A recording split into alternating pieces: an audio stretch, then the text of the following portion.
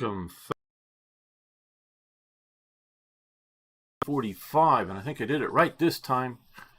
Okay, we are live on the interwebs with Hearts of Iron. Let me put this down, but we're leaving this up here.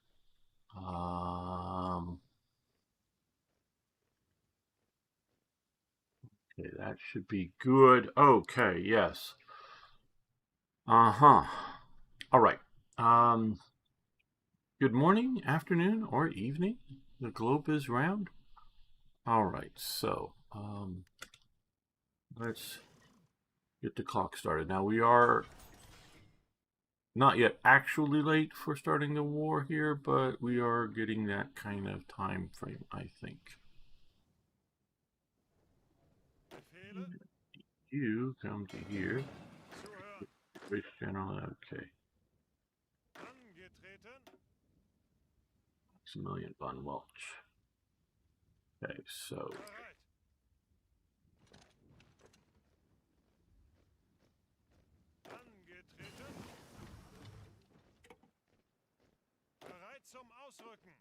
join his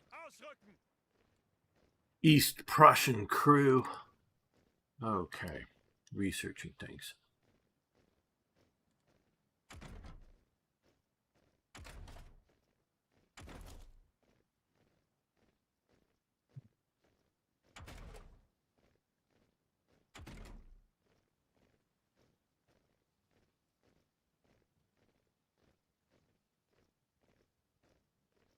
I'm going to quickly click over to something I just read, but I want to read it to you. Dealing here with Hearts of Iron 4. This is a commenter from 6 days ago. I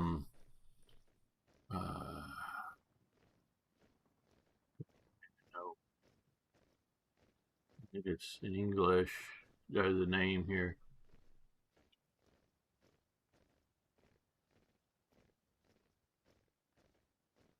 I go to Rag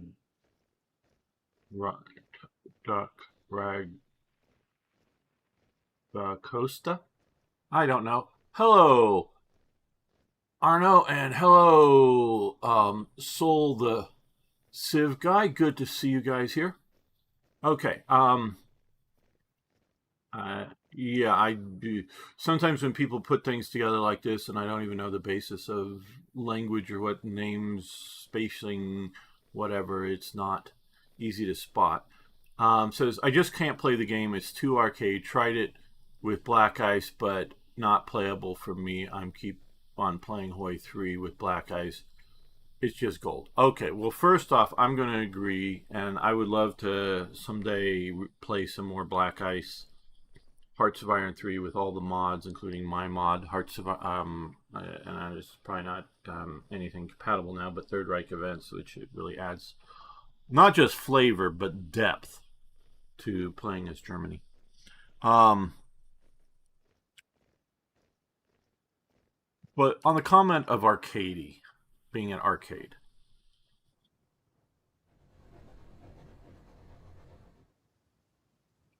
I really think that was, and hello Arno over on YouTube, that really was the case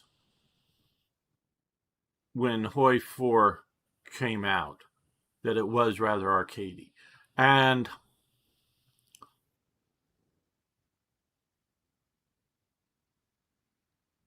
and I'm presuming it's the guy. And the guy, is right that Black Ice, whether Hoi 4 Black Ice or Hoi 3 Black Ice has more depth than the vanilla game. That's also very true.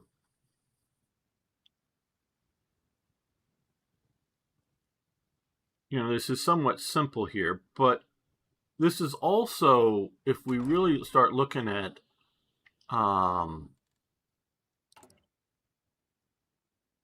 there's a lot more depth. We can build freaking railways. There is no railways in Hoi 4. I know when I'm blanking on the name, one mod back in the day that was almost going to be a DLC that was canceled as being a DLC, as far as my understanding is, because Hoi 4 was coming, and then Hoi 4 was delayed for more than a year. So they really should have taken the mod and polished it up a little bit and put it out as a DLC that was working to add railways to Hoi 3.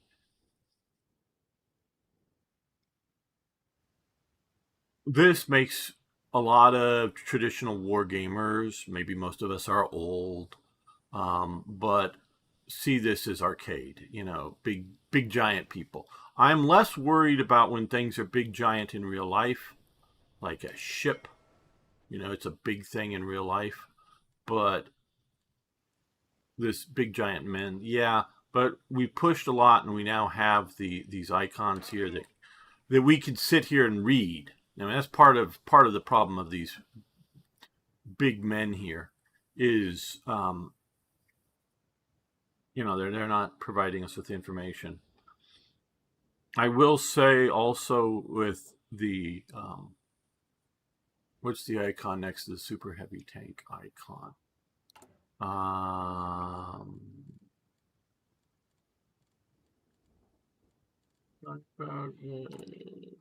Oh, I think you mean in here. This thing here. Advanced flamethrower tanks. If you want flamethrower tanks, I know. The Crocodile would be the British one. The Americans had some Shermans that were flamethrowers, mostly used in the Pacific, I think. Yes. So, one of my complaints is, and I was thinking about this actually a day or two ago, there's not an AI for this game. There's multiple AIs. There's the production AI. It, figures out what you need to produce. There's the diplomatic AI. It figures out alliances and whatnot. And then there's the combat AI. That being the generals. I think it was the Netherlands. I counted up way back when the number of provinces in here versus Hoi 3 versus Hoi 4. Hoi 4 had approximately half the provinces as Hoi 3 did. And that's important when you're looking at a game like this, everyone. Why is it important? Well, if it was just one province, we're looking at a game like Risk or Axis and Allies game. If all of this is like one province or something, and you're just moving big pieces around. For a divisional scale game, there's too few provinces, quite honestly. This is more of a core level game, okay? Because I forget how many cores attacked, through into Belgium alone, let alone coming up to the Netherlands. But this is more of a core level game, and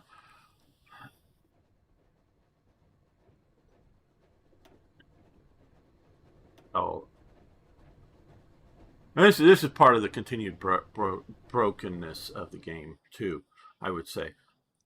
What the hell is this? The Netherlands didn't have any armies. Hoi 3 is a much more accurate map. Yeah, well, that's sort of what I'm saying is it's more detailed in accuracy. I don't know about that specifically, Arno, is how you're talking about accuracy, but it's a more detailed map. There is, and part of the problem is, I think it's two or threefold. I think one, it's their bad AI, their bad combat AI, and we still see this today when I try to draw battle lines. I'm very unsatisfied with how the AI actually performs. But we're checking this out because obviously I haven't played this version. I don't know how much it's changed. Part of the problem is also compute power.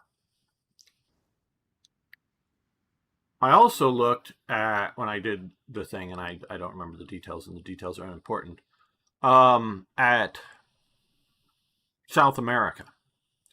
South America has about double the number of provinces that it had in Hoi 4 has about double than it has in Hoi 3. Why is that? And I do know from some of the modding, it was sort of hard coded into the Hoi 3 game the max number of provinces. So if you wanted to add a province, and I know the Black Ice people were adding, like, trying to do, so you can land two defensive positions on some of these islands. If you wanted to add a province somewhere, you had to take one away. Now, of course, there's, impassable terrain in Africa, and basically, other than, submarines and whatnot, aircraft flying off, anti-submarine aircraft, basically nothing really happens for World War II in Latin America. Now, if you're trying to create, and this is what I still think Hoi 4 sort of is EU 20th century. Europa Universalis 20th century. I have always objected that was their primary focus for World War II, for Hoi 4. I think they should have primarily focused getting World War II right. Then, if you want to make DLCs that you can pay people that are, all kinds of crazy things, what's the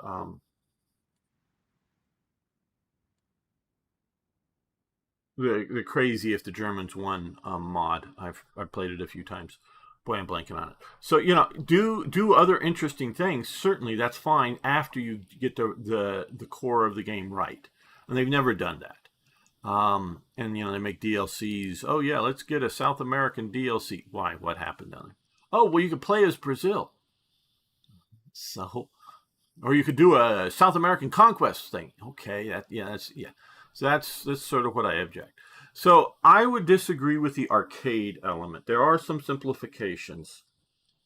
Though when I was thinking about, like I said earlier, number of provinces, my computer, and it's a few years old now, my computer is so much better than the average computer. And my computer is when I got it, and it's not the most up to date now. When I got it, it was in the top 25% of home computers being sold.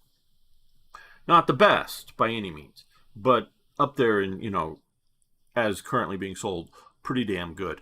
But if you looked at the average computer when Hoi 3 was released versus when Hoi 4 and onward its release, there's a lot more compute power to be able to handle more compute. The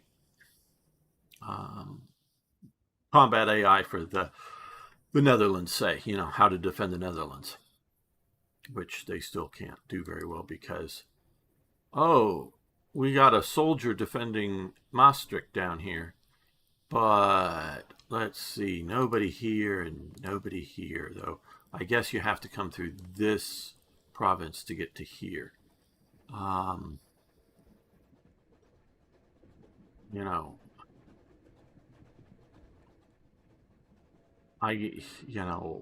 Yeah, it's,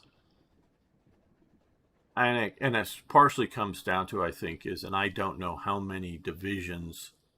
Hey Arno, can you do a quick Google search and just push the number of divisions the Netherlands had in 1940? Just a basic, in if you can quickly look it up in here, not like what's out in Dutch East Indies. I'm just curious because we got 1, 2, 3, 4, 5 divisions. Arno's Dutch, so I'm using this with malice of a forethought. Just because I just wonder how how right this sort of is. Now, of course, like when I was talking about down here, these divisions might be hollow in that they look like um,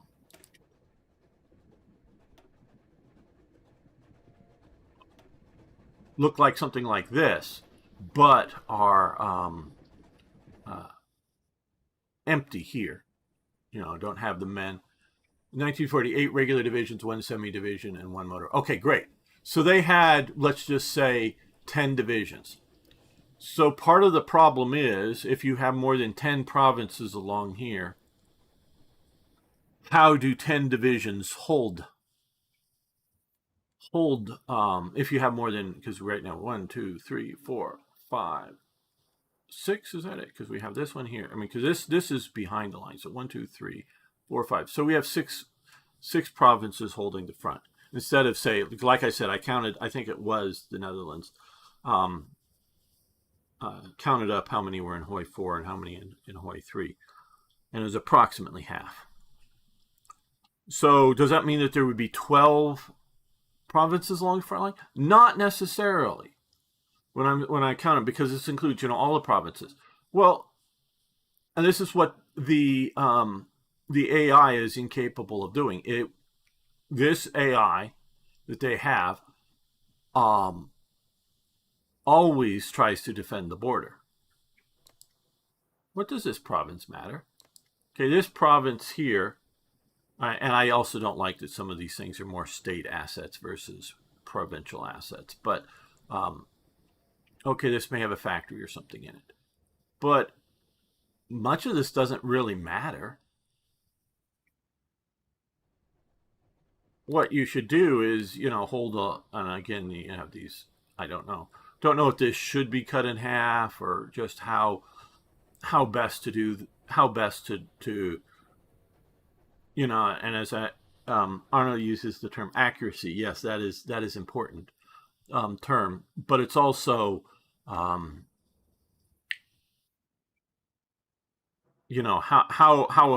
effectively these are drawn for game purposes, not just where are the cities, where are the factories, and where are the ports or something, but how best to draw the terrain. How big of, and I think it is big. I'm not trying to diminish it, but how big is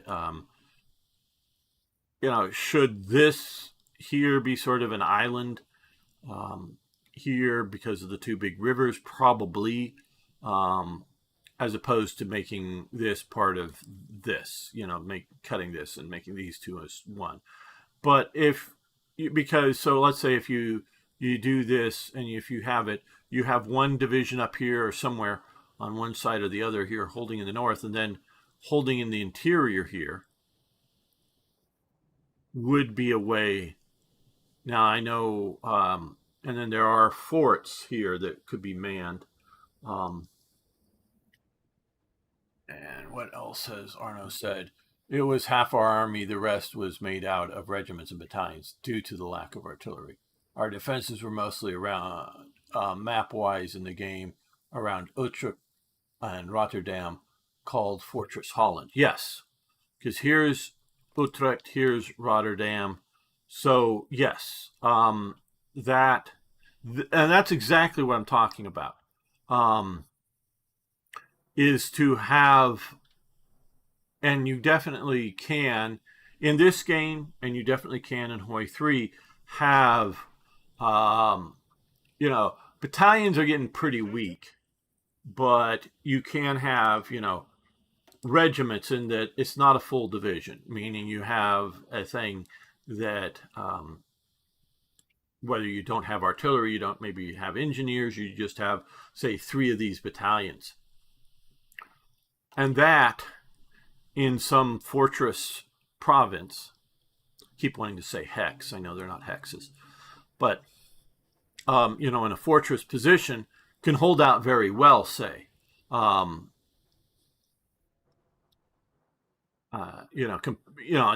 you smash 3 divisions into it, certainly they're probably going to win. compared to that.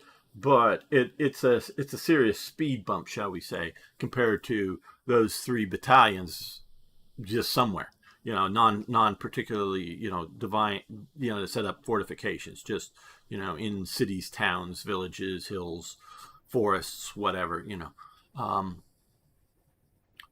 and so the AI has never been able to think in those terms. And this is some of their simplification. Okay, get enough on my rant between the two. I guess what we need to really just come in here and do is do anti-aircraft gun research. Now, we are continuing to, we still haven't even got, we're not going to be able to in 39 get, because we got to get Czechoslovakia before going after Poland. So we will be starting this war historically late.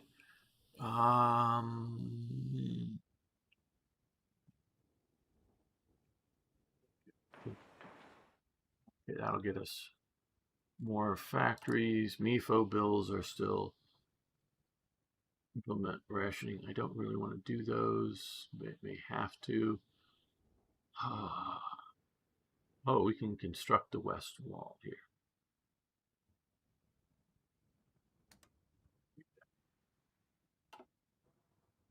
Okay.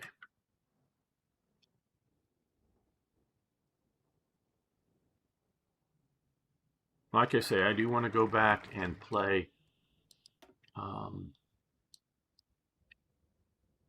a few more games for the channel of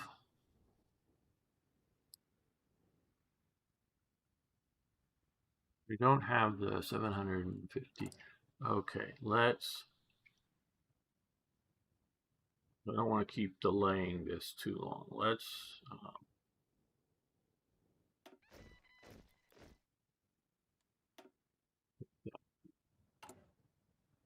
think just one would, but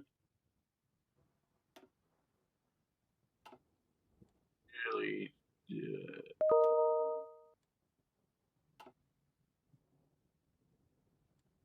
okay, well, I guess I don't want to do too many um, under-trained divisions right now.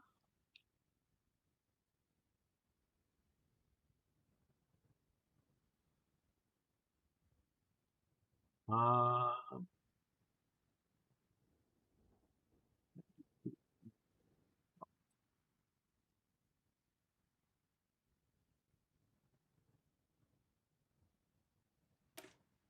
we'll do that. Do that. Hey, Sing, how you doing? I'm doing very well. Okay.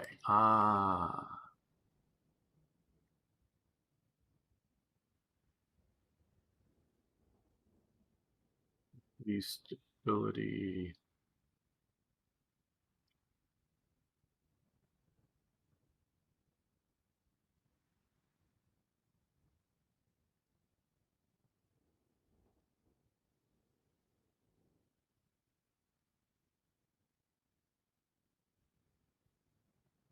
Hmm.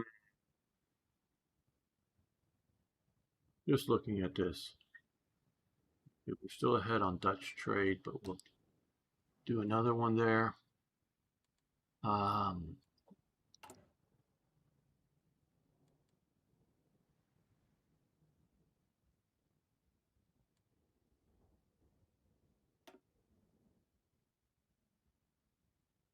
Expected thrust breakthrough.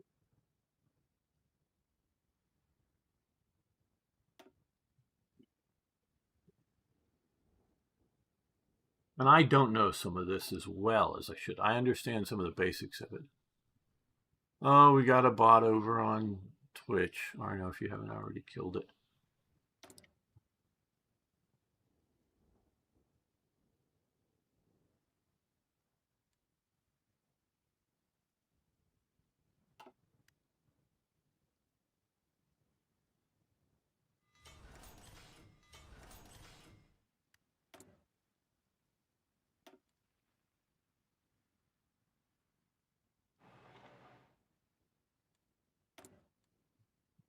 Uh,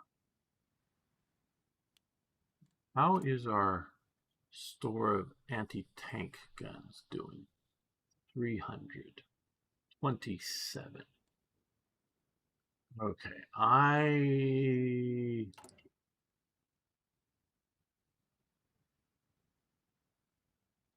think we will edit this now. Let's add support anti-tank guns. Okay, we need to fill additional anti-tank.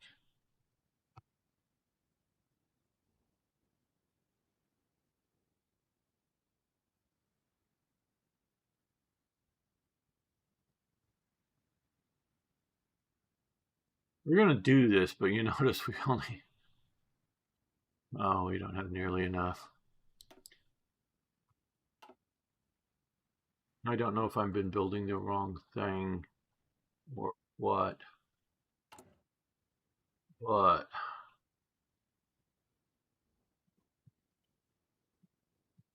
here, got plenty of steel for the moment. So what? Well, what's our 100,000? Okay, we've got a lot of rifles. So let's reduce down rifles. Let's bring up anti-tank guns. We have better artillery, but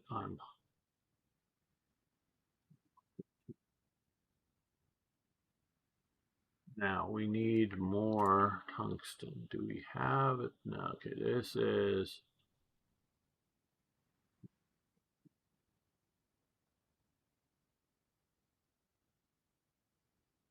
60 days. Sorry, 3 days.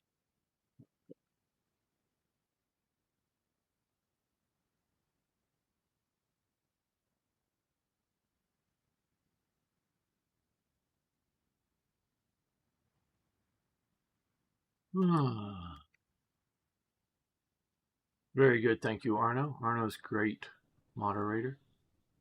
Okay. Fine.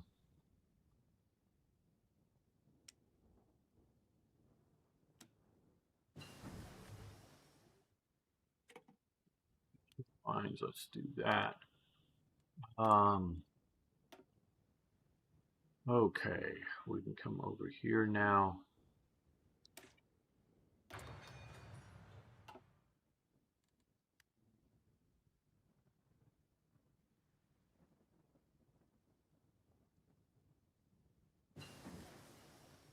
Upgrades. That one. Okay, we're in August. Let's pause this. I pause a lot because I like to think as well as chat with you. You're just not going to pursue a naval campaigns that really don't care about upgrading my ships. Okay, yes, we can.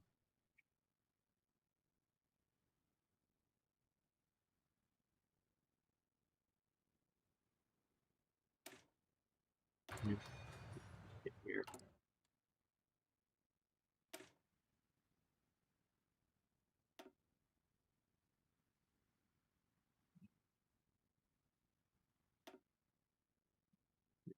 Okay. We have the support equipment. We have the infantry equipment. We have the manpower. So let's do that.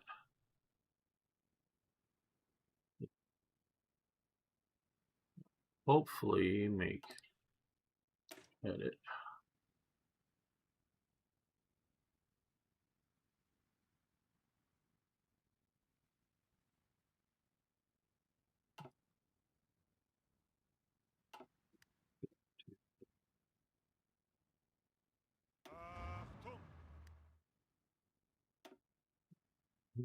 Another armored division here.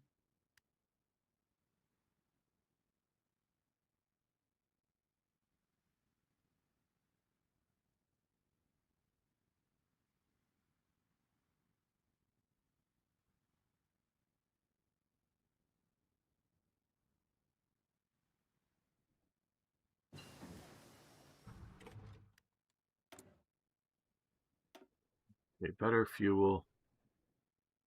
Okay, we have 100% bonus on one of these. Fuel refining. Okay, what I am.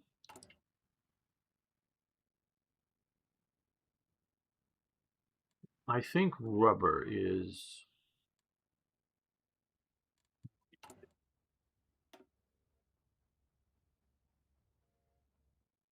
Do this. Pursue it fairly, but use our 100% bonus on it.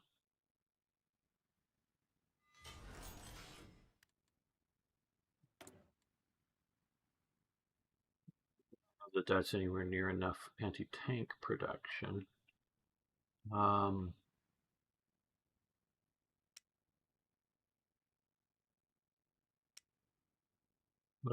don't think I have any armored cars in production. I'll be able to put reconnaissance use or vehicles.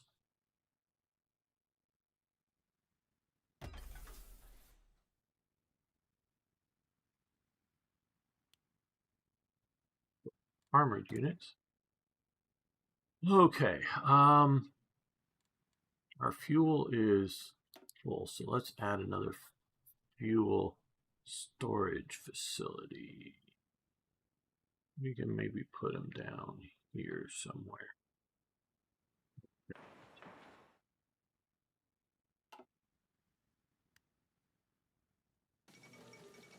Pile more fuel. Indian National Congress triumphs in provincial elections. Okay, let's see. Are we yet with our increased size of our divisions? No. Oh, hell.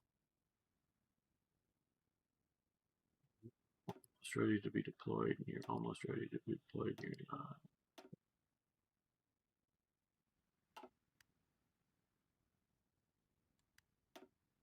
Oh, there we go. Okay. The Sudetenland. We want to do this 70 days, and that was part of.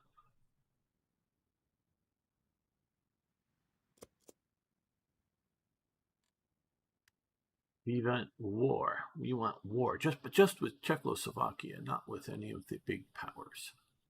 Right. Yes. Okay.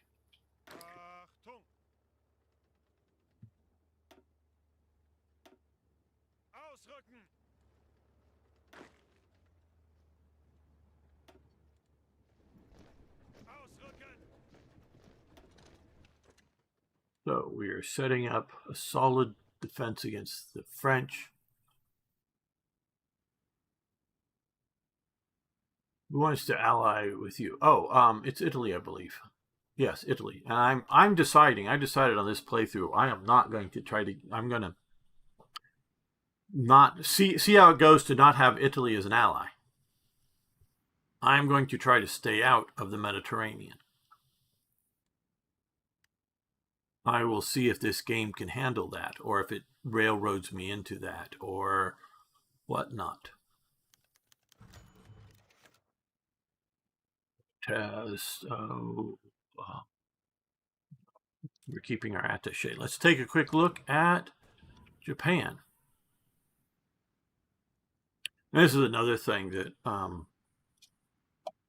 the AI cannot handle. Well, hell, reality couldn't handle it either. So, it's not necessarily entirely an AI thing. The problem is China is too big for Japan. And big, in a way, is powerful, yes. But Japan just does not have the military power to conquer China. It just does not. That doesn't mean Japan can't, because it did often defeat large Chinese armies. It's the inability to occupy it. There are, I think it's like 300,000 or so. Yeah, that much.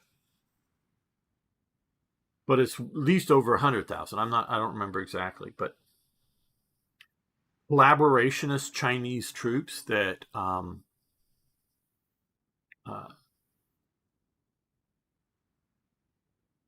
support Japan, if you will. I don't want to say fought for Japan because I don't know that very many of them fought. They were, and I don't know how. I mean, I'm sure they varied in training levels. Sure of that, but I don't know how well they were trained really. Um, I don't think their motivation was very high. Why did they fight for the Japanese? Everything from hell, I'm starving, and these guys will give me food if I, um, fight for them. To hey, they're going to be on the, they're going to win, so I want to be on the winning side. To other sort of motivations, I'm sure. Um, Japan wanted to, and I know I've talked about this a lot, wanted to, take a bite out of China. Now, it wasn't even really Japan, it was the army up here wanted to take another bite. And then, have a peace treaty, then, I don't know, somewhere between 5 and probably 10 years, because that was about the rate they were going, take another bite, and then take another bite, and then take another bite. They could not um, defeat China. China was unwilling to and accept Chiang Kai shek, which you really sort of got to admire the guy. Um,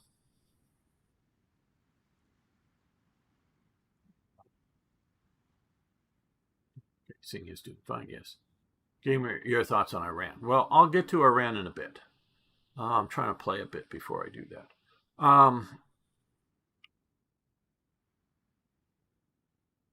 So yeah, Chiang Kai shek was a very good leader for China.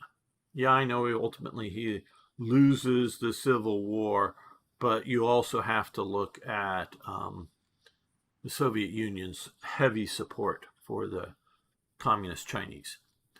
Um, what the problem is with the AI is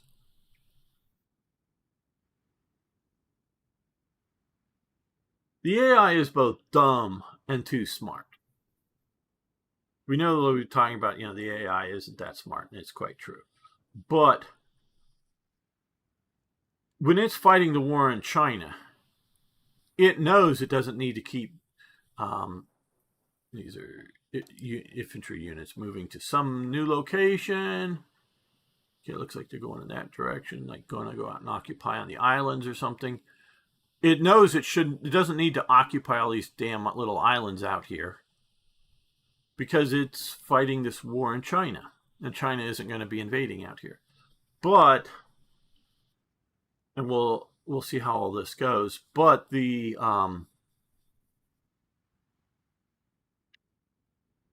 AI or the events force it into a Pacific war when it wants to have all the divisions here, so it's weak out here. So it's very hard to replicate uh, the conditions. So yeah, it's a conundrum.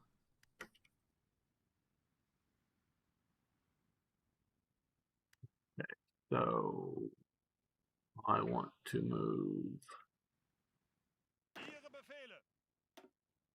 you up to here.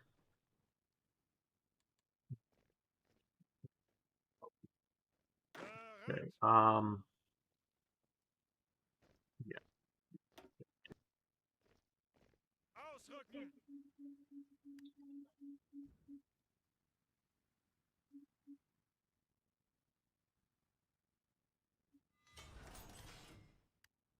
Okay. We got that military reduced. We're going to get more factories when we take Sudetenland and the rest of Bohemia. But we need to keep growing our armaments production like we're.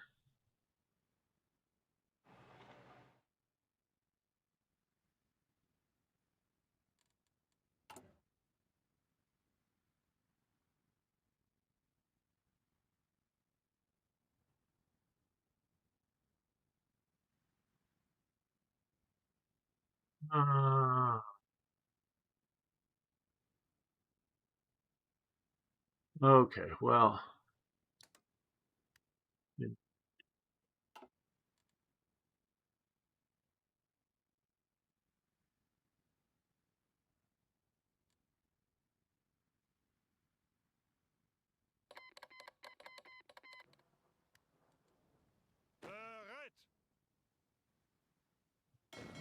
you two go there. Now, this guy here. Um,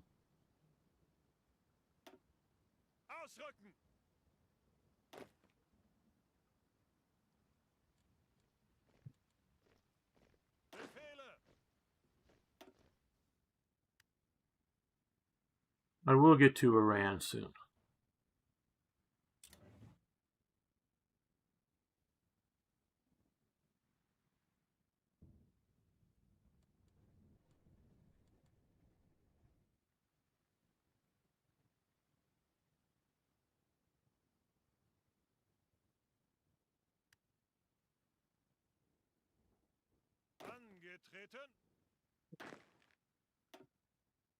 Okay, so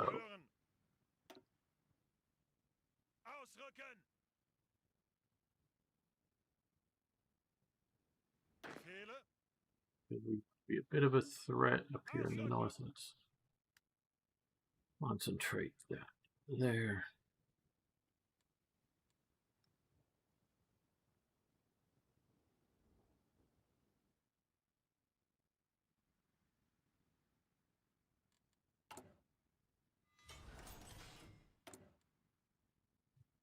Fuel silos, which means we can store more fuel.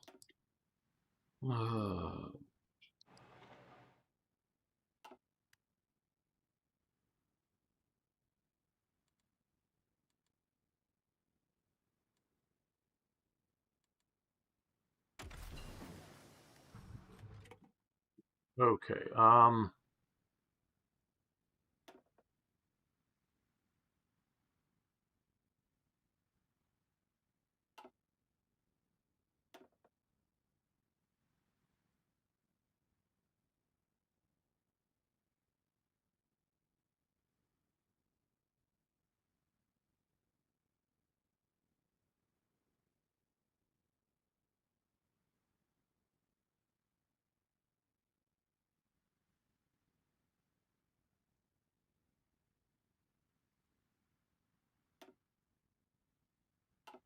I do need. Oh no, I want to. Okay, unlock.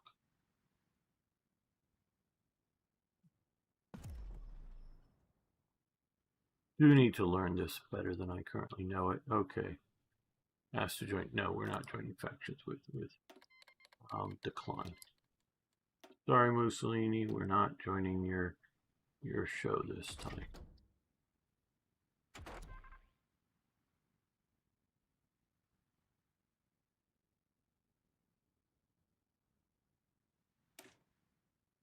Get an improved computing machine.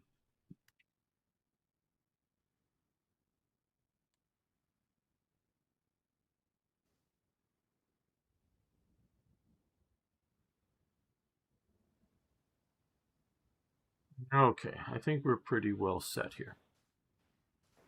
Iran. Singh wants to hear, and maybe a few other people want to hear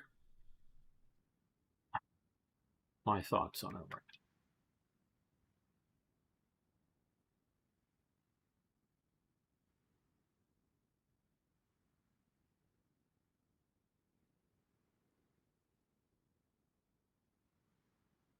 I know people and know of people.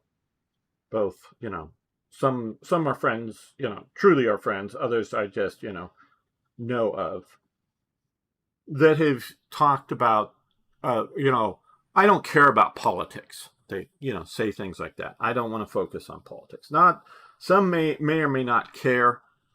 Some just don't want to worry about it. Don't want to think about it because they feel helpless. And this is all the cases, you know, or that there isn't really much choice or difference, or they trust government or whatever. And so they don't. They say they don't care about politics, but politics cares about you. Okay, meaning you can decide not to pay attention to politics. Politics is going to pay attention to you, and I know. And what does this have to do with Iran? Well, we'll get there in a moment. I know a lot of people, and one guy I know is an expert at this. I mean, we're talking expert of gliding through life. He just glides through life.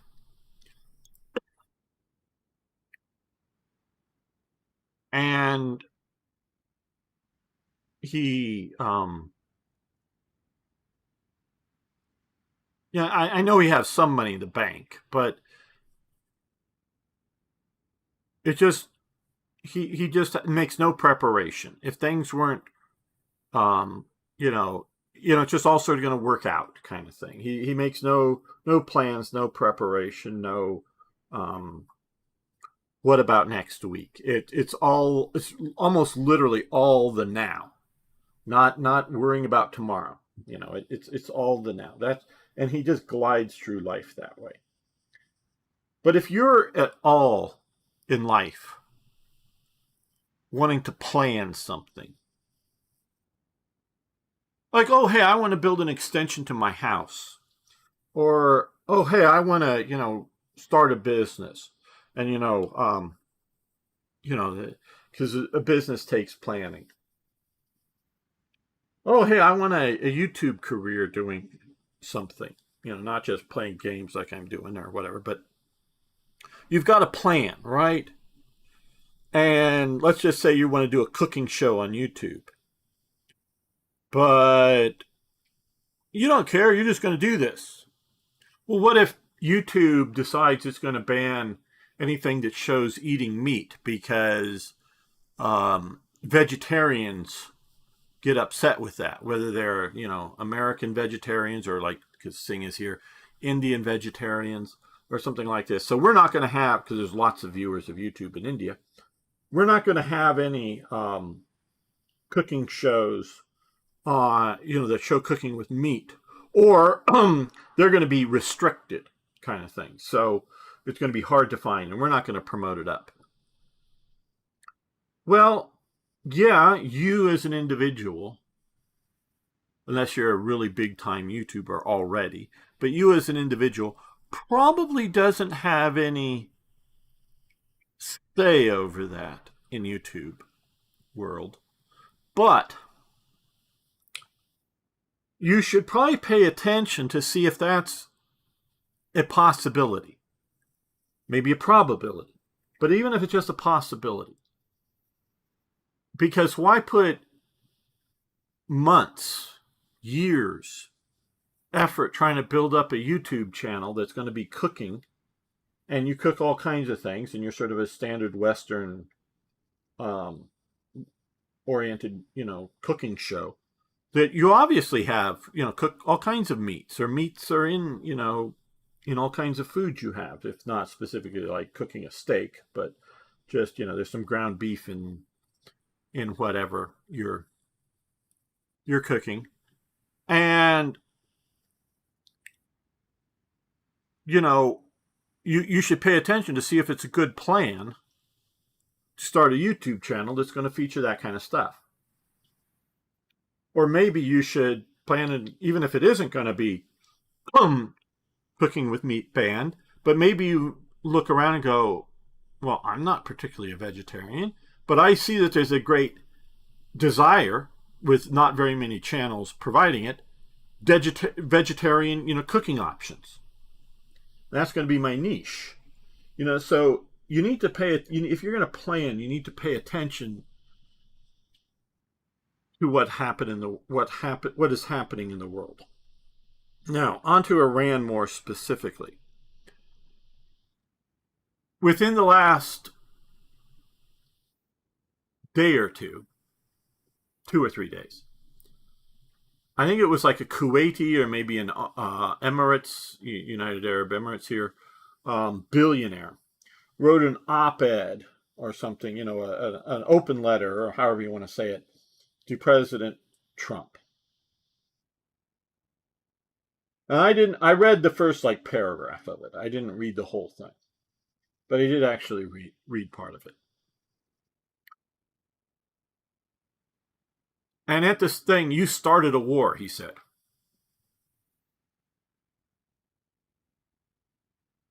He said Trump started a war. I know there's just a few people here, but how many of you out there would say Trump started a war?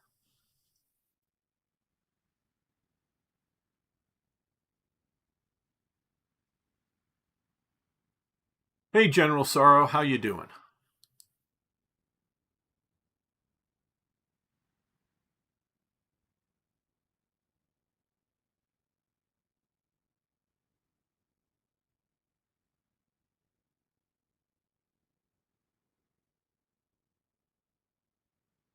Okay, not even Arno's responding. How many of you would say Trump started a war? Would you say that that's somewhat accurate? Oh, sorry. Yes, but it's the type of war. It is the type of war started that matters. Okay, Turnlow, how you doing?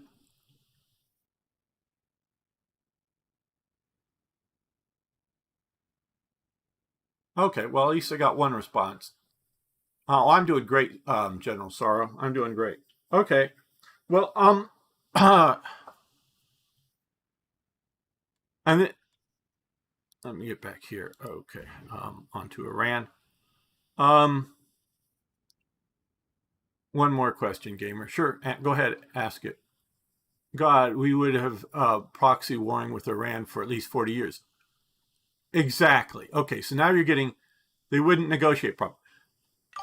Trump did not start a war with Iran. The Islamic Revolution that ends up putting the Ayatollah Khomeini, not Khamenei, the guy that was recently killed, but Khomeini in power in Iran, started in 1979, when for 444 days they took our embassy and held all of our because it was Carter, did not allow the embassy to defend themselves, shoot back as it were, took our embassy staff hostage for 444 days. I remember it. I was alive then. I remember the nightly news every night on the news, every night on the news. And this was before CNN even was a thought. Cable TV was almost an unheard of thing. It existed, but it was very rare. Satellite TV, again, very, very rare. Every night on the news, on all the channels, was Iran starting a war with the U.S. General Sorrow. Okay, you're actually slightly older than I am, General Sorrow, so it's good to have some other people know Iran by fueling uprising against Israel. No, so the Islamic Revolution, the Islamic Revolution in Iran started this war in 79.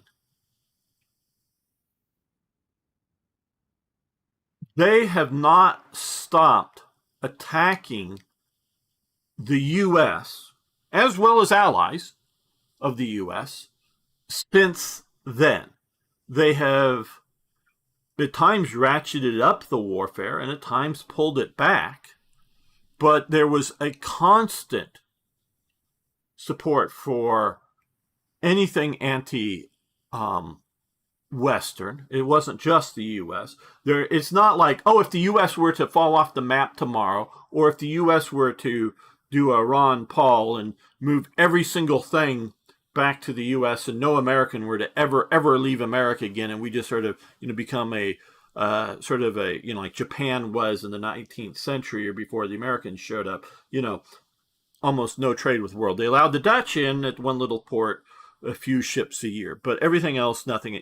If America were to do that, it's not like the Islamic Revolution of Iran would go, oh, okay, yeah, great Satan over there is no longer a problem. We're going to be peaceful. No, they are anti-Western. Now they're also anti-Sunni.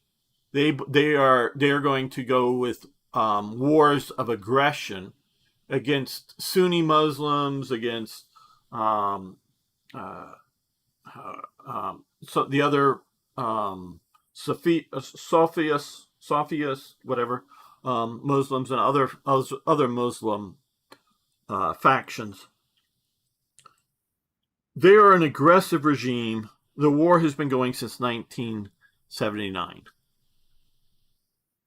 One of the things that kept them pared back was about the 10-year war between Iran and Iraq. That bogged them down heavily. Kept them from being as aggressive. They are the main suppliers and supporters for Hamas, Hezbollah, and much more recently, the Houthi down in Yemen. Until the Houthi revolted and got massive support from Iran, Yemen was largely at peace. Now, what's shown currently is there's now North and South Yemen have, in essence, fundamentally broken apart. Because this was North Yemen and this down here was South Yemen, basically. And it was unified, and then it's now broken apart. The Houthi up here are able to hold. And the Saudis tried, but these mountains were too tough for them to fight their way into and control it. The Saudis tried to have win the war against there, and it's not that the Houthis, they're a clan, a tribe, or whatever of Arabs. They're just Arabs, but it's a particular group of them. Sort of in the mountainous area down here. They can't hold out without particularly ammunition. They don't make their own bullets. So without Iran or some major power funneling in large amounts of supplies and equipment, they couldn't continue to hold on. They would just be bandits in the hills right now. I mean, not that they would have all America held hostage was the main thing. Absolutely, General Sorrow. Yes, absolutely.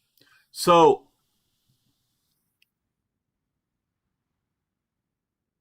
this is the thing. I saw an interesting meme just last night, and it showed a picture of Kim Jong-un. I guess that's Kim Jong-il, Kim Jong-un, whatever. The fat dictator of North Korea, smoking a cigarette. Looking sort of worried. I'm trying to remember the exact quote.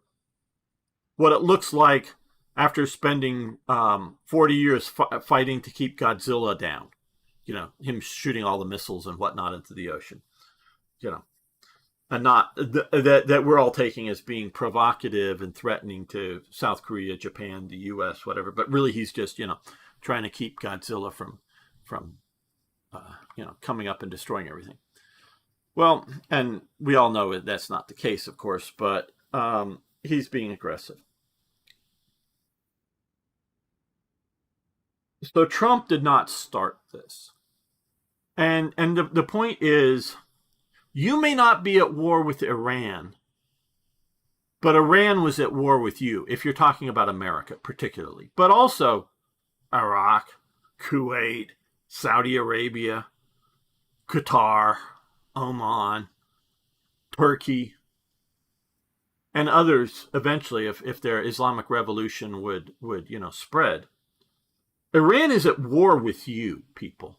This isn't the idea of, realpolitik and nations always, sort of jockeying for position and strength and, whether it's over fishing rights or trade or or whatever, and oh hey, wouldn't it be nice if the nation near me is a bit weaker, so if I can sort of kind of stir the pot and sneak some money into the opposition party just to keep it from unifying too much. It's not just sort of playing the Machiavellian realpolitik geopolitics game. No, Iran is at war with you, whoever sort of you are. And you go, okay, is it really at war with South Korea? Yeah, not really, because it doesn't really notice South Korea. I mean, if it for some reason did, then yeah, it would be. But Iran is at war with you, whether you are at war with it or not.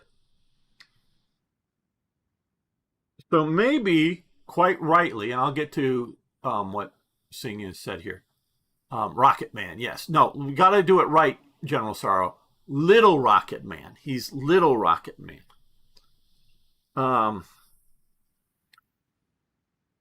So, like I was saying, it very well can be described that these particular attacks by Trump and Israel, which both nations have different goals when it comes to Iran. It's sort of like World War II, in that there was the Western Allies had their goal and the Soviet Unions had their goals. They were both fighting the same enemy, but they have different goals in mind.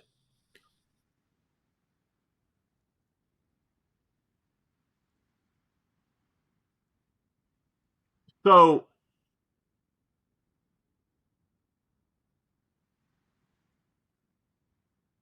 is Trump, what is Trump doing with both his first attack, the one that, hit the deep bunkers that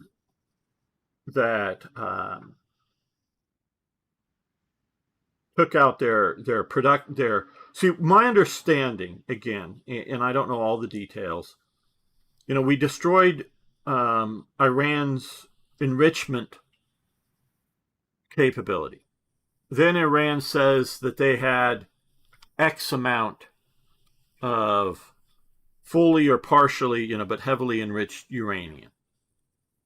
And we also at the time knew that we weren't accurately tracking the movements of some of the, fissionable materials that they already had.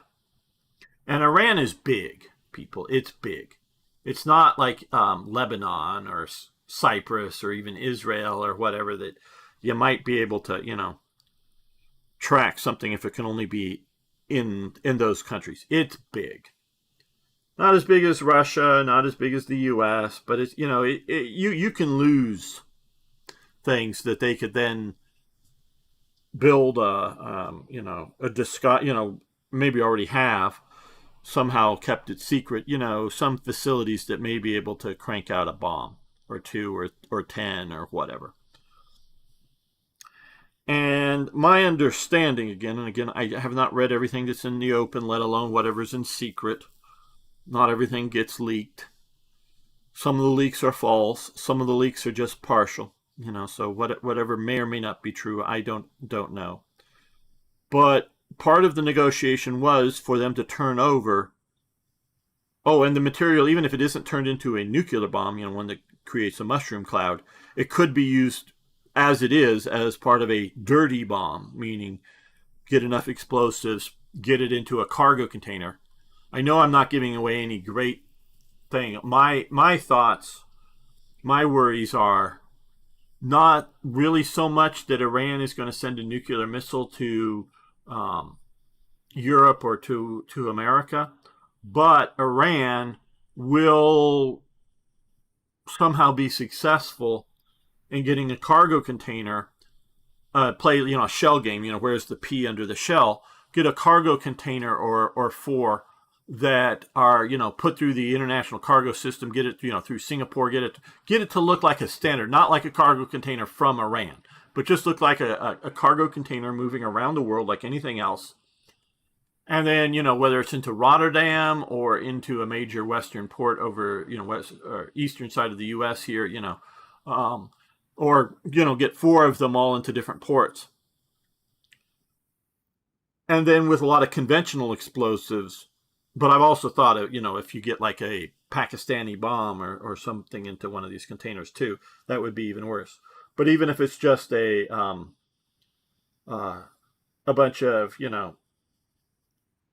uh, dirty material, get it into a port that there's millions of people living nearby, and detonate the thing and cause death, and not just from the immediate explosion, but from the radioactive material and lots of sickness and lots of panic. That's I'm sure. I'm sure this is a smart plan if you could execute it. I don't know how good on Iran again more directly. Supposedly the Israelis hacked the traffic cameras in Tehran and were following the movements of some of these leaders, and they knew that they were all in that building all at once, and told that information to the U.S. Oh, and you got to remember, much of Europe and maybe even some of the U.S., Huawei has traffic cameras. What does it matter? Chinese made, gotta have a back door. So whoever made the traffic cameras and set the traffic system up in Tehran, out in Israel, somehow they were able to penetrate that system. Yeah, it may be fairly easy. It's all connected to the internet, maybe, and maybe the password was 12345 Ayatollah is great or something, and Israel just hacked into it, easy peasy. But China, this is, what does it matter if you're using Chinese-made traffic cams and monitoring systems and whatnot in the U.S. or in Europe or wherever, Singapore or something?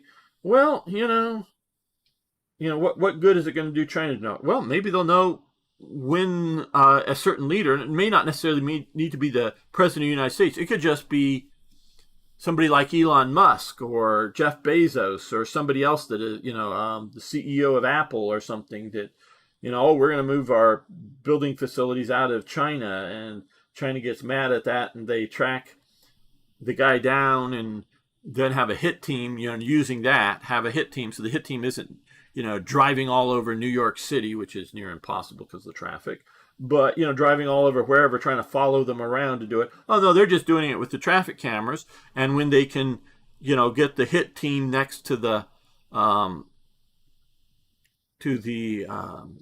target, and they may miss 1,000 times, but none of those look, again, it's not like somebody, following the, being a suspicious car following.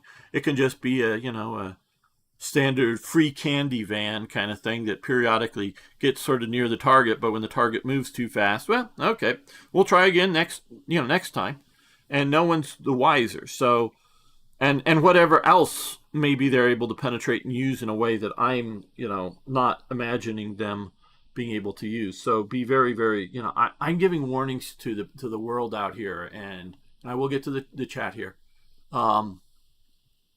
So yeah.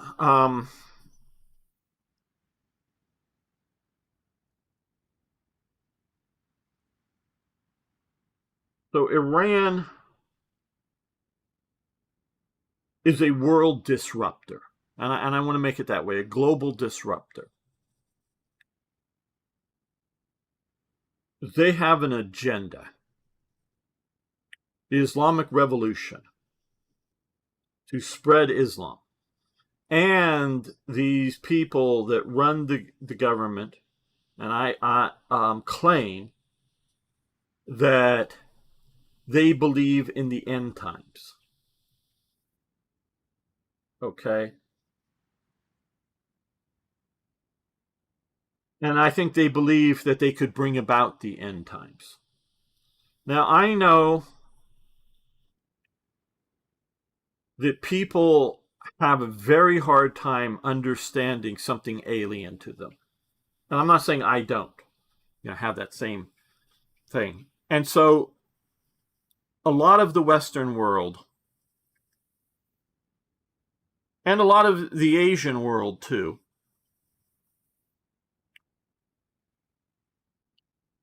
do not understand, things like the religious fanaticism of these people. So they think it's propaganda. They think it's wishful thinking. They think it's like a lot of Christians that believe that Jesus is coming back and whatever someday. But and obviously there has been doomsday cults within Christianity at times.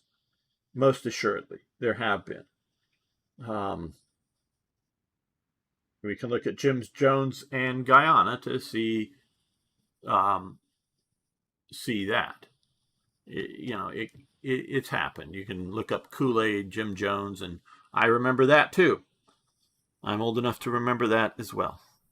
I was a kid back then, but still, it was shocking. But most Christians, even very strong faith-based Christians, don't. And it's also very different in that the Christians, none of the ones that I know of, not just know personally, but know of through history, thought that they could be responsible for creating of the end times. It was either going to come or not come, the rapture and all that stuff, because God made it happen. But if you look at the mullahs and the extremists in the Islamic Revolution, I think, and we can see how they're behaving now, not just trying to strike targets that may be associated with the U.S., but they're striking targets in Uzbekistan and, just wherever. I mean, just about wherever. When they know that Britain has said don't use any of our bases, like the air base out here in Cyprus, they then strike, for the U.S., they then strike that British air base. Really? Maybe they know that public statement was a lie, but you can sit outside of that airbase and you can watch planes take off and land. And stealth planes aren't actually invisible, people. I know you may think so, but they're not. You can see them take off and land. And even at night, when they're painted black and all that, you can still see the jet exhaust as they, particularly take off. So, it's not that hard to know if that airbase is being used by American aircraft. But they're striking at the British. Why? Well, because I think they're trying to create that end time. They may think that this attack is the harbinger of the, just quickly, when did Iran take U.S. staff hostage? 1979. I don't think the exact month matters. I don't remember, but 1979. And it goes on for 440 days, more than a year. So, and there was I forget the number of 80 people or more. It was a lot of people. It wasn't just like 5 or 10 or something. It was a lot of people. I forget the exact number. So, and I know I sort of get there, and I'm long-winded on this stuff. Is Trump doing what France should have done in 1936 or before? When Germany, my understanding is that when Hitler gives the orders for the occupation of, I'll get to your question in just a moment. Sing. In 1936, when Hitler orders the occupation of the Rhineland, the militarization of the Rhineland, they had already gotten the French out from the French occupation, but it was a non-militarized zone. My understanding is the orders to all the military leaders that if the French were to respond, you turn around and go back. Don't shoot. Turn around and go back. Is Trump doing a confronting, like that would have happened then, and then, kept that from happening. And then if Hitler pushes on particularly the Sudetenland, that France and Britain go, no way, it's war. And millions of people are going to die if it's, yeah, but if we don't do it now, it's going to be a world war. Inaction, not acting, can have more damaging consequences than action. I don't know short term, medium term, long term what is going to happen because of this invasion of Iran. I don't know if the Shah is going to come back. I think there's a lot of appetite for it in Iran. I think there's some appetite for it internationally. Now, that doesn't mean that Shah is going to come back and be an absolute ruler. He talks about being in charge of the transition government. That doesn't mean he's going to stop being involved in the government. It could look sort of like England or something, in which there's a Shah, a king, a Shah, whatever. And then there's a parliament, it could be like Britain, and there's a prime minister that are actually running the daily government. And the Shah is just sort of like, a guy in a palace somewhere that sort of oversees things, sort of like the king, has some power, but, is just sort of the official head of state, but not head of government. I don't know that, or he might try to be a dictator. I don't know what his rule might be. I don't know. Is there a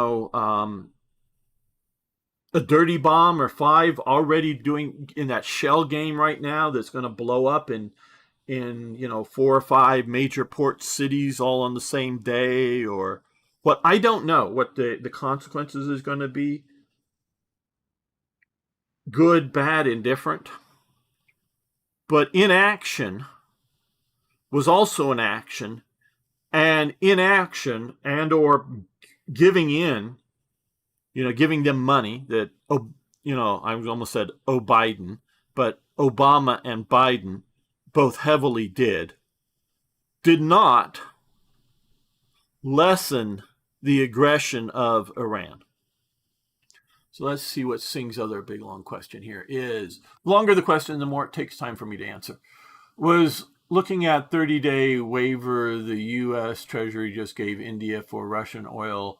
Do you think this actually win for India's strategic autonomy, or is it Washington just using Delhi as a release valve because they are terrified of the Hormuz blockade tank global oil prices? Yeah, I know there's already concern in the U.S. about the spiking of oil prices, even though the U.S. gets virtually none of its oil from this part of the world. Yeah, I think right now,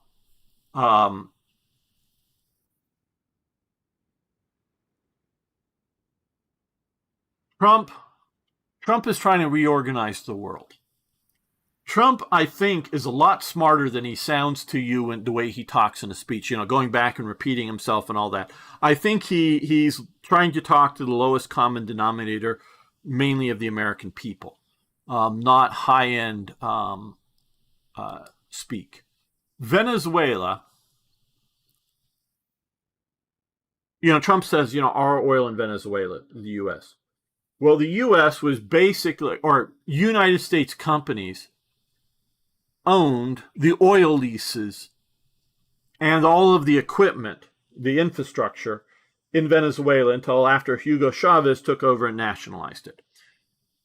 Now, that doesn't mean that the U.S. owned the oil. No.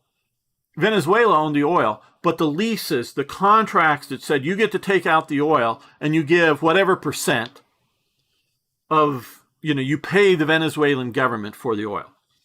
Whether it's a good deal or a bad deal for Venezuela, that's, can be argued.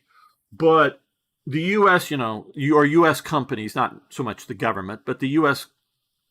Companies invested huge amounts of money in developing, the oil fields, the pipelines, the port facilities to ship the oil out, built refineries that dealt with very heavy crude oil that Venezuela had, and set that whole thing up.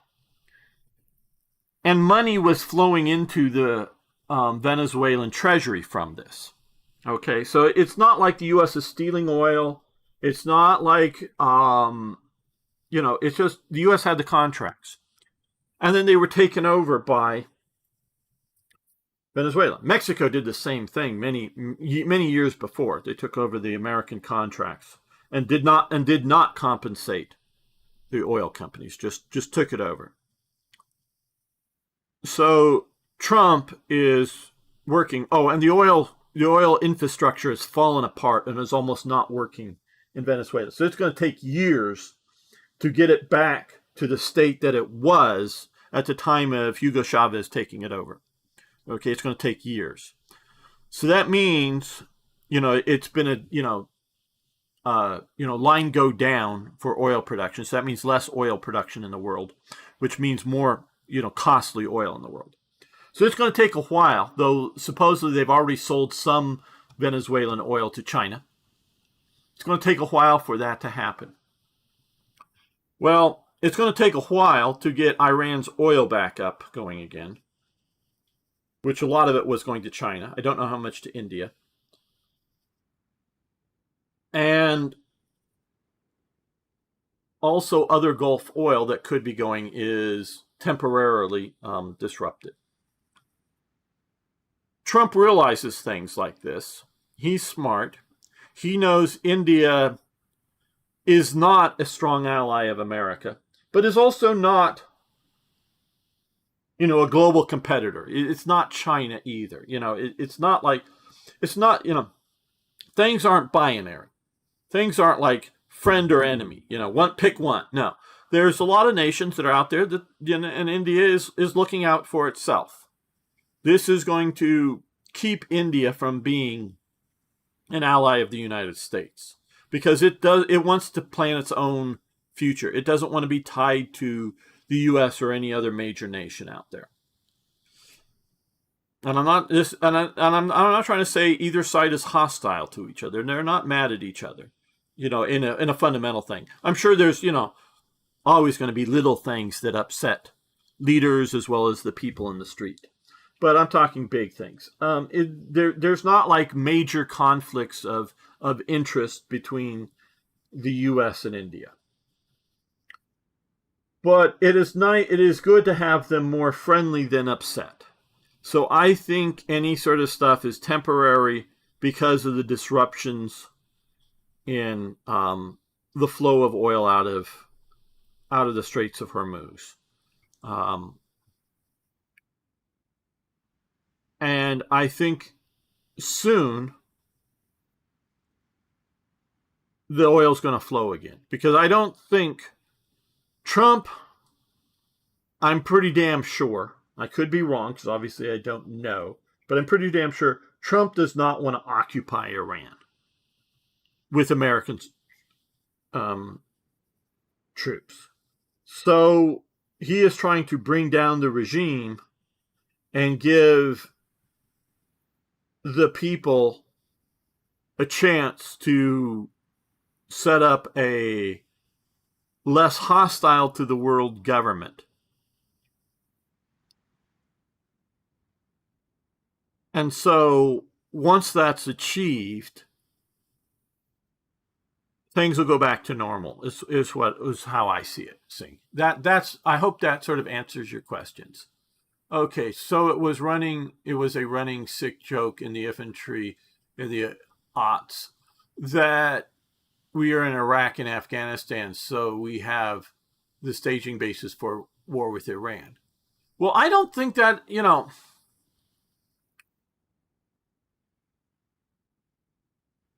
I don't think that's entirely wrong.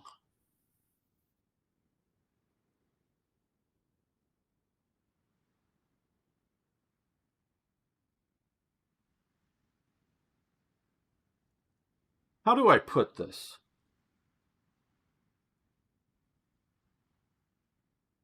We ended a war in 1945 in Germany, and we still have U.S. occupation troops in Germany.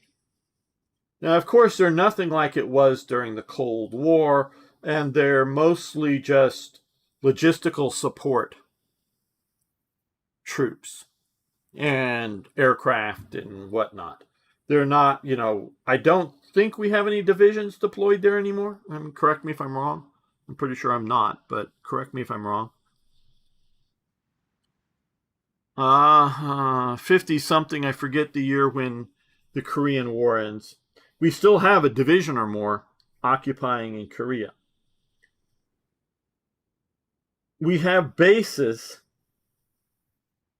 in Japan since 1945. We have only one anymore base in Greenland.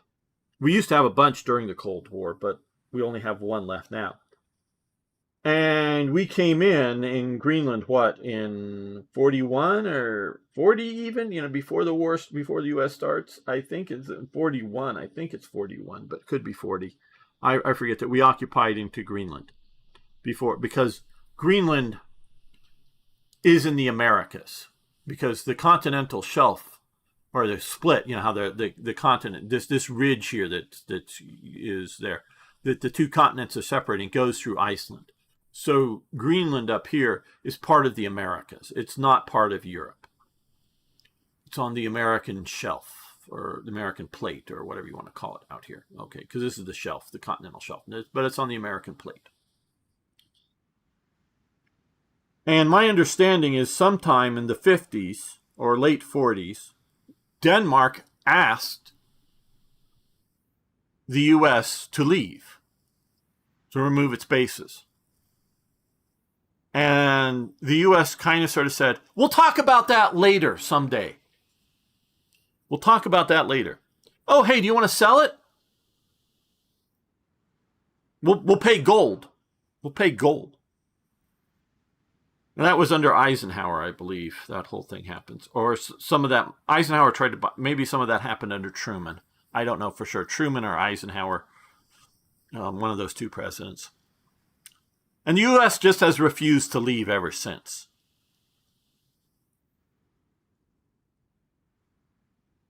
Okay, so why, you know, with that history behind us, World War II, the Korean War, those two wars, why are we presuming that once we build, you know, Bagram Air Base and whatever bases in Baghdad, well, not maybe in Baghdad, or, you know, but in Iraq, but in that area,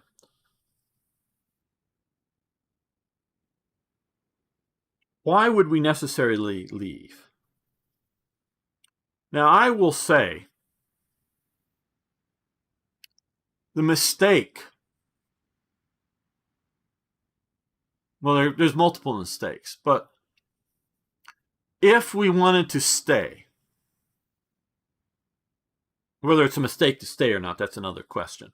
But if we wanted to stay, the mistake that the U.S. made was that if we put into place a Western-style government, the people naturally would just want to promote a Western-style government. Voting, democracy, if we just get rid of the tyrants, and if we just get rid of the extremists, they're just like us. People are people. We're all the same. Don't you realize it? Hello, Jamnuska. I'll get to you in a moment. But they're not. Okay, people are not all the same. I don't know, you know, obviously I'm going to use Singh here, if he's still around, as an example, because he speaks English. But Singh and I are very different. Singh comes from this world. Now, he speaks English. So Singh has some level of familiarity, some level of knowledge of the Western world, okay?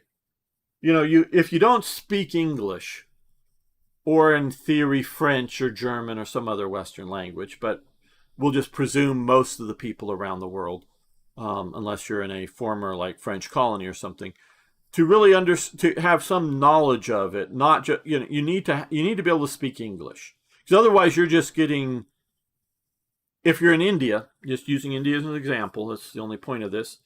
is if you're reading one of the Indian language newspapers, or, I know I'm sort of dating myself, but could be websites, and I say that Indian languages, it could be Hindi or a bunch of other languages that are spoken in India. But you're getting a translation and sort of the opinions of the people that are describing the events. So you're getting it through a filter, if you know what I mean. So when I listen to something, a newscast, or read something about India, I'm getting it in English. So I'm getting it into something that is translating it into English. Now, sometimes some of the stuff, and there was a YouTube channel that I was following for a while, and for some reason YouTube probably just stopped recommending it or something. That was something that was produced in English, but by an very Indian news source. So it was them not talking about America so much, but talking about India and China and those sort of events around that part of the world, not just, but also Pakistan and, that region type events. And so that was at least something produced by them into the English language. But, so Singh and I, have a very different experience living in this world. And so we have different viewpoints, and we view the world, and I mean at a fundamental level, differently. And I'm not saying I'm right and he's wrong or anything like that, but we're just different. And so presuming that we're all the same is silly. And it's sort of this Western ideology, and not necessarily leftist, but just Western ideology. If we decided that we wanted to stay in Afghanistan and Iraq, we should not have tried to build a system and be a neutral arbiter with, I think, partially the realpolitik idea that, well, hey, whoever wins the local elections, they'll know we're not interfering in their local politics, and we're just providing stability, so they won't be too upset with us, so they'll let us stay. No, that's not how it works. We did not go into Germany and go, hey, we're going to be neutral arbiters of whoever wins your elections wins. No. We went into Germany and said, you will not be a Nazi. If you were ever part of the Nazi party, you will not be in the government in the future. Oh, you also cannot be a communist. Those are in the East. You want to go to East Germany? Go ahead. You can leave. We put up guardrails. You can't go too far to the right, can't go too far to the left, whether it's really Nazi, but you couldn't also advocate for, bringing the Kaiser back and going back to the government of 1914 and before, not just like no Nazis. It's just, you had to be generally a Western liberalist type. You could be also sort of a socialist type, but you had to be within the guardrails if you were going to function in Germany. We picked winners and losers in that sense. And of course, there was a country there that already had Western values. So it wasn't so strange. But you can talk about the different viewpoints between the Anglo-Saxon viewpoint and the German viewpoint. And I use those terms good because I do have some German friends here that are part of, my world here on the YouTube and in Discord and whatnot. And I talk to them in depth about these things at different times. And even between us, the Germans often mistake, because we're Anglo-Saxon, that we're going to be like them. We're not. We have a different experience. I'm not talking about just the Americans. I'm talking about the British as well. There is differences, significant differences between the Anglo-Saxons, which are Germanic peoples, and Germans. There really is a divergence in the way that they view the world and how things should function. It's quite fascinating to understand the differences. But even though, and I'm using those two cases because we're very, very similar, but we're also different. Okay, and maybe to somebody like Singh, and I don't mean to pick on him. He's just here and he's a good guy. He may not easily see the difference between a German, a modern German, and an Anglo-Saxon. They may all look the same and sound. I mean, obviously, Germans have a different language, but their viewpoints may all, he can hardly maybe detect the difference. It may just all be the same. It's like other people trying to detect the difference between the different groups of Americans. And, a Northeastern person from, up in the, New England, Massachusetts area kind of thing versus a Southerner. To us, they're very different. Again, to somebody, in Europe, they may all look the same. And yeah, they have different accents, but have the same attitudes. Well, yeah, maybe compared to you, but to us, it's different. We should have, if we were going to stay, we should have picked winners and losers. Try to find good, effective leaders of factions that we could deal with, and make sure that those factions win the local struggles for power, which is going to make the U.S. unpopular with some of the population. Because if we pick faction A, faction B won't like us. It's just the way it is. But we did not understand that in the U.S. I did. I talked about it back in the day. But the U.S. did not. So, yeah, you're not wrong, or they're not wrong that that's some of the reasons. And I don't know if it was set up to be able to attack Iran, the bases. They definitely would have if we still had bases there and this was going on. But it was also a way because we did know that Iran is spreading its influence. So if we pulled out, Iran has a lot of influence in Iraq, particularly right now to this day. I don't know how it's faring now that we're taking out a lot of the IRGC, etc. But they've had a lot of influence. We were trying to stop Iranian, because I think had we pulled out,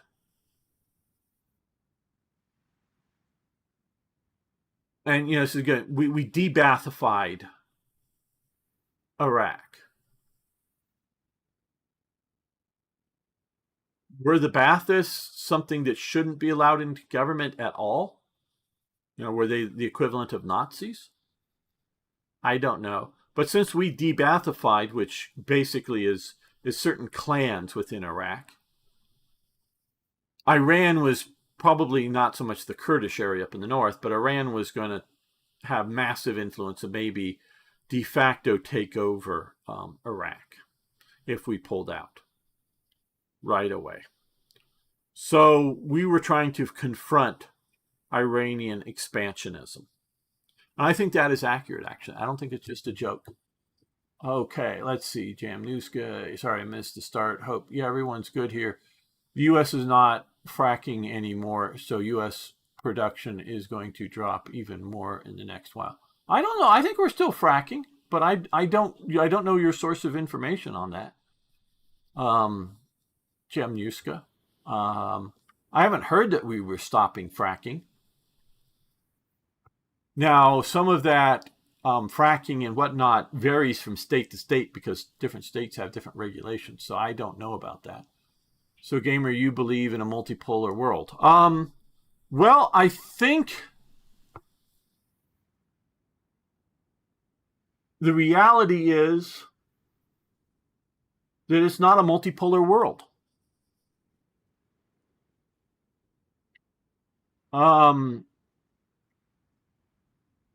There is only one pole. It is the U.S. Because do you really think, Singh, this is not meant to be a threat or anything, in 2025 and before, a lot of world leaders thought they were safe. But do you really think, and it took a few months of planning, so it's not like decide in one day. But do you really think that if Trump was sort of mad at Modi, that 6 months from now, at 3 a.m, Modi could get a tap in his bed, be woken up by some Delta Force operative and say, the U.S. president wants to talk to you, come with us? That we couldn't extract the leader of India from India? That they could somehow... That doesn't mean that we can conquer all of India and occupy all of India. That's a different matter. But you don't think, without using nuclear weapons, we have just shown that, and I posted on our Discord server one of the things about, some people were saying that the Chinese anti-stealth radars don't work. No, they do work. When they explode, you know that there's a stealth airplane nearby. Okay, so we have shown that at least the export versions of the anti-stealth radar that was given to or sold to Iran and sold to Venezuela didn't shoot down a single aircraft, didn't stop a raid. The only aircraft that I know for sure were shot down were older conventional aircraft by Kuwait by accident. And I think a lot of that might be that they weren't expecting to be shot at by Kuwait. And Kuwait shot at, what it thought was missiles or drones or something. And Kuwait is very sorry. If you've seen some of the videos, the people, the Americans that are shot down, the Kuwaitis are rushing to help them. So I mean, literally, the some of the videos. Are you all right? Are you all right? They're running up and speaking in English. Are you all right? These are just people in the street because there wasn't time for any government response. Helping them out. So the Kuwaitis keep it low profile, generally speaking, but they're very, very pro-American. There are, I think, like an armored division's worth of equipment, U.S. equipment, stored in Kuwait that we could immediately fly in troops and start going with an armored division that we store in Kuwait. So, yeah, it's basically friendly fire. That's the only thing taking out American and or Israeli aircraft. And you got to realize the Israeli aircraft are flying over Jordan, flying over Syria probably, definitely flying over Iraq, maybe flying over Saudi Arabia. I don't know. And whether these countries are actively helping Israel quietly, and Saudi Arabia and Jordan maybe, or they themselves can't shoot down Israeli aircraft.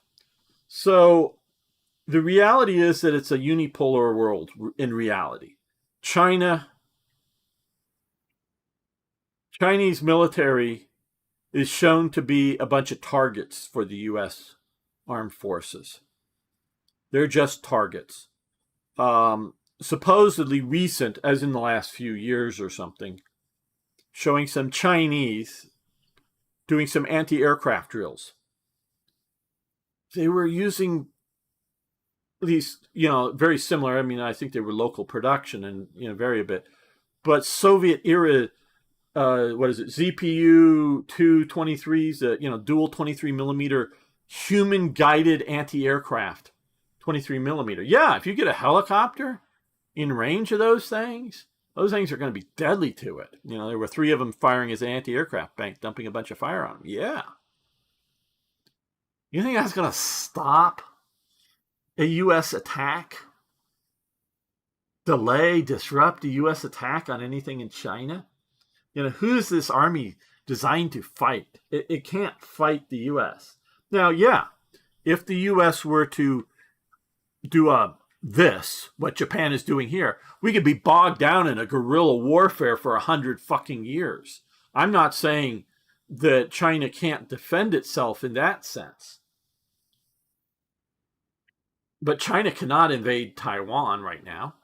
China cannot invade South Korea, Japan, Philippines. Even Vietnam will probably kick its butt if it tries to come across the mountains again. So,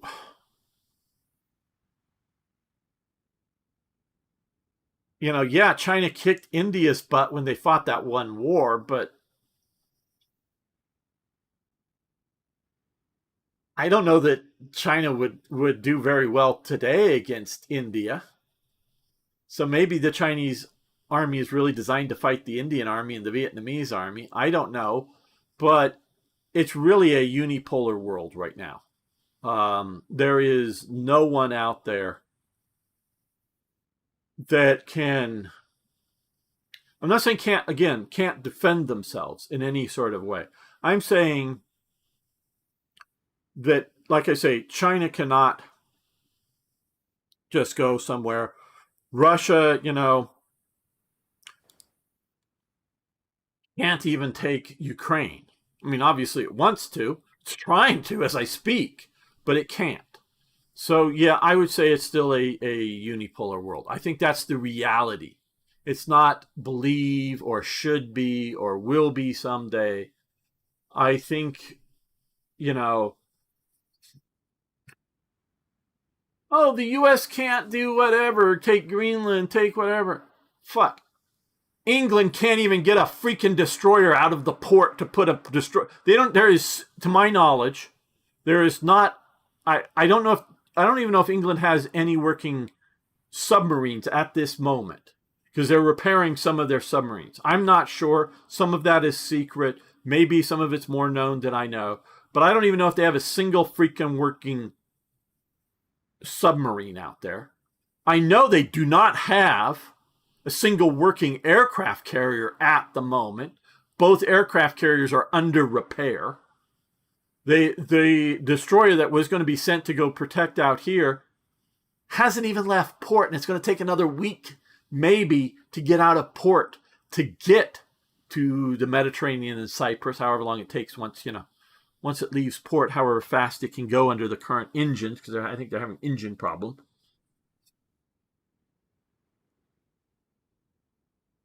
You know,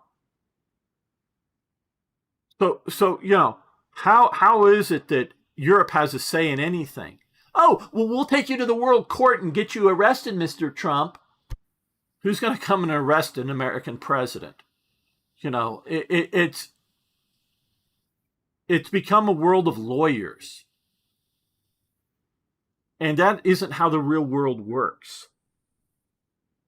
Unfortunately, it's the case that international relations are brute force. The quote-unquote line of control between, and I know it's termed that way, between the nice gameplay I want, peace in the world. Hello. Yes, both the game is wrong for you if you want peace in the world as well as the world isn't going for peace. The line of control, which, is called that because, neither side agrees on what the actual border is between India and China, let alone with Tibet and other issues. But the line of control, it's not some lawyers fighting out in the world court in The Hague or something. It's power. It's the ability to project power that determined where the border is between India and China. And that's it. It's nothing else. It's no rights of man or rights of humanity. It's no, these ethnic groups are my people, those ethnic groups are your people, so this is where we're going to draw the border. No, it's not. This is where it was historically in 18 something or in 2000 BC something. It's just, this is the reality of power. And that is how the international world works. Now, fortunately, in most of the Western countries, we have developed reasonably good systems that keep violence on a large scale from breaking out. Meaning, in Spain, they're not having a civil war over left or right, because I know the government is very left-wing. I think a lot of the people are upset. I'm sure there's always a percentage of people, but are upset at how left-wing the Spanish government is getting. I predict, I don't know any detail, but I predict the next elections we're likely to see governmental change in Spain. But maybe I'm reading that wrong. And so, yes, now in China, right now, to my knowledge, the Chinese government, or the CCP government, and the army are not listening to each other. There is Xi Jinping and the army are...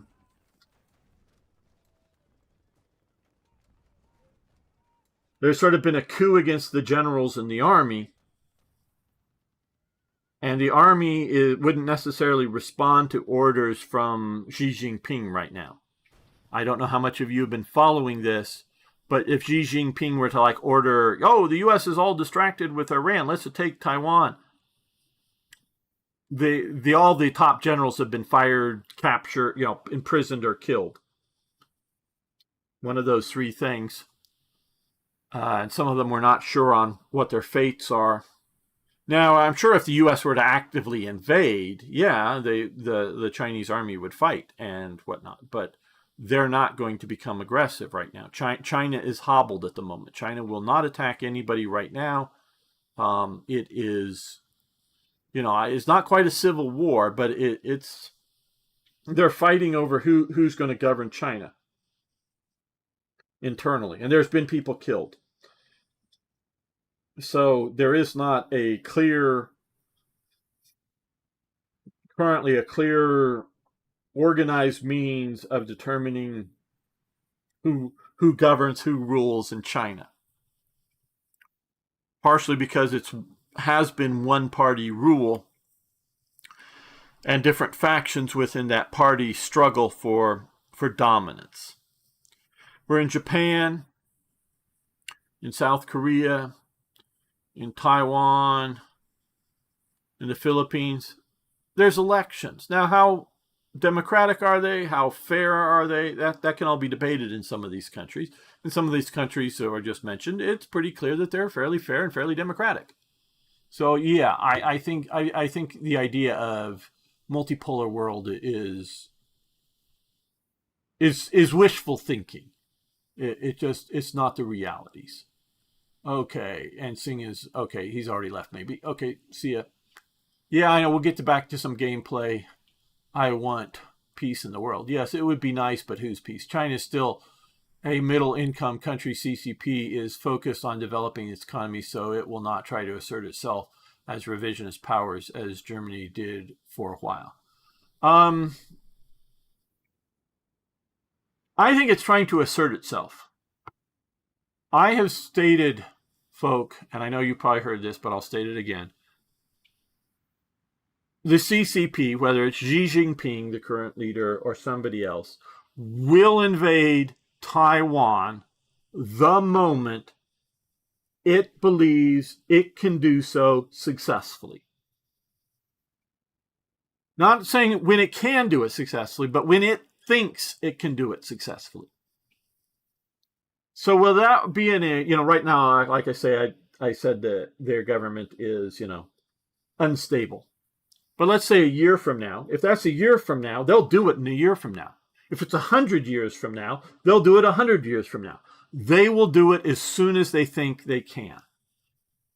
Successfully do it, and they'll deal with because they, in the past, before the invasion of Crimea, and I remember talking to some rather well-informed people, they believed that it was going to come very soon. This was before the invasion of Ukraine. They believed that by now, by 2026, if not earlier, that China was going to invade, because they were looking at the naval buildup, etc., etc., etc. They believed it was going to come. Not immediately, not in any day at the time, because Trump was still president at the time. But it was going to come fairly soon. And China, under its calculation, looked at what happened when Russia took Ukraine. Oh, there was some pitiful sanctions, and Western Europe bought more energy, natural gas, oil, whatnot. More energy from Russia. So that Russia actually increased its sales to Western Europe after taking Crimea with some bullshit sanctions against certain leaders, etc., etc.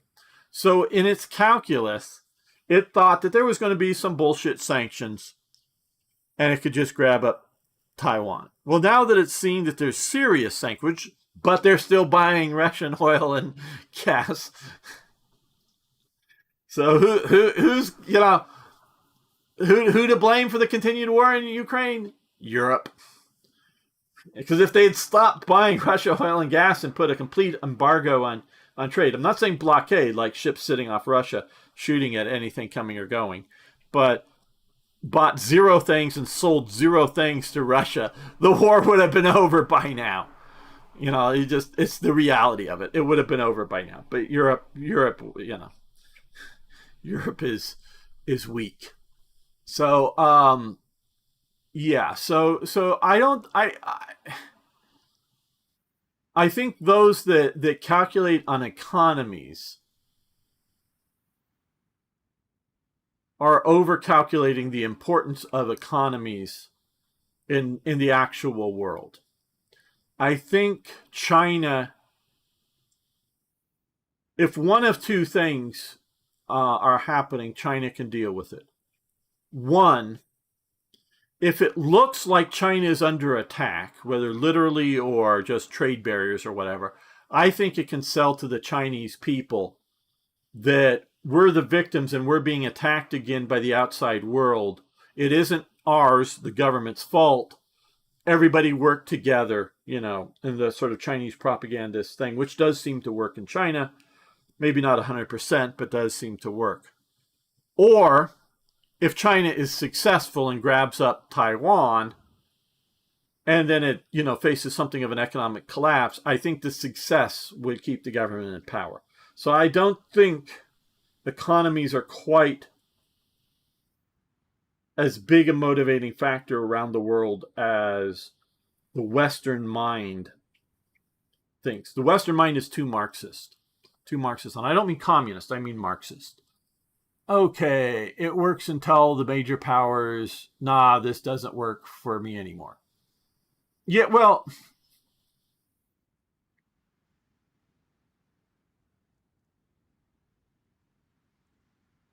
yeah, in a sense, but look at how much pink there is on this map, if we want to call it that. The British Raj, the United Kingdom, Australia and New Zealand.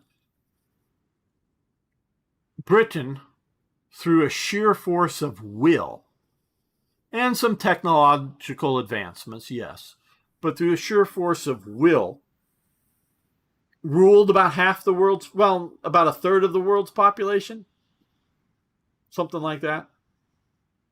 At least a quarter of the world's population.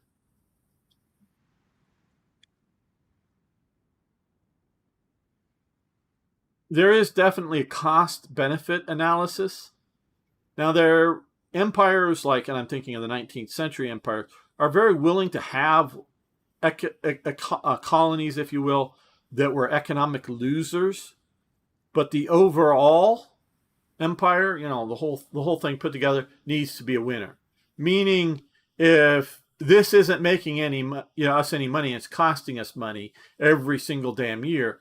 But controlling this part, of the Bab el Mandab, the straits down here, the southern Red Sea, controlling that was worth the cost, because this, not just fees coming through the Suez Canal, but the trade benefits coming through the Suez Canal make them so much money. The cost of maintaining this little bit of empire down here is way worth it.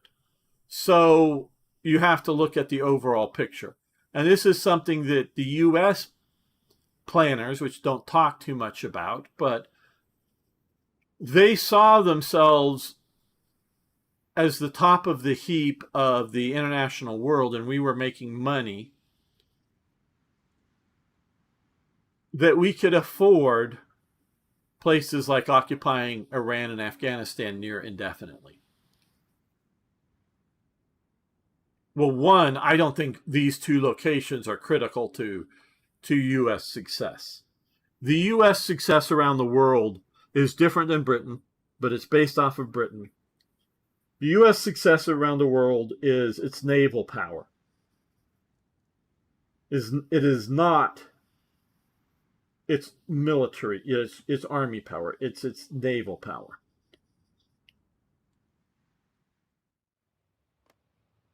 Things like Diego Garcia and the rest of the Chagos Islands around it, those are the things that the U.S. should worry about. Maybe even picking up a few more islands here, there, and wherever. Maybe form our current British islands, take a few. Oh, you can't do that. They're English. What are the English gonna do? They can't get their fucking carriers out of the port. And so U.S. power is not based in the interior in South Asia, or whatever you want to call this part of the world. It's based out and around, here. It's shipping. Now, the Straits of Hormuz, because, and this is the critical thing, it's not based in the uh, United Arab Emirates or in Kuwait or Qatar or the Saudi Arabia or Iraq or Iran. It's based on the trade that flows through here. Even when the oil goes somewhere else, and even when other elements happen, it's not always U.S. trade, but it's based upon the flow of trade. So, I don't know if off Isfahan here, is that this island here, Isfahan? Is that, am I right? Yeah, I know this is Bandar Abbas, the port, but I think this is Isfahan or something. Some island like this or some place like that would be very useful to the U.S. Something that's not populated. I'm not advocating for, I'm trying to analyze geopolitically. So I'm not saying we should take it, that I want them to take it. But it would be nice for the U.S. to have something in this region that you don't necessarily, because this is Bahrain out here, something in the region that doesn't have a large population on, that is easily defensible, and to be able to operate. And I don't think it's good for America to try to conquer peoples around the world. It's find partners and work with them around the world. And yes, like Diego Garcia, yes, like a few places, have some direct control over small bits of territory. So we don't have to ask permission of local governments to do something. But this also insulates governments. See, one of the problems, there's several problems with dealing with the current government in England. And I do sort of mean that way in England. You could say the United Kingdom, but in England. Some of their problem with what we were doing in Iran is they're worried about their Muslim population becoming too upset that the government, and the particular government, is trying to court that segment of the vote. That they were, I think, worried about,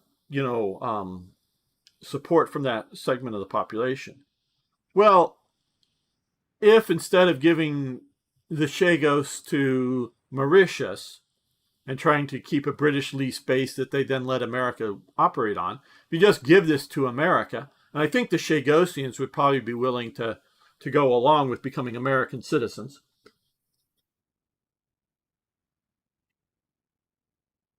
The U.S. could do operations, and it doesn't make Britain complicit. It doesn't make Britain a partner if it doesn't want to be. This is why I think the U.S. needs sovereign bases in Greenland. Base or bases. And this is what, I don't know that America needs to take Greenland right now, all the people, all the land. But also, I don't think America long term, or even middle term, not short term, short term is less than 10 years, but middle term or long term, should have bases inside Danish or Greenish or Greenlandish territory.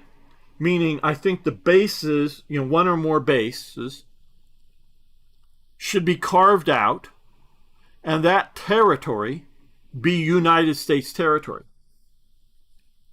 Now, before my Dutch friend or Danish friends or anybody else gets all upset, I'm saying 99.9% of Greenland doesn't necessarily need to change hands, but that 0.1% should become sovereign U.S.-owned territory. Because Greenland is part of the Americas, not part of Europe. It is part of the overall defense plan for the Americas. It insulates the rest of Europe, because the EU is not just, or Denmark is not just Denmark, it's part of the EU.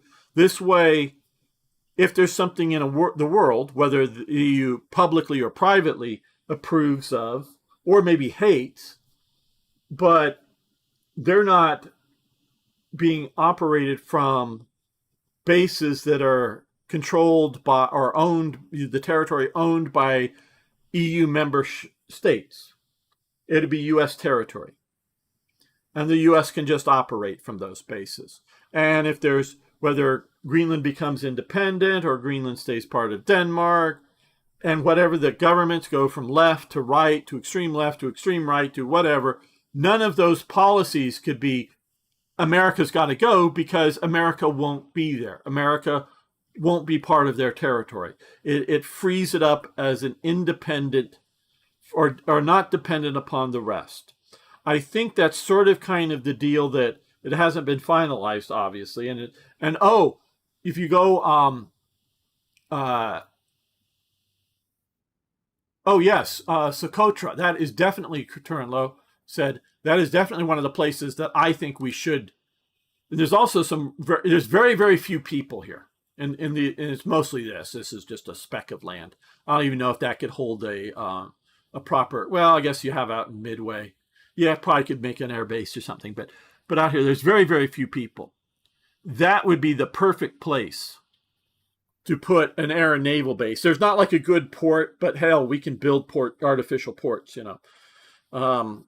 that would be a great place to take over. And yeah, there may be some oil or something under the sea that would be part of this or something, but it's really not like a catch for Yemen or South Yemen or whatever. It's not really, we're not, again, I'm not advocating for an American empire that is trying to conquer the world or trying to occupy large populations of the world. But pick up a few underpopulated places, and you give the people there, not anybody who shows up later, gets on a boat and from somewhere else and tries to show up, but you get all the legitimate local people, give them full U.S. citizenship. That doesn't give them statehood, but they get full U.S. citizenship. And yes, they can, you teach, you enforce the English language into schools. You're not denying them to speak whatever language. I mean, I presume these people speak Arabic, but, other languages in other parts of the world. I'm not saying they can't have their own local languages, but you also teach them as they grow up English, and they can travel any part of, anywhere in the American territories in the world, including all the 50 states. I'm not talking like somehow dispossessing individuals of their property. I'm not trying to say we create second-class citizens. And again, small populations like the Chagosians or whoever lives out on Socotra, making them somehow subject peoples of the U.S. No, give them full citizenship. They're not enough of a population to change the demographics of the U.S., and if they want to stay on their islands or whatever, fine, let them. Or if they want to move to Los Angeles or wherever, let them. It's just they become American citizens, and over time, over the generations, they will integrate to whatever level they'll integrate. And yeah, that's, it's not, again, it's not anything like the Nazis or Japan's empire that they were trying to create. It's not trying to subjugate the world, is what I think is good for the U.S.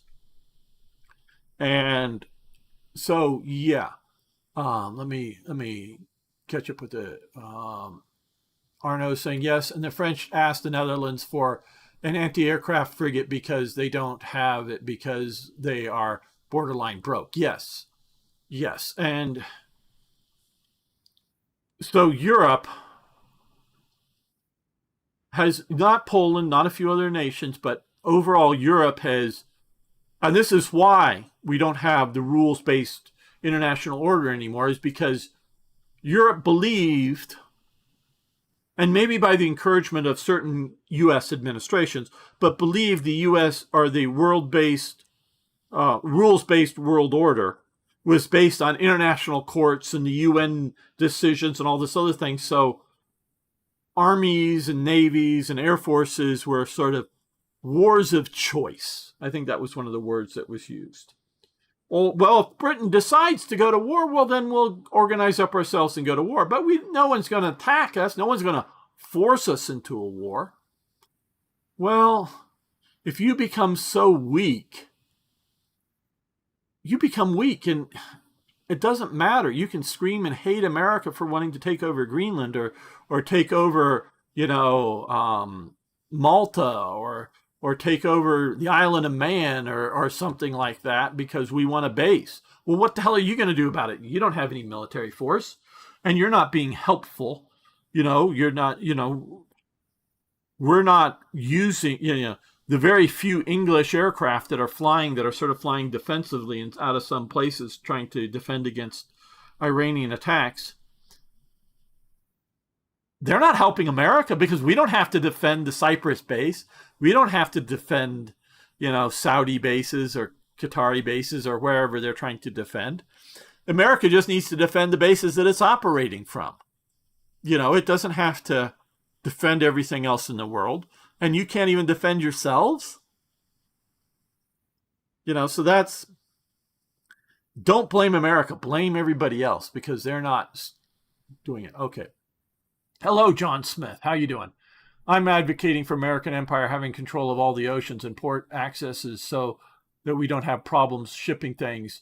Someone needs to do it. Absolutely, John Smith. And hello, Russian 957. Hi, how you doing? America has... I'm going to get something to drink and I'll be right back. My throat's getting dry and we're going to go for probably another half an hour. We'll see.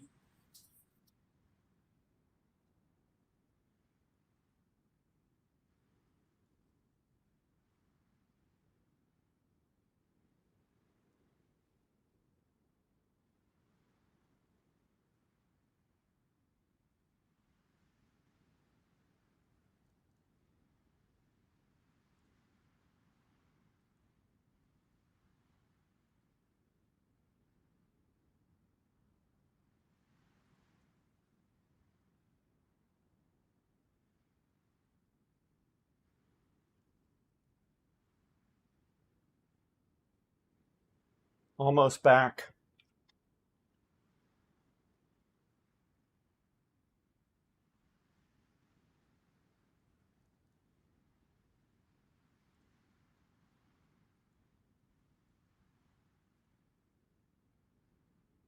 Okay.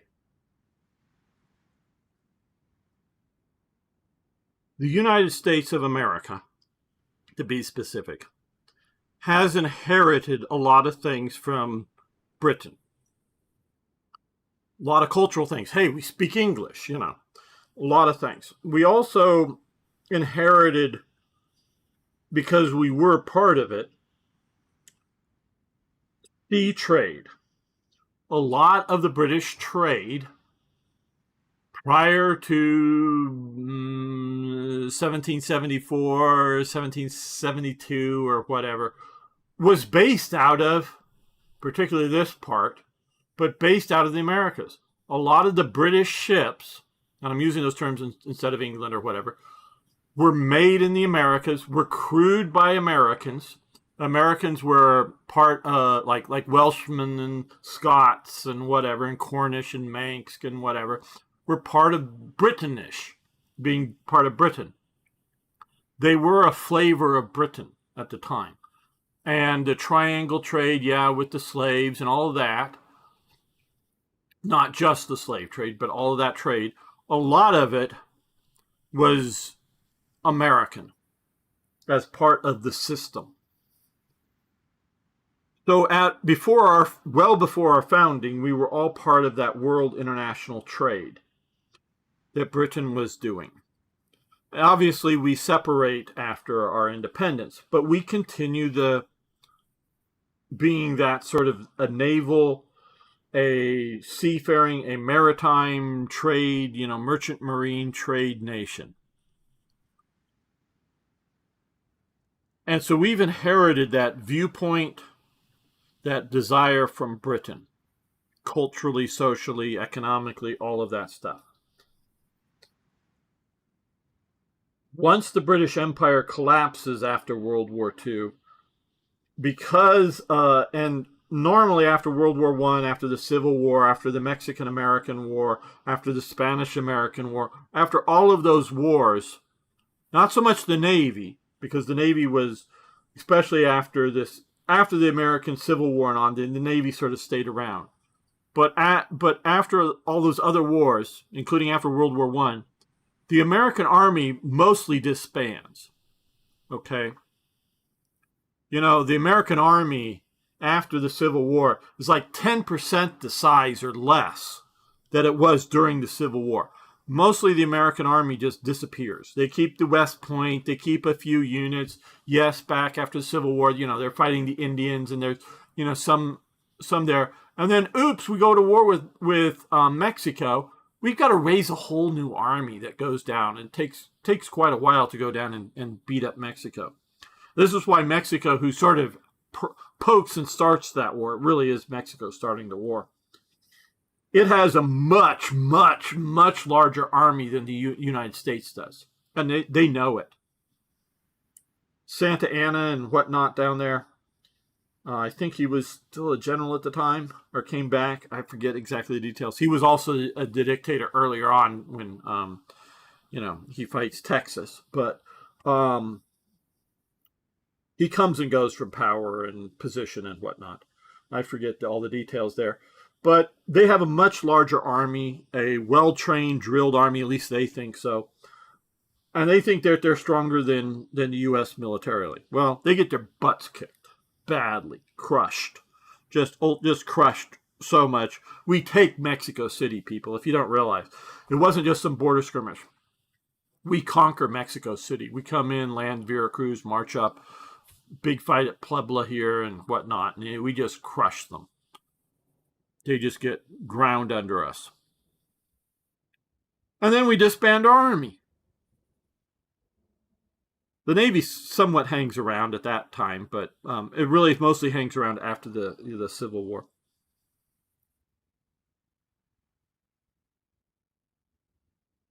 It is only the threat of the Soviet Union and the realization of nuclear weapons, though they didn't have nuclear weapons yet, that keeps the U.S. Army big after World War II.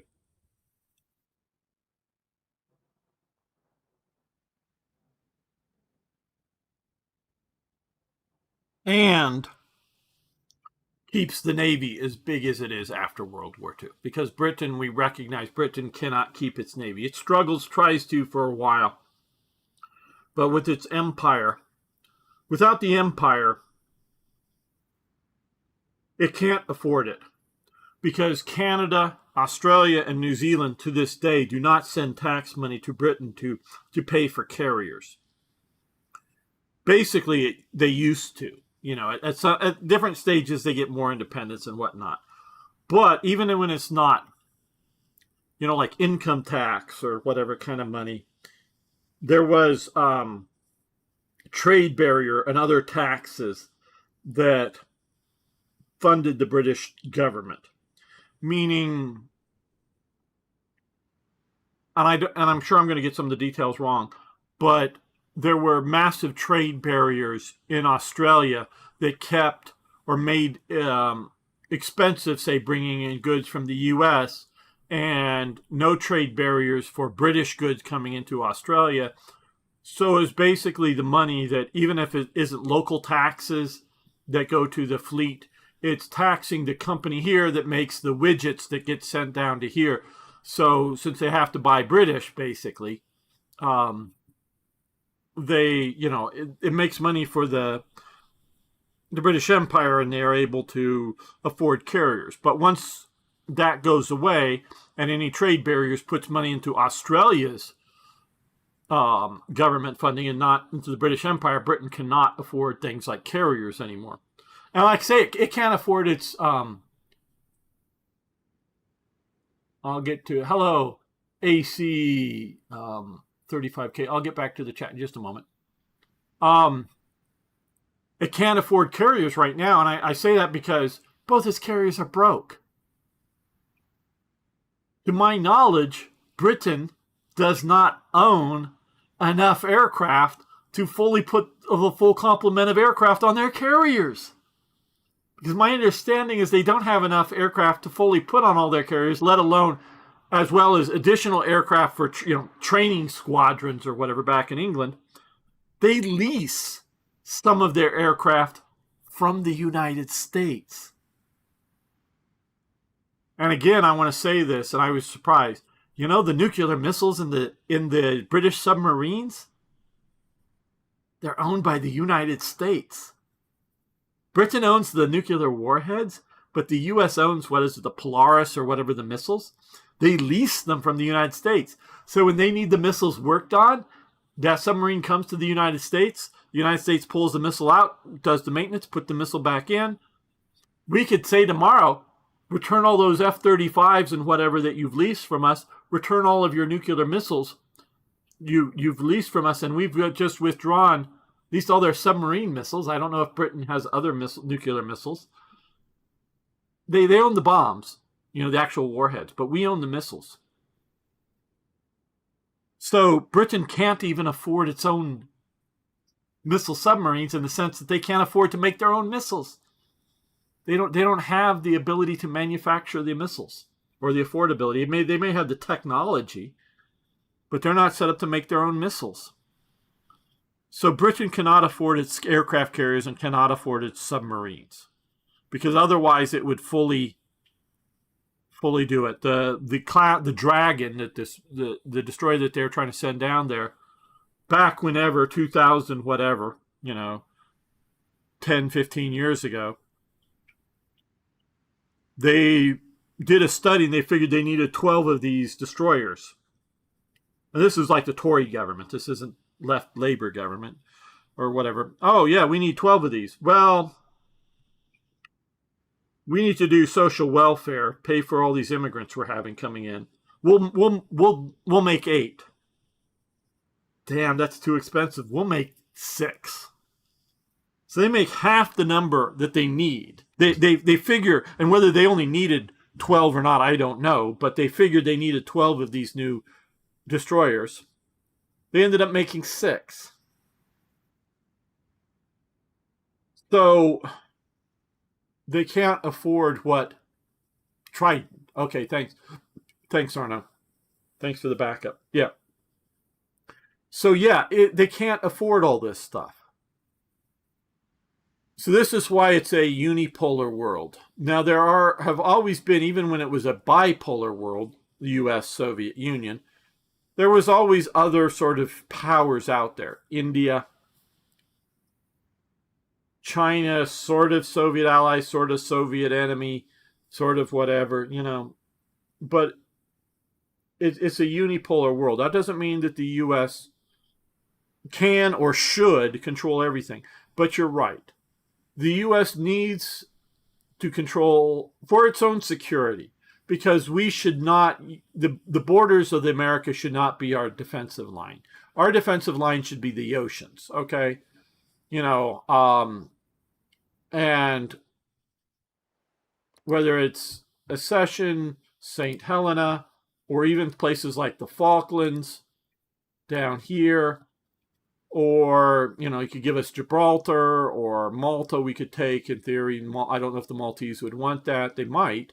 Some of these other islands, we do currently still own Guam. It's part of the United States territory. Everybody, every person, there's foreigners there, but all the Guamanians, or whatever they call them, they're all U.S. citizens. They're not a subject people. They are U.S. citizens, just like I am. And they don't vote for a president. They don't vote for a member of Congress. But if I move there as well and don't keep an address somewhere else, but just move here, then I don't vote for a U.S. president or Congress either, because they're just in a territory. You don't vote for those in a territory.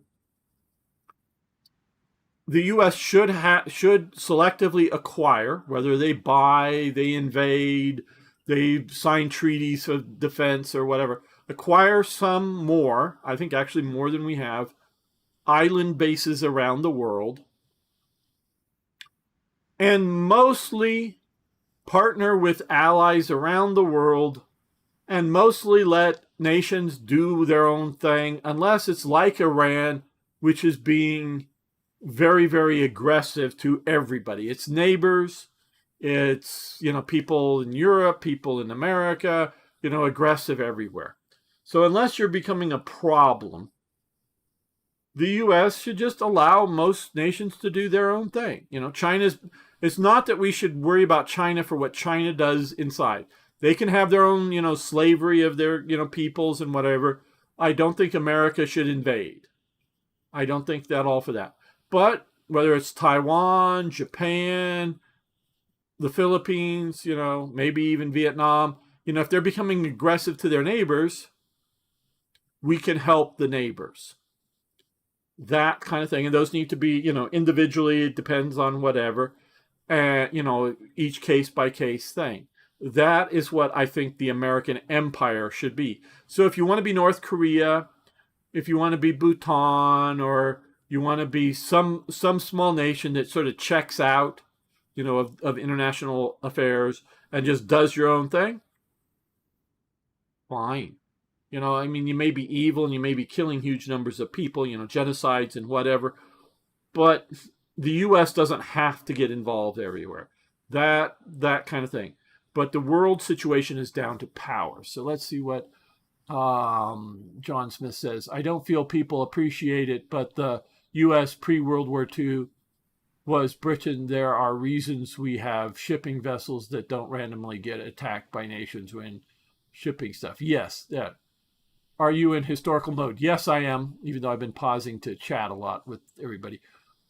One lad from my town in Germany was down in Libya when Rommel was a tank commander. Ah, cool. Yes. So yeah, that's cool. So yeah, the international situation, the world is changing. The U.S. can no longer be everywhere. Because notice I'm not like saying, oh, we should, be intervening in Ukraine. Oh, I support the Ukrainian people. I have Ukrainian friends. I hope they win. I think we should send them some aid, but I don't know that, we shouldn't enter the war, is what I'm saying. That kind of thing. And yeah, right now, I don't know if you realize it. I don't know in the last couple of days, but Afghanistan and Pakistan went to war with each other. There's been a lot of fighting and a lot of killing. The U.S. should not get involved. Let them do their thing. The U.S. doesn't need to be involved in every war everywhere.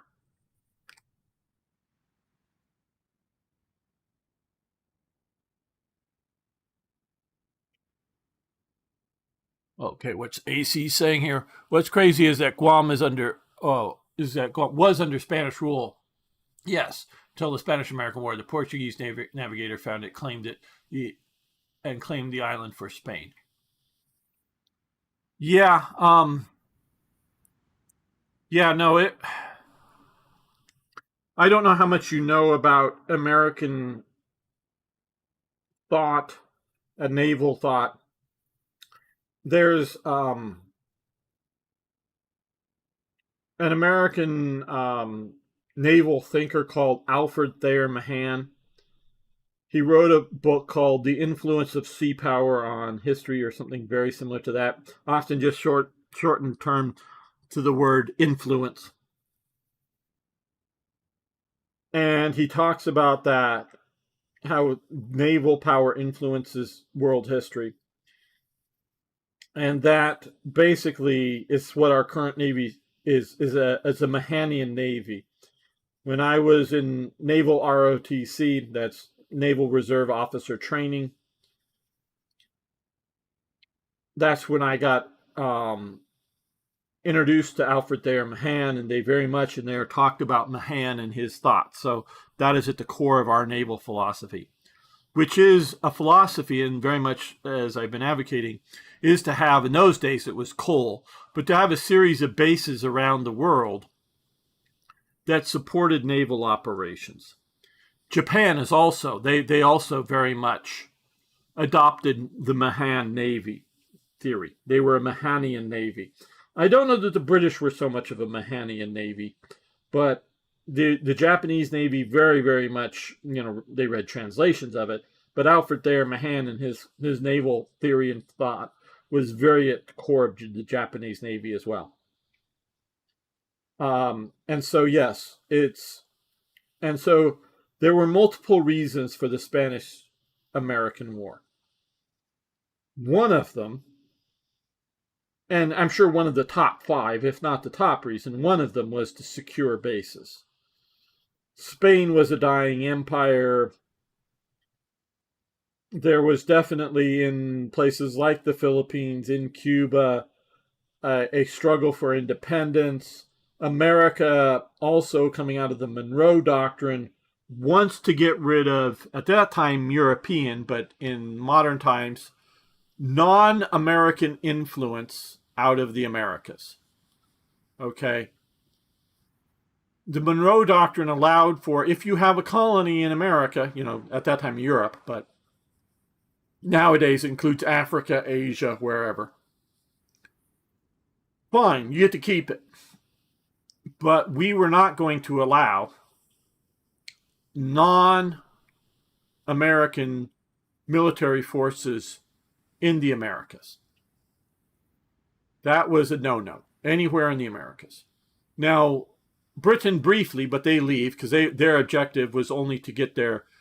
Mexico had a bunch of loans with European banks, and then they reneged on the loans. So France and Britain goes, well, we'll come in and cause there was lots of trade through like Veracruz and other places. We'll just come in, take over the port, and collect the tax money, the import duties, export duties. And once we get paid back, we'll leave. Well, Britain just wanted to do that. France wanted to take over Mexico and put in an emperor, Maximilian. Now, that all happened while America was deep in its Civil War.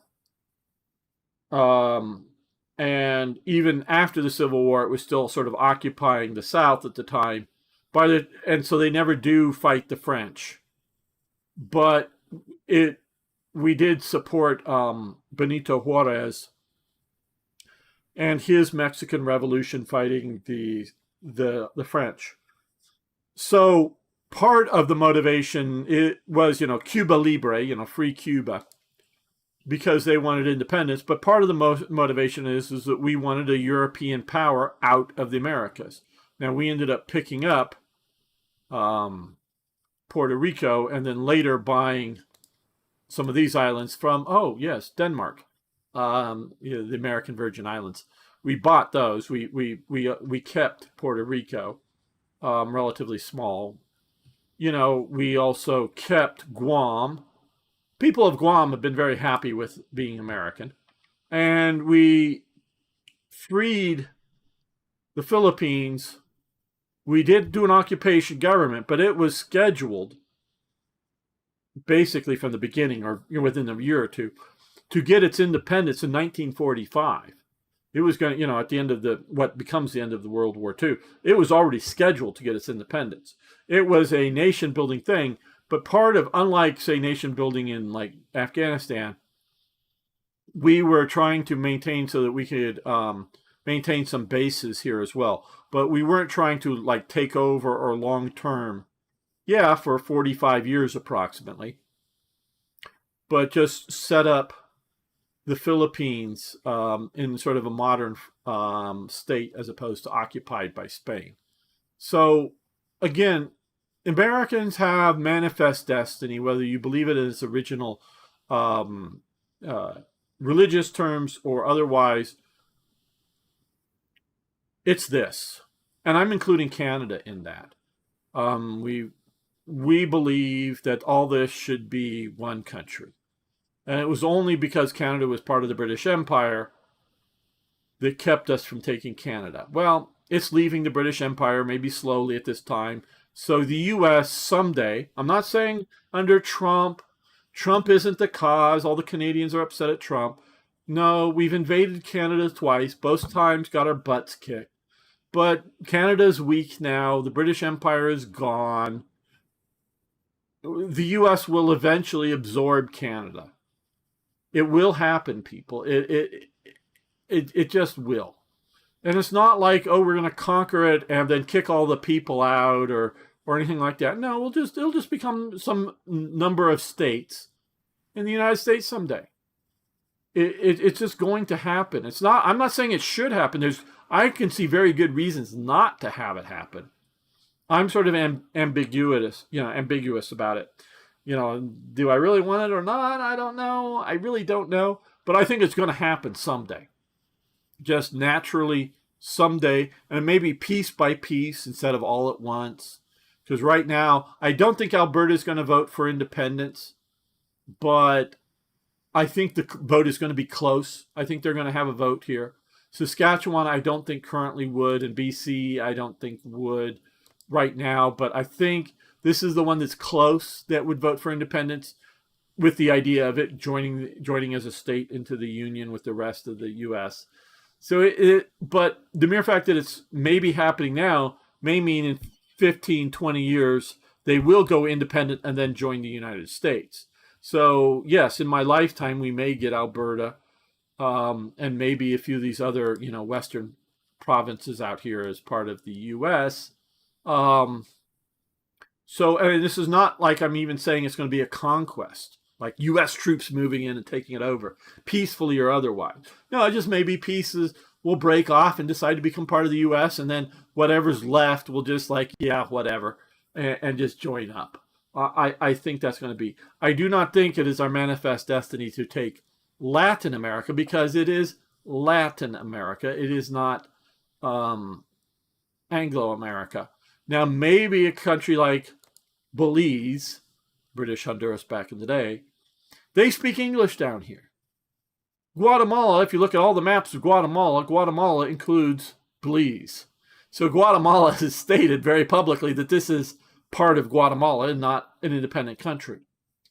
At some day in the future, the people of Belize, whether it's a Mexican threat, a Guatemalan threat, a Honduran threat, whatever it is, may decide, because they again cannot afford their own defense. Guatemala can crush Belize if it tries to. May decide, you know what?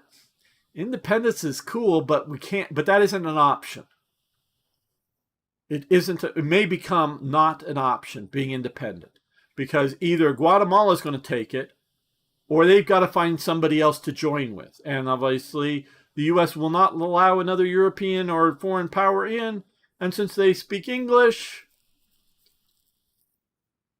and there are, I think, some, pre-Columbian or Americans or Indian Americans there type things. Indians not from India, but from the Americas. But a lot of them are black descendants of slaves. And so they don't feel any affinity towards Guatemala, which is very sort of local Indian, or Mexican, which up here is very local Indian. They don't feel very much of affinity for them. So these aren't their, natural compadres, or, whatever you want to say. So they may decide, help America, we want to become a territory. Not enough people and whatnot to become a state, but we want to become a territory of the U.S. Something like that, something like maybe some of the other small islands might someday get picked up by America. And again, I'm not saying the U.S. is like getting ready to invade and conquer it.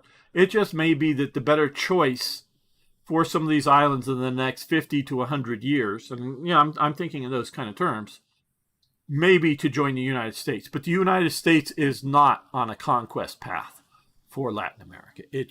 I don't see that as happening. Okay, let's see. I totally agree the U.S. should get involved. One, if a nation is actively trying to kill Americans, like Libya and Iran did. Two, if a nation would use nuclear weapons proactively due to a lack of proper governance, yes, they shouldn't be allowed to get one. Obviously, exactly, John Smith. Three, if you're next to America, you need to cooperate or get replaced. Yes, to some degree. I think my solution for Mexico, or the United Mexican States, or whatever, my solution is close the border. Let me take a drink here.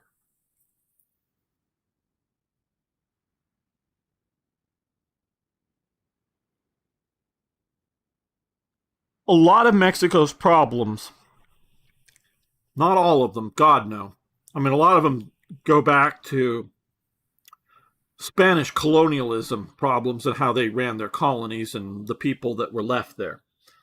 But a bunch of its problems are because they're in the proximity to the United States, particularly the drug war problems and the narco gangs and all that. I think we should move Mexico away from the United States. Now, obviously, we can't pick up this landmass and move it over here somewhere, obviously. But the way to deal with the proximity, in my opinion, is to shut the border down. I mean 100%. No trade, no trains, nothing. Just shut it all down. And you go, oh, but the U.S. trades a lot with Mexico. Yeah, fine. Put the stuff on board a ship.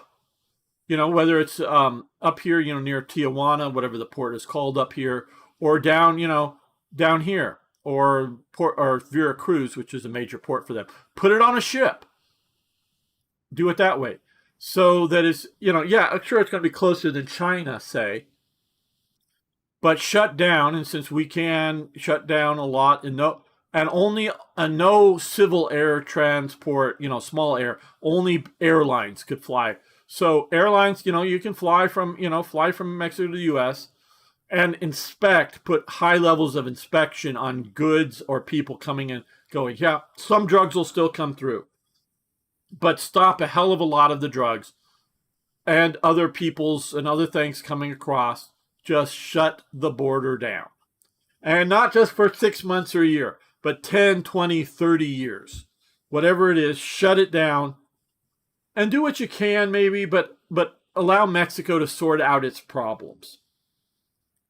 And I am not at all advocating for the U.S. conquest of Mexico. I think that would be a terrible idea. I don't know that the current border is what I would pick as the current border. We could fiddle around with some of the border stuff, but the heart of Mexico, no, it should all be Mexican. And whatnot. So I am not just personally advocating, but I think it's a bad idea for the U.S. to try to take Mexico. It's just, let Latin America be Latin America. I think, again, sort of like John Smith is sort of saying, is if a country's going to do itself, let it do it. But I don't know if you realize, under Maduro, because they found a huge amount of oil out here off of Guyana, Venezuela was starting to claim like this much of Guyana recently and saying that it was going to take it, and because the oil fields were out here. So they were being aggressive, not just narco-aggressive to the U.S., which they were killing millions of Americans, sending in drugs.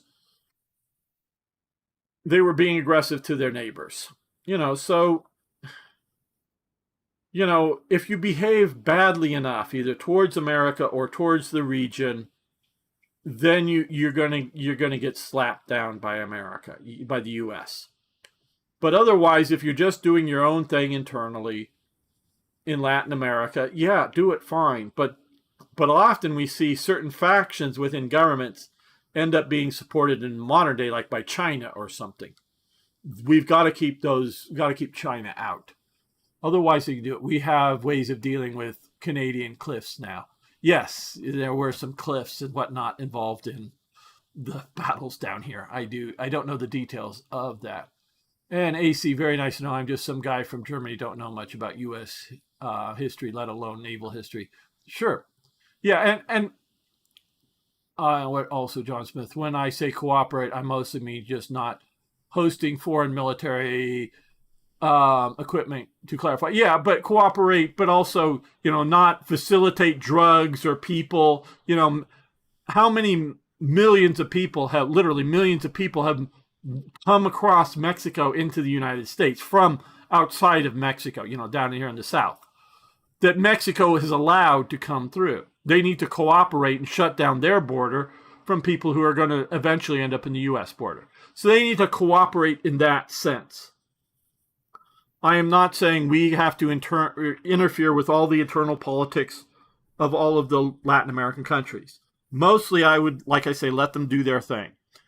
But America, from its early founding, and I'm talking 400 years ago saw the viewpoint that these initial colonies along here were just the start of spreading inland over the many generations. They saw themselves as building a new world. As opposed to like the French colonists, a lot of them, they saw themselves as coming here, earning money, and then going back to France. Spain, staying a bit longer, but a lot of the leadership and a lot of the Spanish soldiers would come down, serve, whether it's in Mexico or down in, Chile and Argentina of today, and then going back to Spain. They were there to exploit. Some settled, but a lot of them were there to exploit and leave. The Americans would come to stay and build. That was the overwhelming urge. And so this manifest destiny, and this is one of the things that caused our problems with the British.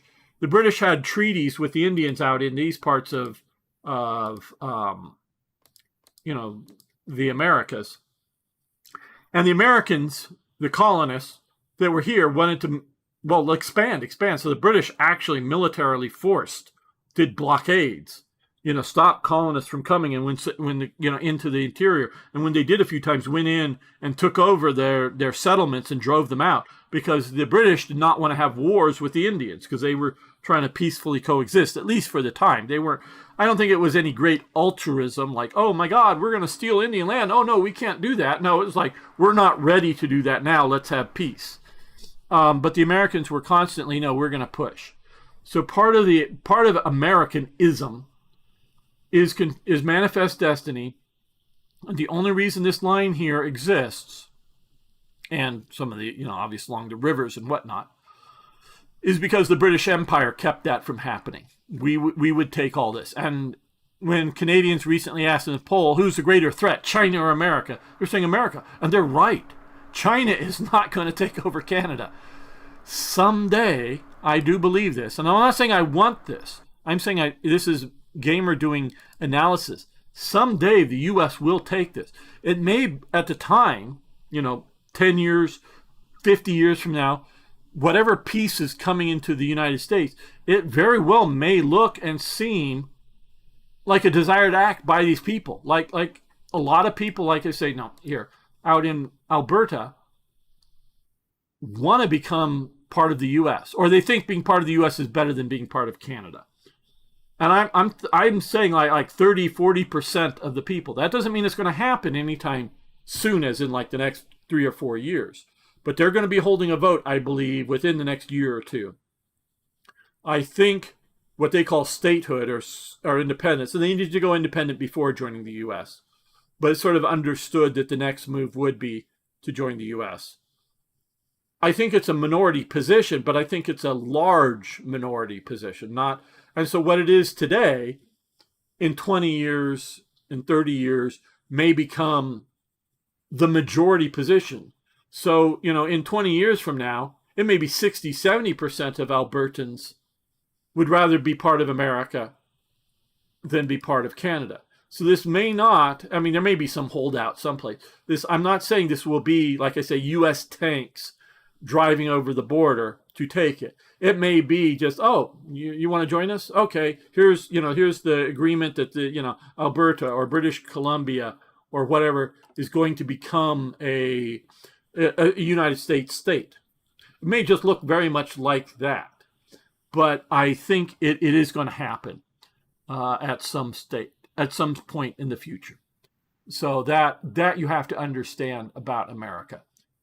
Yeah, that stuff too, all the hostile action, that too. Yeah. So that's my understanding of what I think both will be and to some degree should be the American empire. And we'll call it that. It is not going to be, I don't think, an empire of subject people. Because notice everything I'm saying about Canada or even Greenland, all these people that are here, then we might go, somebody, like let's say if, like 5 years from now, if Alberta becomes a U.S. state, we may go, those people that showed up in the last 10 years, they've got to go. Because, Canada's letting in all kinds of crazy people from around the world. We may say those kind of people, recent immigrants, whatever their current status may be, refugee, whether they've been given citizenship or not, we might say those people have got to go because they might be Islamist fundamentalists or they might be whatever. They've got to go. But all of the long-term people of Canada, as the Americans would see it, would just become Americans. We're not talking like whether it's the British Empire or Japan moving into China and trying to conquer all the people, or Russia even, Soviet Union conquering, the Warsaw Pact countries and making them, subjects, if you will, puppet states of the Soviet Union. That is not the nature of the American Empire. The American Empire is, to use sort of a modern buzzword, but is sort of inclusive. The people that are directly governed by it are inclusive to it, not, just some conquered peoples, and so that's how the Americans see it. It's different than empires in the past. Okay, let's get back to some more playing. Italy wants a non-aggression pact, declined. I am not going down a pro-Italian. Not going to conquer Italy. I want peace between Italy, but I don't want them coming into the Axis. I do maybe want to pick up particularly Hungary, Romania, maybe Finland at some point to fight the Soviets, but I don't want the Italian problem of the Italians. Okay, we'll drop that there.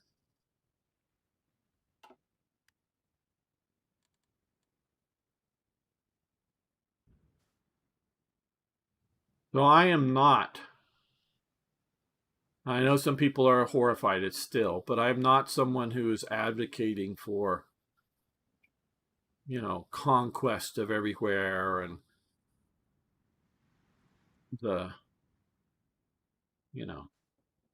some sort of world domination. It may look like it in that I'm saying it's a unipolar world and Shizing is capitulated. Okay, we'll get to this just a minute.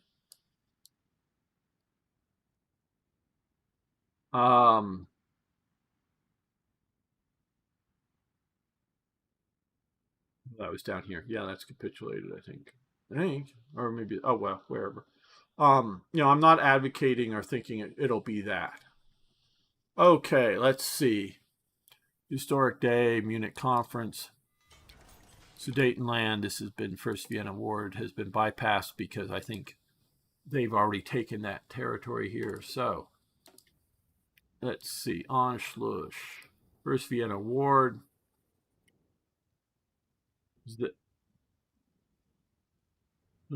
Fate of Czechoslovakia, at least 500 world tension. Okay. Is fully independent. Use manpower in divisions in the field. This focus will cancel the requirement.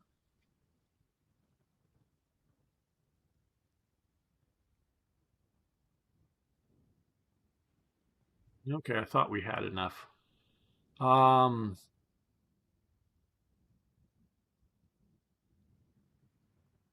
Let's do this.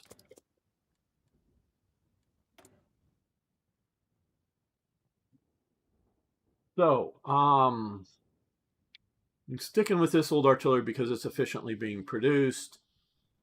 We've gained a few more factories.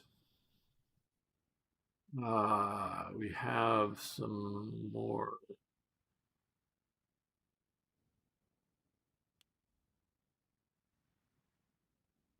Do some more anti-aircraft guns. We've just gotten a massive amount of political power.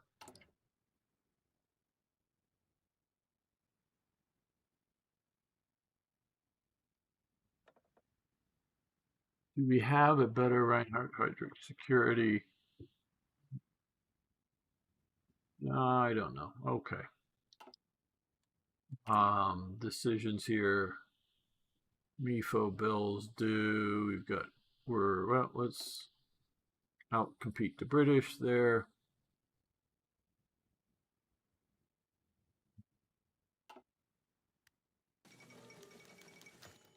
Okay, we've captured some operatives. Munich Agreement.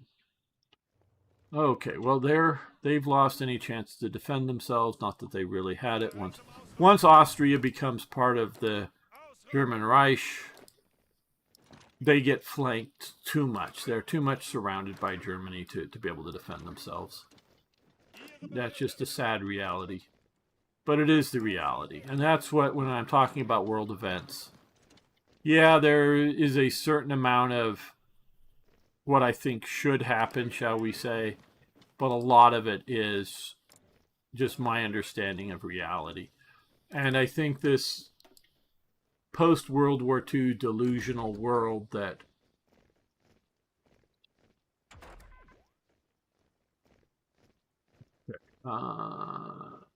yes, let's go with this.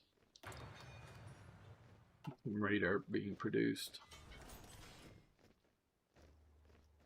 We have to deal with reality and not just what we want. We can't wish the world we want into existence.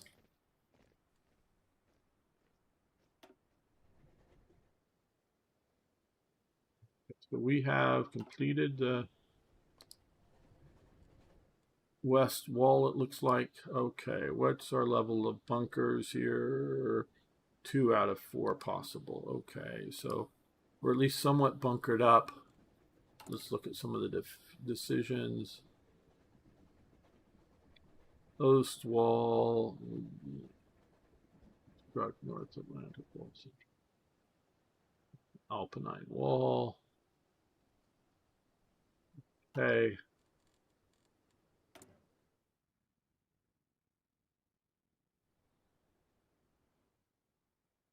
Don't know if we should be building more air defenses or not.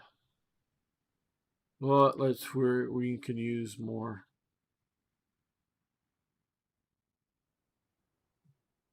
Industry, looking for relatively open places to. Okay. What is our store of aircraft currently?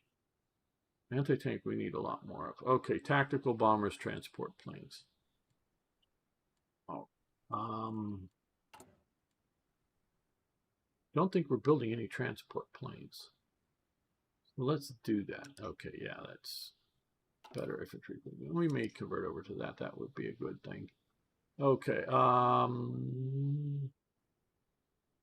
Okay, we'll do that. Let's do much over we have. Let's do 3 of those. And we will convert this over to that. Disrupts our production, I know, but hey.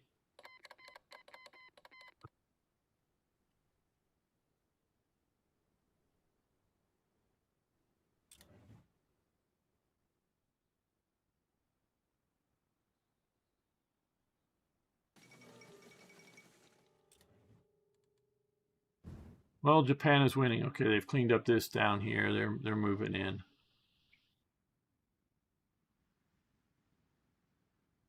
We are doing a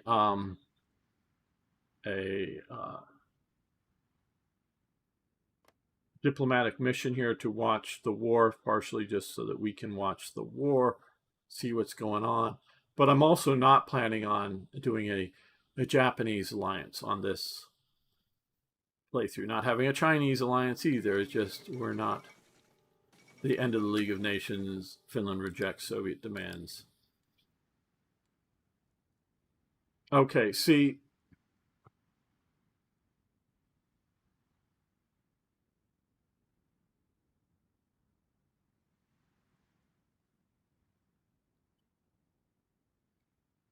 This is the problem. This is the problem. Look at what's happened here.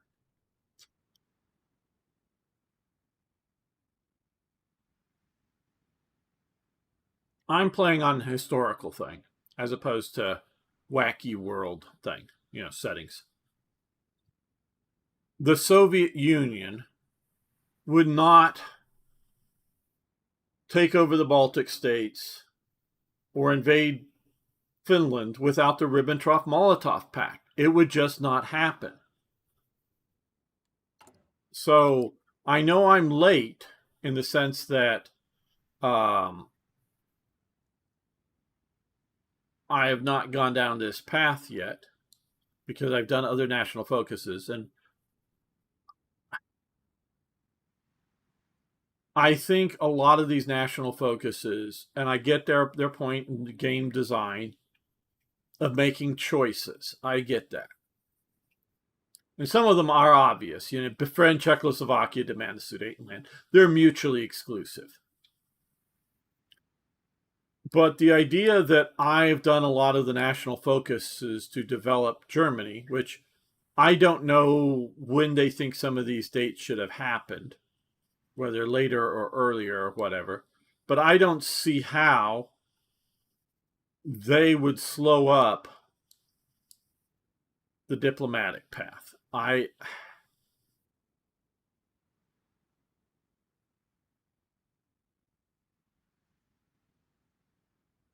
trying to. Okay, where is Danzig for Slowly? Where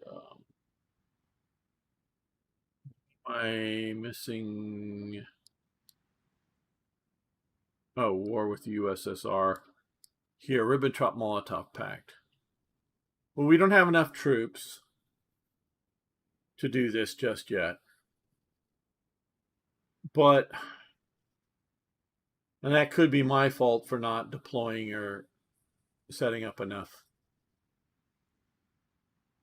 divisions. But you need to have, if you're playing as, historical and whatnot, historical should not be entirely based upon dates. Things need to also be conditions. Like they're saying, Germany must be a large enough army to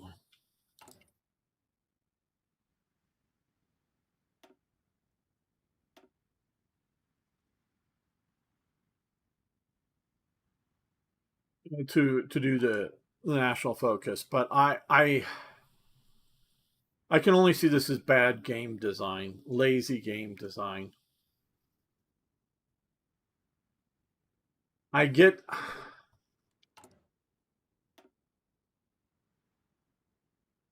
For those of you who don't know, probably most of you do here, but just if you don't know, I was part of the beta test team for Hearts of Iron 4, well before its release. Once they did let people in for that. Not an open beta, but a closed beta. So I was very much not making the decisions by any means, but very much involved in the interactions and some of the decision-making process. Their big idea of this, and at the time they did not have decisions, at least not in any real sort of fundamental way. I mean, there were a few, but compared to the old events and decisions, their belief was that the old system of Hearts of Iron 3 was bad because people didn't know history well enough, didn't know what was required. So this was meant to be a roadmap. So if you wanted to, let's get a good example. It jumped on me here. If you want the fate of Czechoslovakia, you had to do these things, and you had to do Anschluss first. You had a roadmap. Okay, if you want to get to alliance with the USSR or something, you had to have a roadmap so people could see it. As opposed to, oh, well, I want to do an anti-Soviet pact. Oh, that means I can't do this. Damn, I didn't understand that was, mutually exclusive. I get that. And that's not entirely bad or wrong. I'm not saying that. But what is sort of wrong is, in my opinion, is that you're lumping too much into one thing. And they very much as part of the game design, not historical simulation, but game design for Hearts of Iron 4, was you needed to make choices. Hey, ZZ, you needed to make choices. And okay, that actually sounds pretty good.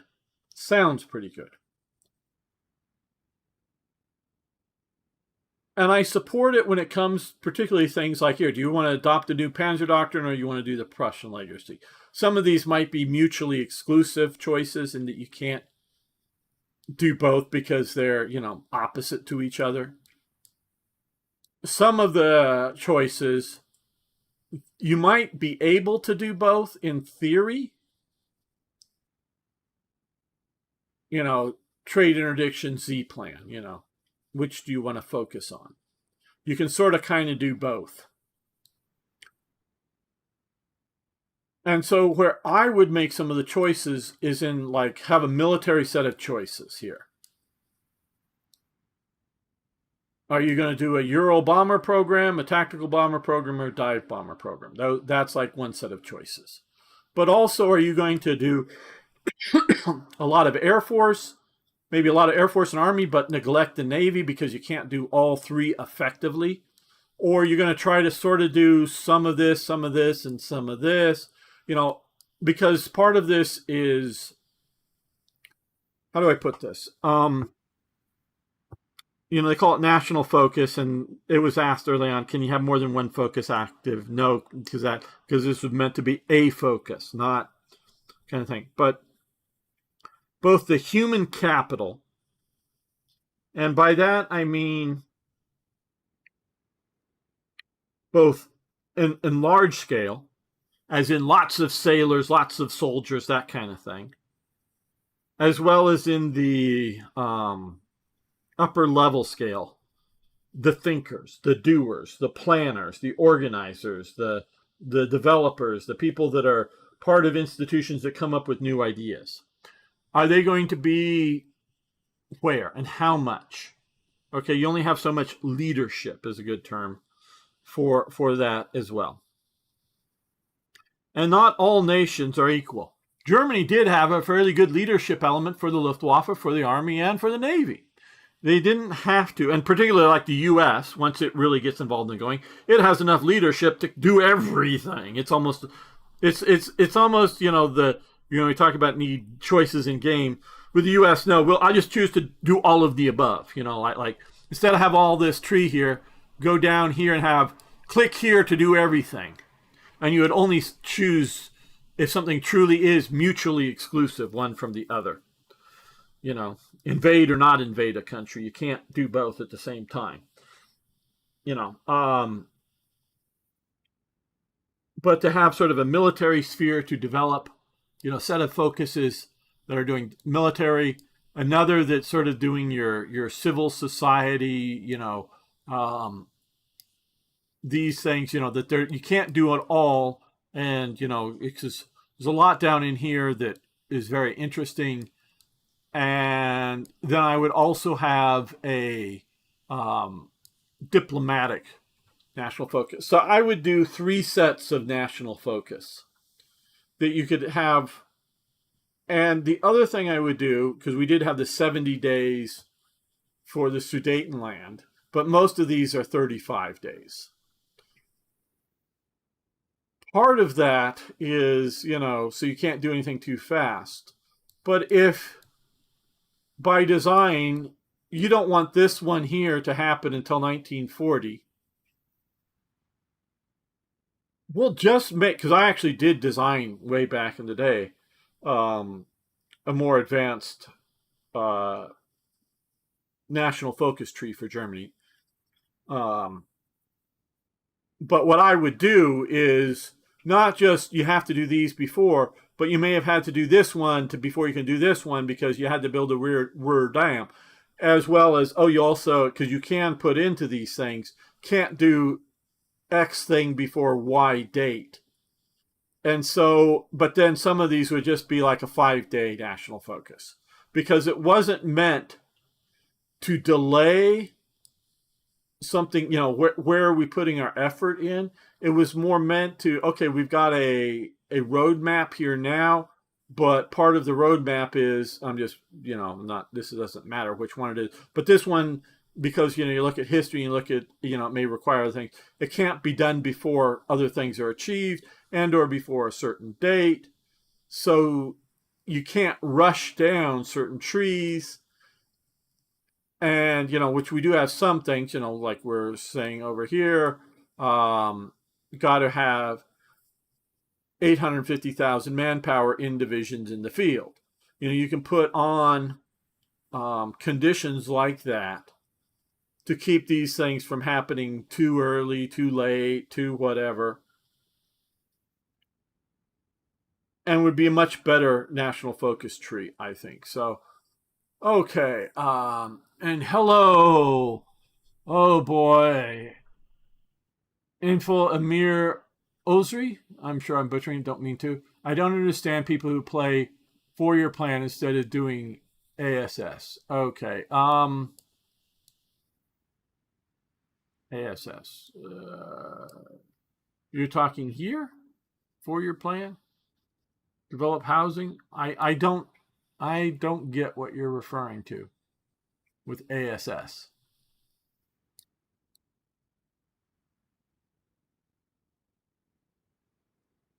Give you a moment to hear and respond. Just poke me in the right direction so I understand what you're talking about with ASS.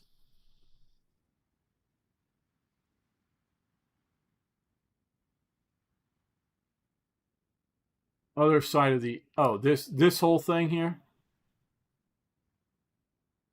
Ah.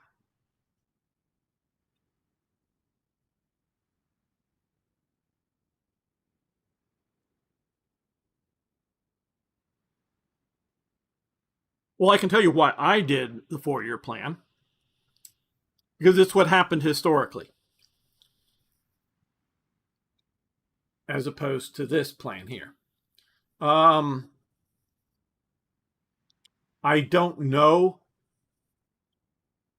Hello, Sigmay. Is that how you pronounce that? I do not read Cyrillic. I presume that's Russian, but I don't know for sure. Sorry, just don't know. It ramps harder, but takes time to set up. Yeah. I'm not saying this is bad or this is better or worse than this. I just, again, for those who don't know, I hadn't when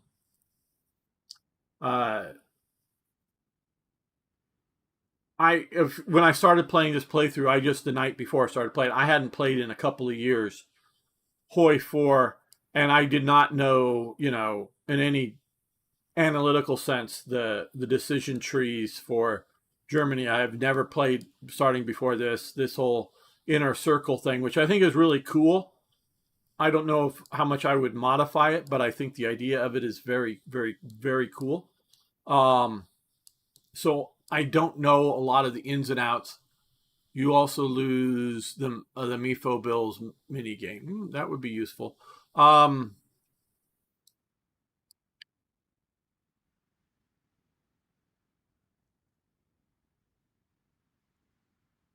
Hi, I'm a beginner in English and I'm learning slowly. I'm from Russia. Well, hello from Russia, Sigma. Good to have you here. Yes, I understand you may not know English well.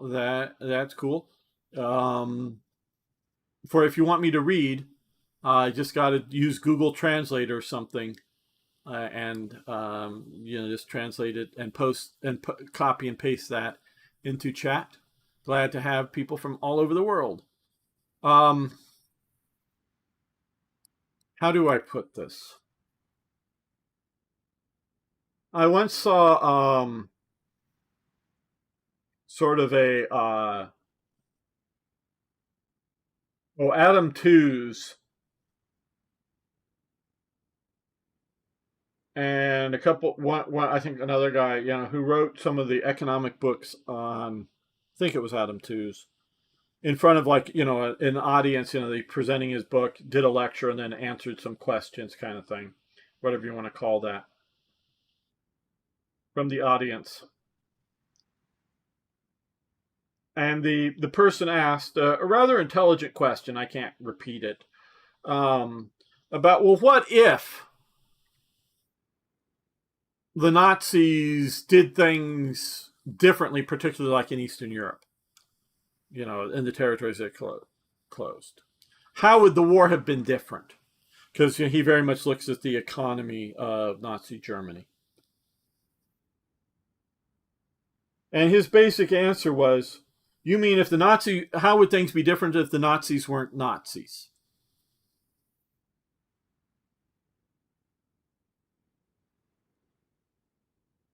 Well, they wouldn't be Nazis. They wouldn't have had the war, you know. So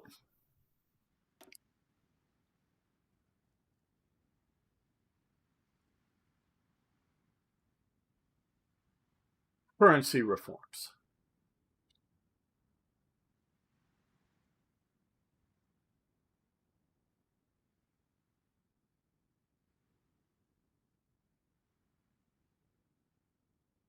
What the hell are currency reforms? Haha, it's not unusual to listen to English so quickly in my classroom. Everyone speaks slowly, but everything is fine. Thanks for the live experience. Sure, glad to have you here. What was the currency problems for Germany?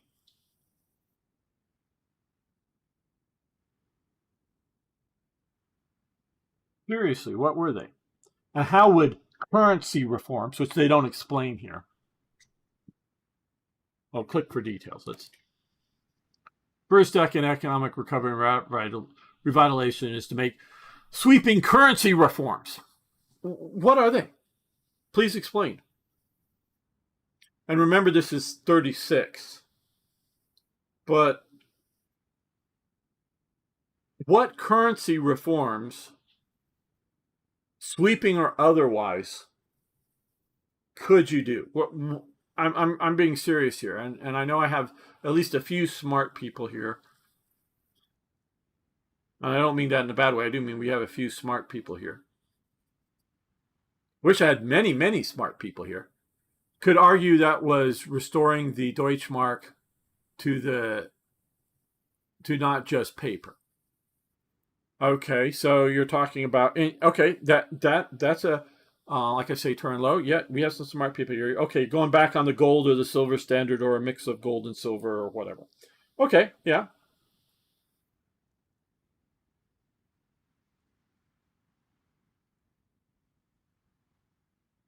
Um,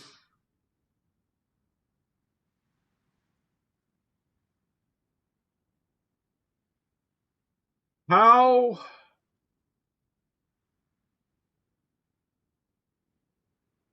could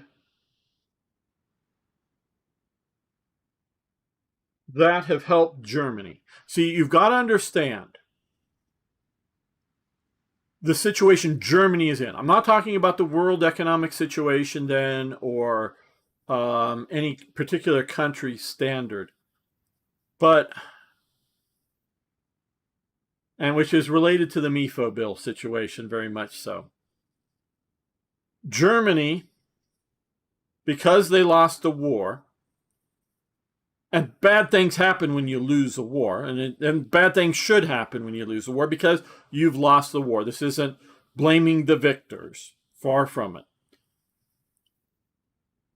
Part of losing the war was give us money to pay for the war that we fought for you. So, France said, give us this land. That was Germany. Before it was France, but, it was going back and forth. Germany, should have gone with the economic plan. That was in the late 20s, yes.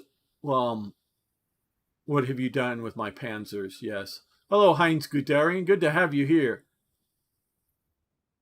You got mech yet? I don't know. Probably not. It's kind of doesn't, but gives Germany a non-aggro-based echo buildup. But yeah, look, I'm not arguing about what this does because I could read through it. I'm arguing about I'm talking about the realities of the period, and I have studied them fairly detailed. Now, obviously, the German Empire had lost a lot of territory over here, but it had to pay Britain and France, and I think Belgium and other nations, but definitely Britain and France, a lot of money. It didn't have because it, its money was worthless, didn't have money. So it borrowed money from the United States, which had lots and lots of money. I'm not just talking the government, I'm talking the economic system here in the United States. Had lots and lots of money because it had been selling lots and lots of weapons to France and Britain. France and Britain gave the U.S. lots and lots of money. The U.S. had, what do we do with all this money now? And then it decided, okay, we'll loan it to Germany so Germany can pay off the war debt to France and Britain. Okay, so it needs to pay, if we can call it the MIFO bills, pay off the loans to the U.S. But how is it going to get the money to pay the U.S.? You're talking currency reforms. Well, the U.S. doesn't want Deutschmarks. I'm saying Deutschmarks because we're talking about, I think that's what it was called during the Weimar years, as opposed to later the Reichsmarks now by 36 at the start of this game. But the Deutschmark, it doesn't want Deutschmarks. It wants US dollars, British pounds, maybe French francs. So Germany has to come, or gold, or silver. So currency reform, to my mind, does absolutely nothing. Because if you tie the Deutschmark to gold or silver, you know what? When you hand your Deutschmarks to the American big finance situations, go, thank you, sir. Now here's your Deutschmarks back. Give me the gold. Okay? Because if they're backed by gold, because it used to be when you would go in the United States back in the day, you could go into the Federal Reserve and walk in there with like a $20 bill and go, I want a $20 gold piece. And you would hand them the bill and they could, it wasn't quite that simple, but in theory it was. You could hand them the $20 gold back note and get a $20 gold piece and walk out. It was just easier to have in your pocket a $20 piece of paper than a heavy $20 gold piece. And when you're talking about a bank, it was easier to move around hundreds, thousands of $20 bills versus hundreds and thousands of $20 gold pieces when the U.S. was on the gold standard or the silver standard or whatever, right? So putting Germany onto the gold or silver standard for its international situation doesn't help, okay? Because it doesn't need its currency to buy things. It is already, Germany during the Weimar and during the Reich leading up to the war period, during those two different government periods, is always having money problems when it comes to international trade. It wants to buy more than it is able to sell. Okay, and that's key. Meaning it could sell a lot of coal or a lot of iron or even a lot of steel.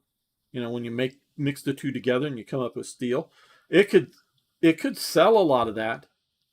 But because France doesn't want its steel industry destroyed, Britain doesn't want its steel industry destroyed, the U.S. doesn't want its steel industry destroyed, there are trade barriers and they want to, buy British steel. When the British build its big navy, they want to use British-made steel because Britain has iron, Britain has coal.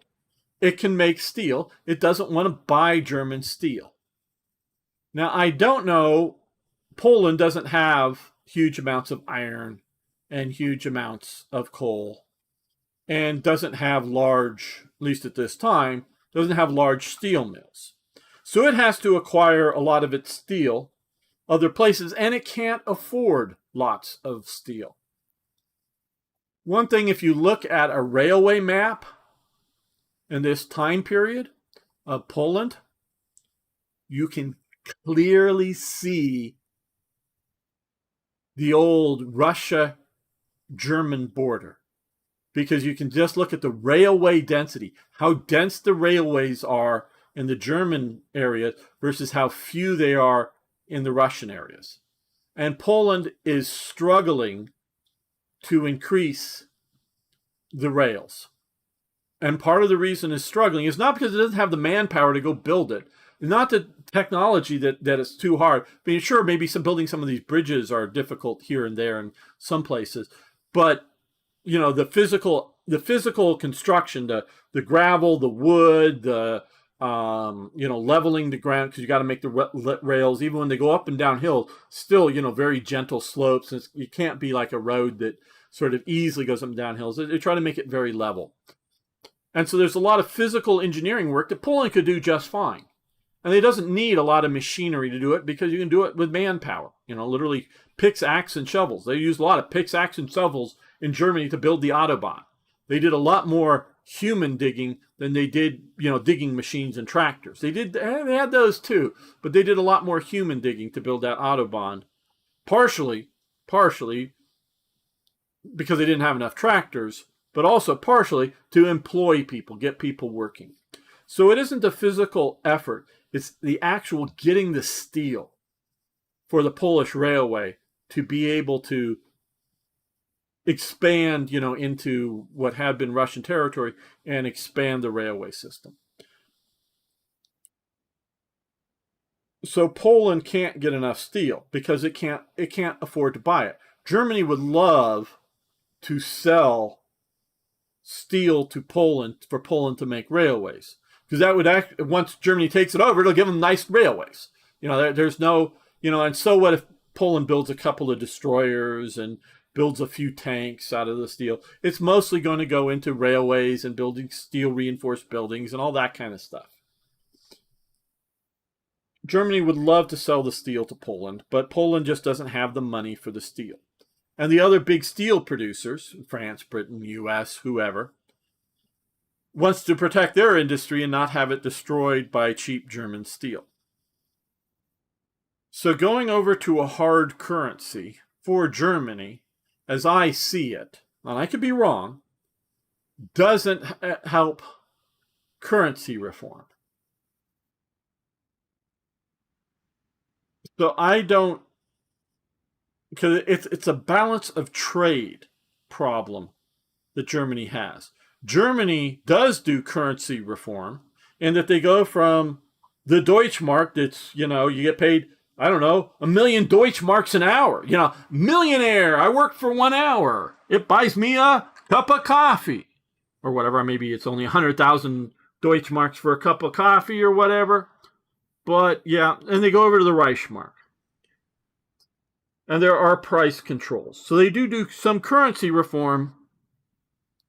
But from the German situation, it is, currency is a domestic thing. Currency, in a practical sense, the German government can pay for as much as they want to build things, so long as it's done internally. The only problem that Germany faces is if they dump too much money onto the market that is used to buy things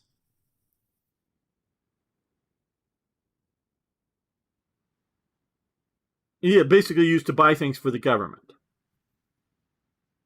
Meaning when you build and buy a tank and you pay all those workers lots of money, they want to go spend that money. They can't go buy a tank because the government has them all, and they don't allow that in Germany.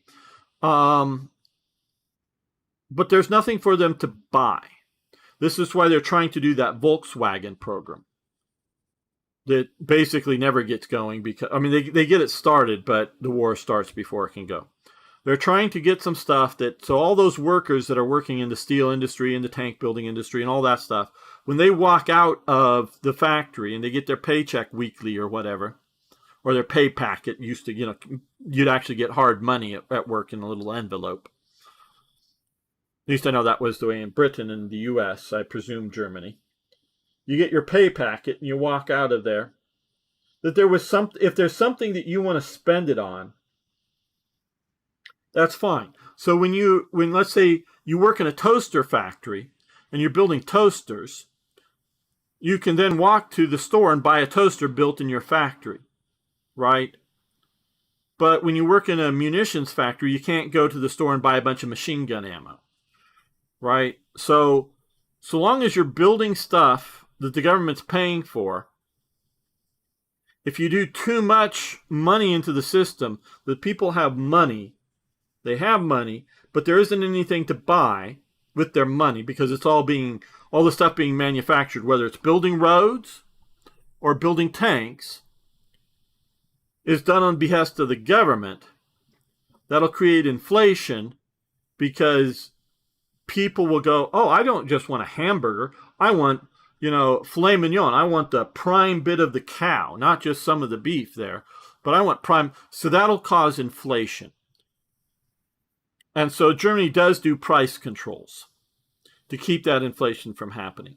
So I don't get this currency reform. To me, that is just, it doesn't address the situation Germany was in either in the 20s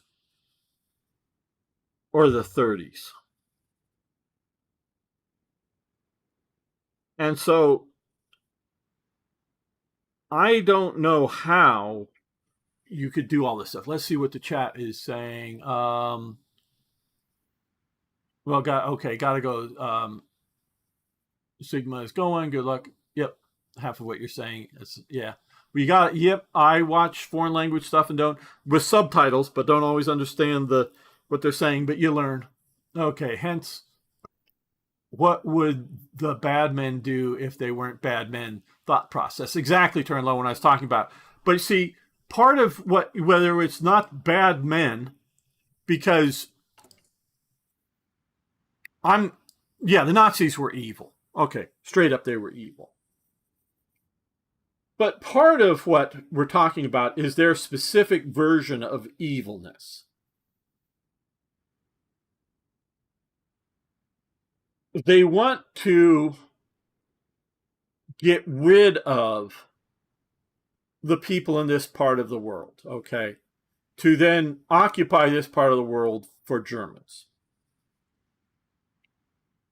There are multiple programs after Germany gets its part of Poland, and there's a whole program to move Germans that are up here and later here, but first here, to get Germans that are here, because this happens after Poland. After Poland's taken, this actually happens, to get them down to here. And there's a whole program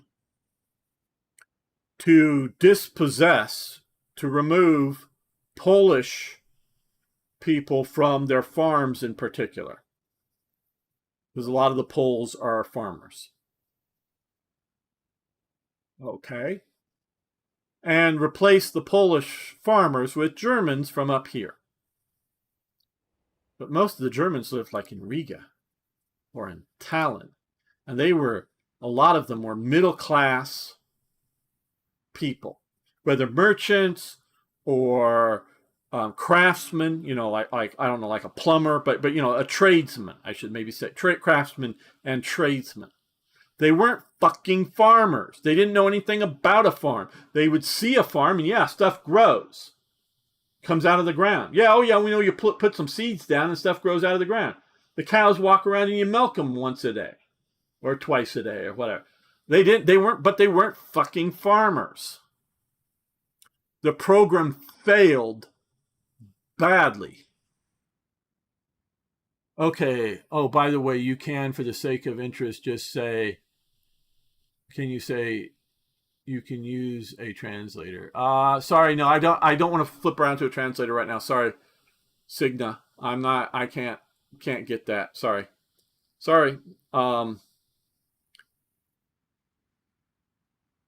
So it fails because of the German ideology, not just because they're evil, like bad. What if bad men weren't bad? But it's sort of like saying if communists weren't communists. It's communist. I get into some other stuff, but I guess I won't go down that track right now. But so when you're talking about the Nazis, they have a whole worldview.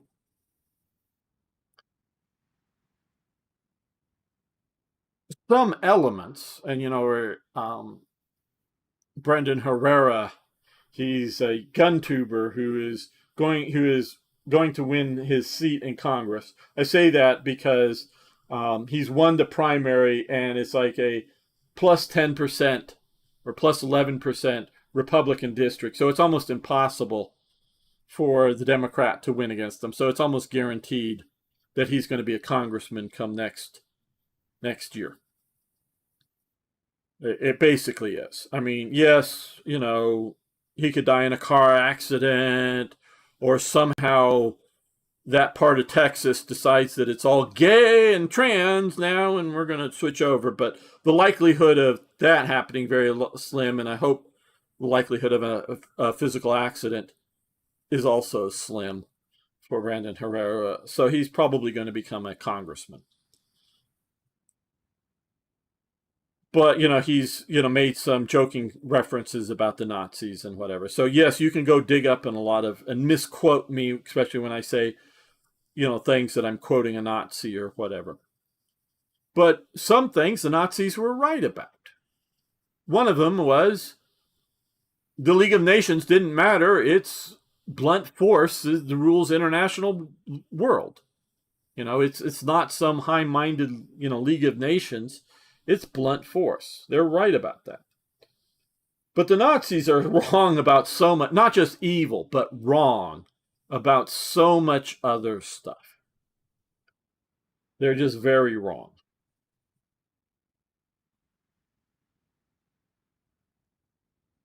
So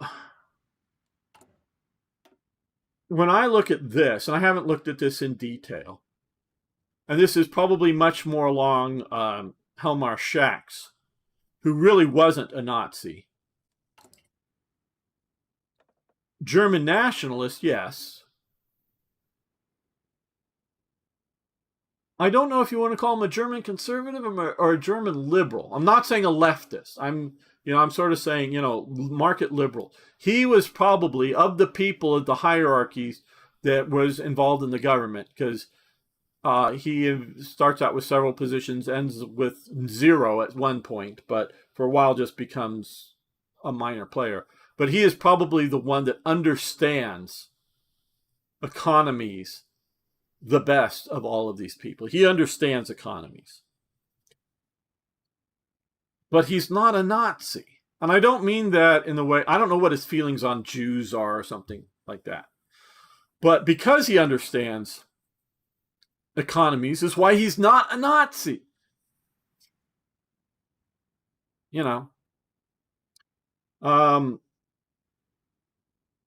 I'm not saying he was some wondrous guy or anything like that, some super moralistic guy or anything like that. I'm just saying he wasn't a Nazi, because the Nazis have certain ideologies. Nazis are not just about getting Lebensraum for the Germans or something like that. They are, yes, I will go that.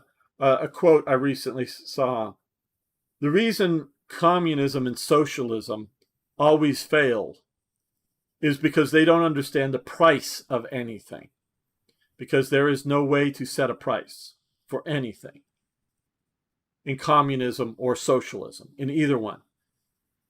Only in a market-based economy, can be capitalism, but there are other market-based economies, can you determine a price. what does a hospital bed, and I don't mean the physical bed, I mean the bed in a hospital that you're going to have a patient in, what does that cost? And in Britain, they have no fucking clue. Okay? Because they do not have a market economy when it comes to the medical thing. So when you have a patient that goes into the hospital, I'm not talking about having a surgery. I'm just saying go into the hospital and have a patient in that bed. How much does it fucking cost? In Britain, they don't have a fucking clue. Is it $10 a day or $10 million a day? They don't know. Obviously, it's neither of those. It's somewhere in between. Because you have not just the doctors and the nurses that check on them, not just the lab technicians when they draw blood and do the blood test, not just that, but they have the cleaning staff that's going to clean up the hospital, the rooms once in a while. You have the laundry staff that's going to do the laundry for the hospital beds. You've got the other staff that are all manning that. You got the modern human resource staff person that's hiring and firing people. You got the medicine, if we're presuming some medicine that they're giving, what is the electrical bill? Yeah, they probably know the electrical bill of the hospital coming in. But, what are all of the costs to maintain that bed, including the cost of the actual bed, but all of the costs of maintaining that person in a hospital? How much does it cost? They don't know. They may have some vague idea, but because they don't have a market price on it, they can't know.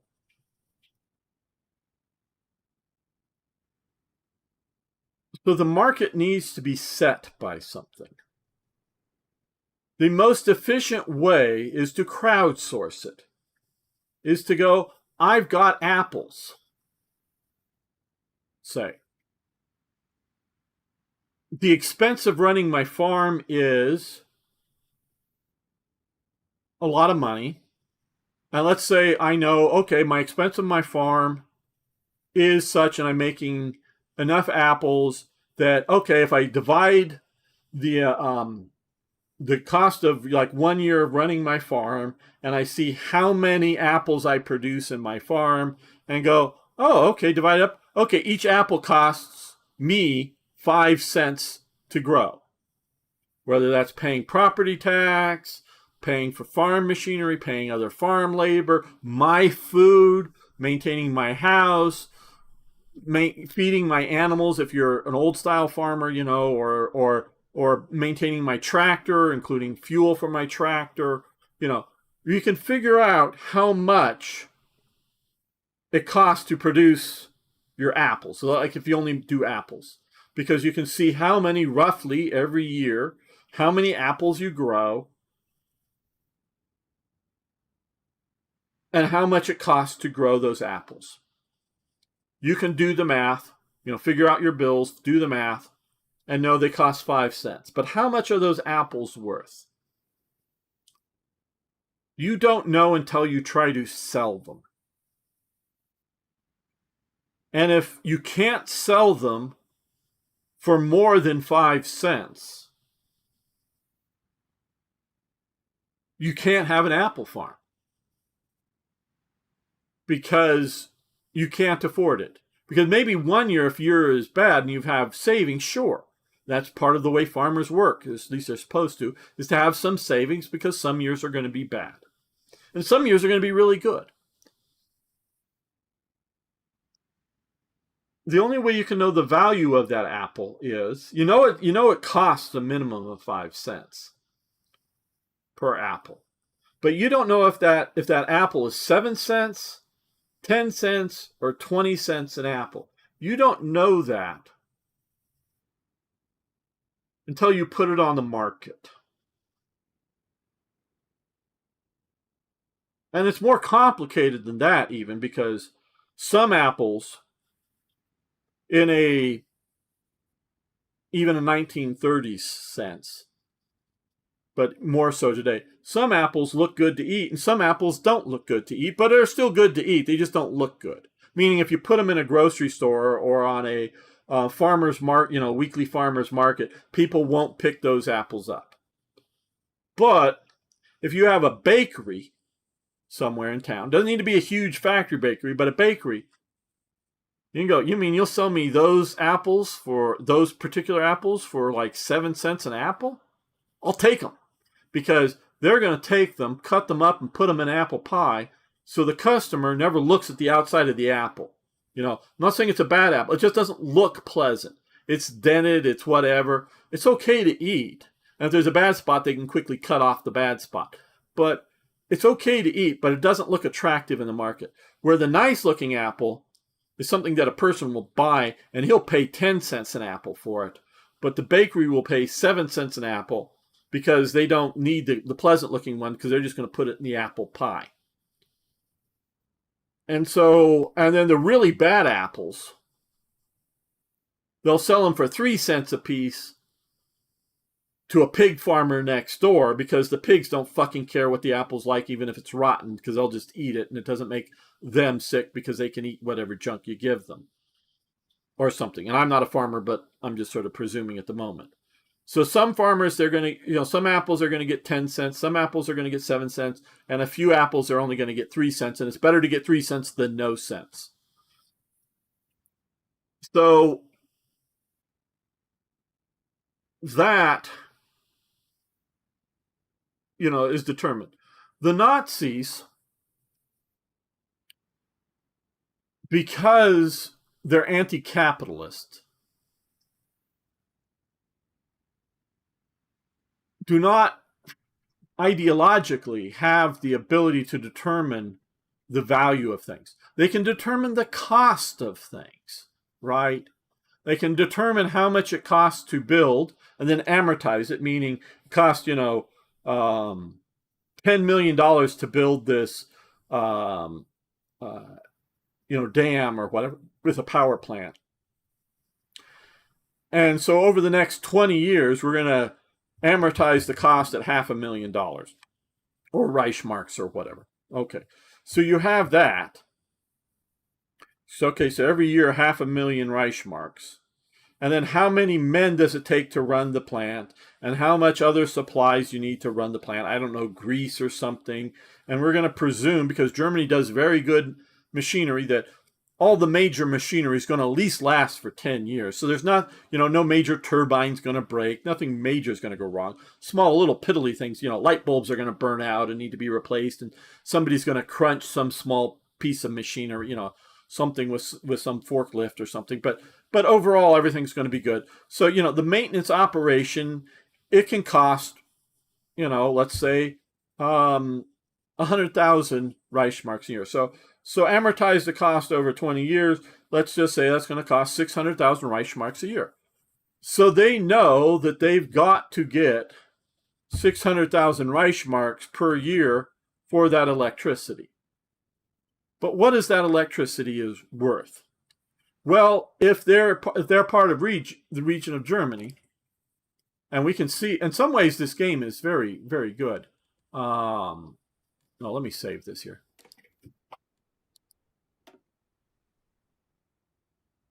Control P for Let's Play. Save it. Okay. Let me just click on this. This is, really good in that certain areas are more developed than other areas, and how much electricity an area can handle. If you have an area, let's look at let's look out here. If you have an area out here, oh well, yeah, it doesn't matter because we've saved it. Out here, and there's not enough power plants. The plants that are out here, and the homes, and the small businesses, and if they have electric lights in the streets, they're all willing to pay more and more for electricity because it's in short supply. Okay, so electricity out here might be worth more than it is out here, because out here, instead of an expensive coal plant burning to run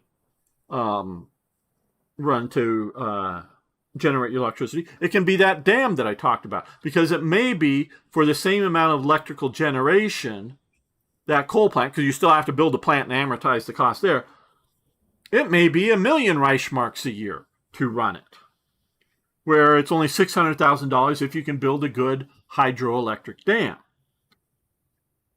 But does that mean that the electricity is worth, the amount, whatever it's putting out is worth 1,000,000 Reichsmarks a year? No, it may be worth 20 million Reichsmarks a year.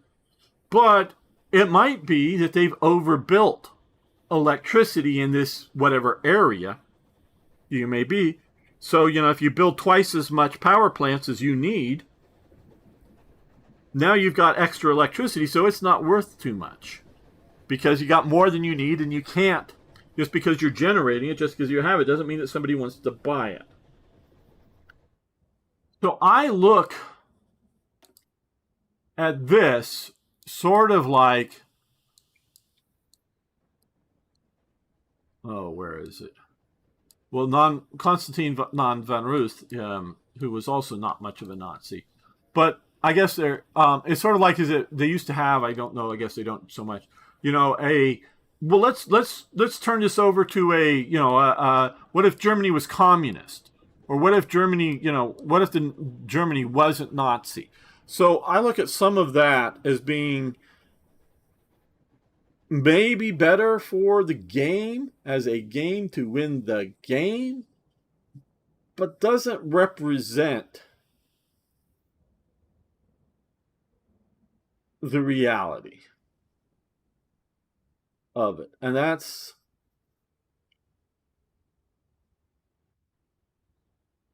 my take on some of that.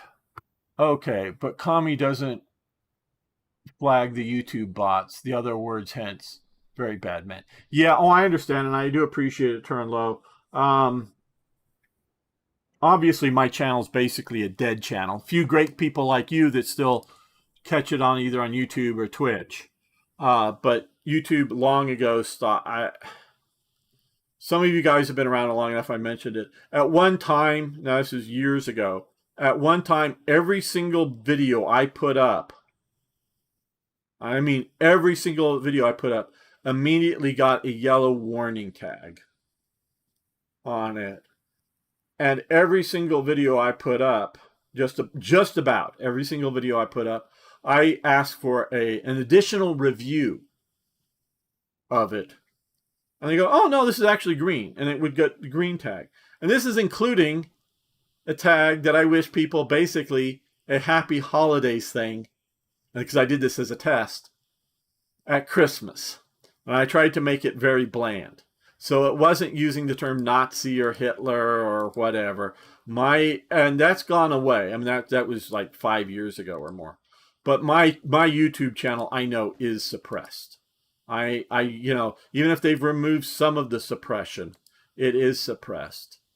I am planning on an entirely new channel, not based on gaming, but it'll probably get suppressed too anyways, but I don't know. And maybe just being a fresh channel, YouTube, from looking at other creators who then create a new channel, their new channel will take off and their old channel will stagnate. So it's not, mine definitely comes out of political repression by YouTube.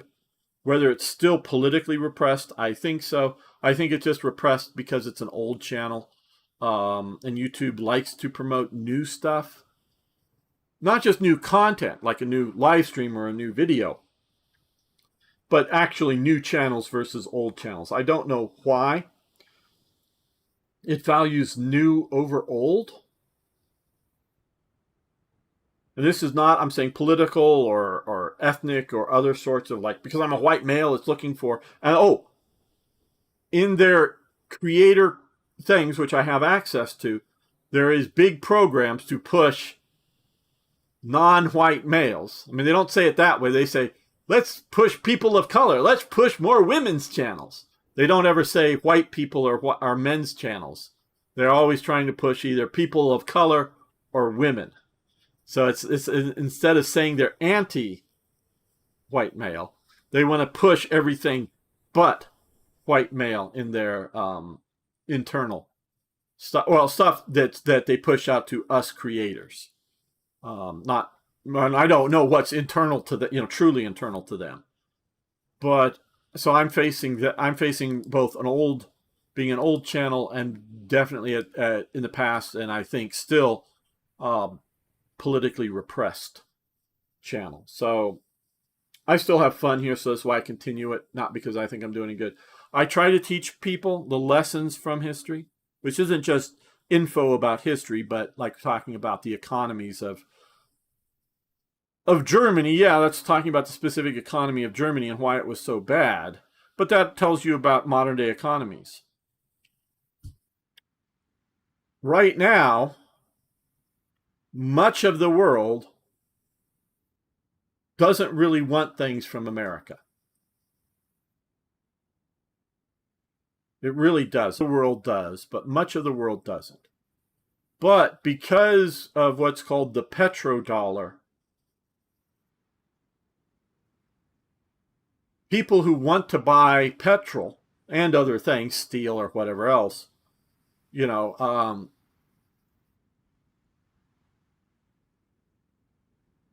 Iranian government, when it sells oil to China, and I believe it sells a lot of oil to China, when it sells oil to China, Iran doesn't want the yuan, okay? It does not want the yuan, the Chinese currency. What it wants is US dollars. Because whether they're going to buy steel from China, maybe, or give money to the Houthis, they want to give them US dollars.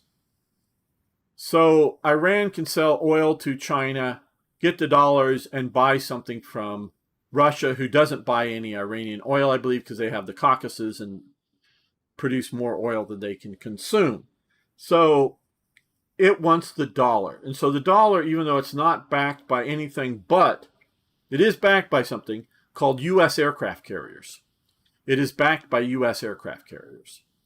So because that, the U.S. dollar it's been inflationing recently, but is as stable as it is. If the world didn't want U.S. dollars, the U.S. right now isn't giving up too much stuff. Well, I guess a lot of resources. It likes a lot of our wood, some of our oil, some of the other stuff, but not manufactured goods. Germany doesn't have a lot of resources that a lot of other people want.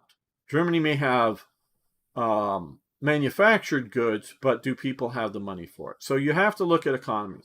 This is one thing that, as you can tell, I do generally agree with the capitalists as being a market economy, like you're talking about Mises and his, determining the price of things.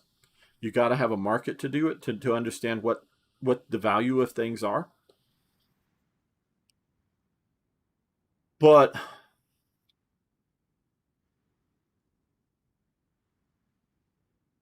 you've got to understand that economies aren't zero-sum games. And this is what Marx and his whole socialism didn't understand. And even though Marx was there at the time of the Industrial Revolution, he did not understand the Industrial Revolution. In the world that Marx looked at, one farmer could only grow so much food, and the land was a certain amount of fertileness, meaning you're more fertile, say, in England than you are in Algeria. Okay. There's, I'm sure, some very fertile spots in Algeria, but we're talking overall. So yes, a single man could grow more food in parts of Britain than a single man could grow foods in Algeria. And so he saw economies as a zero-sum game, meaning that if I have 10 acres of land, it is denying 10 acres from somebody else because somebody else can't have that land. And it's correct when it's a zero-sum game like land for most people, most countries. You can look at a map of the Netherlands and see how much land they've taken from the sea. And you can see down here in Singapore how much land they've taken from the sea. I don't know if they've doubled their territory since independence, but they're increasing their territory. So yeah, sometimes you can look at here in the south of Manhattan. You see these docks here that are, well, those are railway tracks. There were docks all along here in 1939 that go out, piers that go out. Now they're all filled in, so the island has grown a bit. So this is the Long Island down here, which really Manhattan up here is New York. This is less populated, but whatever. So sometimes land does grow, but mostly not. So when you're talking about land, and he saw economies as that. But now, if somebody's a billionaire, yeah, okay, is he really, because he has three hot girlfriends, is he really taking one of those girls would have become my girlfriend? That they're 20 years old and he's an 80-year-old billionaire and he has three hot girlfriends? Really not. I mean, if he's only allowed to have one hot girlfriend, a couple of those girls might have gone to some millionaire somewhere, but they really weren't going to be my girlfriend. So he's really not taking away my girlfriend. And because he has 3 private planes, he really isn't taking away either a private plane from me or what would be a public plane. Because economies in the modern world are not zero-sum games. Yeah, if you're talking about a collector's stamp that there's only one of, well, yeah, there's only one of those. But when we're talking about normal necessities of life, how nice your house is, how nice your computer is, the mere fact that somebody has more doesn't deny me. Now, temporarily it might, because you're mentioning computers, because memory chips are skyrocketing and CPU chips are skyrocketing, because there's more demand now for the AI world than there is supply. But unlike what Mark saw, they're building, my secret mountain base is in Arizona. In Arizona, they're building huge fab for microchips and memory and whatever else. They're building more. I mean, huge fab. I've driven by a few of them. These are huge that they're building. They're going to be building so much more. Now, I don't know that that's going to bring the price down too much because I think demand is going to increase. And production is not based upon how much a man can sit there and, how long does it take a person to make a microchip? Like in Marx is thinking, how long does it take a person to hand make a shoe? So socialists, leftists, do not understand economies. Flat out. And the Nazis don't understand economies either. So that's why Schacht, not a Nazi. Oh, he was a bit of a right-winger. Not that he hated Nazis. I'm not saying that. But he wasn't ideologically a Nazi. They have problems. Nazis aren't as bad economically as left-wing socialists. And I put it that way because it's not just hardcore communists. It's left-wing socialists. They're not as bad as understanding economies. They're better at that. Doesn't mean they're good people. Again, those that are going to try to quote me out of context someday. But they're better at understanding economies than left-wing socialists. I think left-wing socialists are more evil than the Nazis, but the Nazis understand economies better, but not as good as market people. And I'm trying to say it as market because capitalism can sometimes veer into monopolies. You need to have that market. You can't have just Amazon. You have to have Walmart and Costco and Sam's Club and other sorts of large retailers existing too for competition to be able to set that price. Because if you only have one source for a thing, you no longer have a market. You need to have multiple sources and multiple customers. And this is part of the problem with the British healthcare system is they I don't know, multiple places to buy physical hospital beds, right? The structure, the mattress, the sheets. They may have multiple choices, but they're the single purchaser of hospital beds. I know there are some private hospitals in Britain, but very few. I'm leaving those aside for illustrative points. So, if you only have one customer, Well, and he's setting the standards. You no longer have a marketplace. Because if, whether colluding or just simply looking at everybody's catalog, and they go, our beds are $1 million a bed, for a hospital bed, not a cheap bed at home, but does all the hospital thingies to it. It's $1 million. And if all the people that are selling to the government are $1 million, because they know the government's got to buy them and they're the only customer to buy them, well, there's no market there. And especially if there's only one company building, like if Britain National Health Service says we will only buy hospital beds made in Britain, and there's only one customer, how many different companies are going to build hospital beds and compete for that market? Because the market knows it's up to the government. They're going to say we need 1,000 beds a year or 10,000 beds a year, so you replace some or whatever, and expand, your hospitals or something. And if the government stops buying hospital beds because, hey, our population is getting old, well, that may mean more hospital beds because you need more old people in hospital beds, but it's shrinking, and we don't need many new hospital beds, so the market's going to go down. That's going to put companies out of business. So if you need 1,000 or you need 10 hospital beds, the company to stay in business may need $10 million. So, at minimum, to stay alive. So, if you're only going to buy 10 hospital beds a year, it's $10 million. But if you're going to buy more, it can be $30,000. Because that's what the actual, if we're building scale enough, you're making enough of them, we can do it for $30,000. But to keep the factory open, and you're only buying 10 hospital beds a year, I've got to keep this factory, alive and working and whatnot. It's going to cost $1 million a hospital bed, just because that's what it costs to keep the factory running. And that's all you do is make hospital beds, because they're very different, construction than a home bed. And we're not just talking the mattress here, we're talking the physical structure. And so you don't have a marketplace. And this is what socialists and government purchasers and government people who only work in bureaucracies don't understand. You need that marketplace. Now, sometimes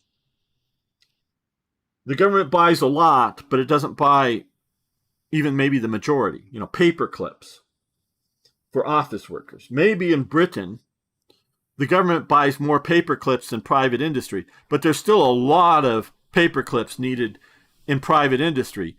So the paperclip market knows that you buy a box for $5 or $1 or whatever. So the government knows that if somebody tries to sell them paperclips for $10 a box, they go, fuck you, I can go to the store and buy them for $5 a box, because there is still a market for them. And so, yeah, this whole thing of these other stuff. And okay, well, I hope this economic lesson has been interesting, helpful, and useful. Let's see what you guys have been saying while I've been sort of ranting here. I'm guessing here it's easier to grow X if amount of new channels are created. Yeah, I think it's more of a. I don't know. I don't know entirely why they make old channels less interesting, less growing. Because I bet you, if I were, and I have a plan for at least one new channel. This channel isn't going to go away, but it may just stay sort of like it is, sort of half dead and sort of a streaming gaming channel a bit. The other's going to be a little bit more production. More like 1 or 2 videos, not big long videos. Because back when I was doing this channel full throttle, I was producing just non-edited, just easy to spam out there, up to 2 or 3 videos a day, weekday, and whatnot. So I was doing a lot more. Isn't what BRICS currency was supposed to? Yes, BRICS currency was supposed to replace the petrodollar, but I believe the I in BRICS is Iran. I don't think they're going to be part of BRICS anymore. I don't think the next Iranian government is going to want to not be a friendly government to the U.S. Oh, India? Was it India? Okay, well, okay. Okay, if it's that. Okay, yeah, India. Okay, well, okay. But Iran and Venezuela both are going to be on the petrodollar, I think. I may be wrong about that. Right now, Venezuela is on the petrodollar, meaning if you want to buy Venezuelan oil, talk to the United States. Oh, Venezuela is going to get its cut of its oil. It's not the U.S. stealing its oil. Oh, the U.S. is going to get paid back for all of the damage done, the loss of revenue after they, stole all of our, oil leases and all of our equipment and whatnot. The companies are going to get their money back. The U.S. is going to get its money back. They're going to pay for the repair of all of that stuff too. They're going to pay for the cost of things.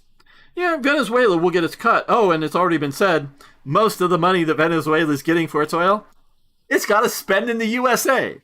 So if it's not already set up fully, it'll set up bank accounts that will get the percentage that Venezuela is going to get now and for the foreseeable future. It'll probably change, but will get its money. It'll go into bank accounts in the U.S., and then the U.S. will go, okay, what do you want to buy with that? Oh, hospital beds? Yeah, buy American. Buy American-made hospital beds.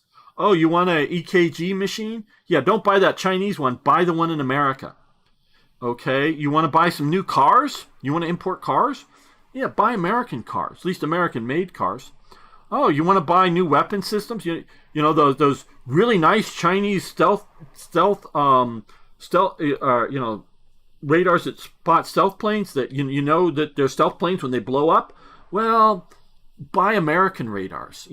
Buy American this. They're going to be buying much more American stuff. So Venezuela is definitely on the U.S. petrodollar standard. Probably whatever comes out of Iran, and it could turn into a holy hell mess of modern day Libya, but I sort of kind of think it won't. There's going to be rough transition.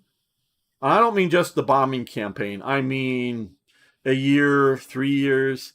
There's going to be a rough transition.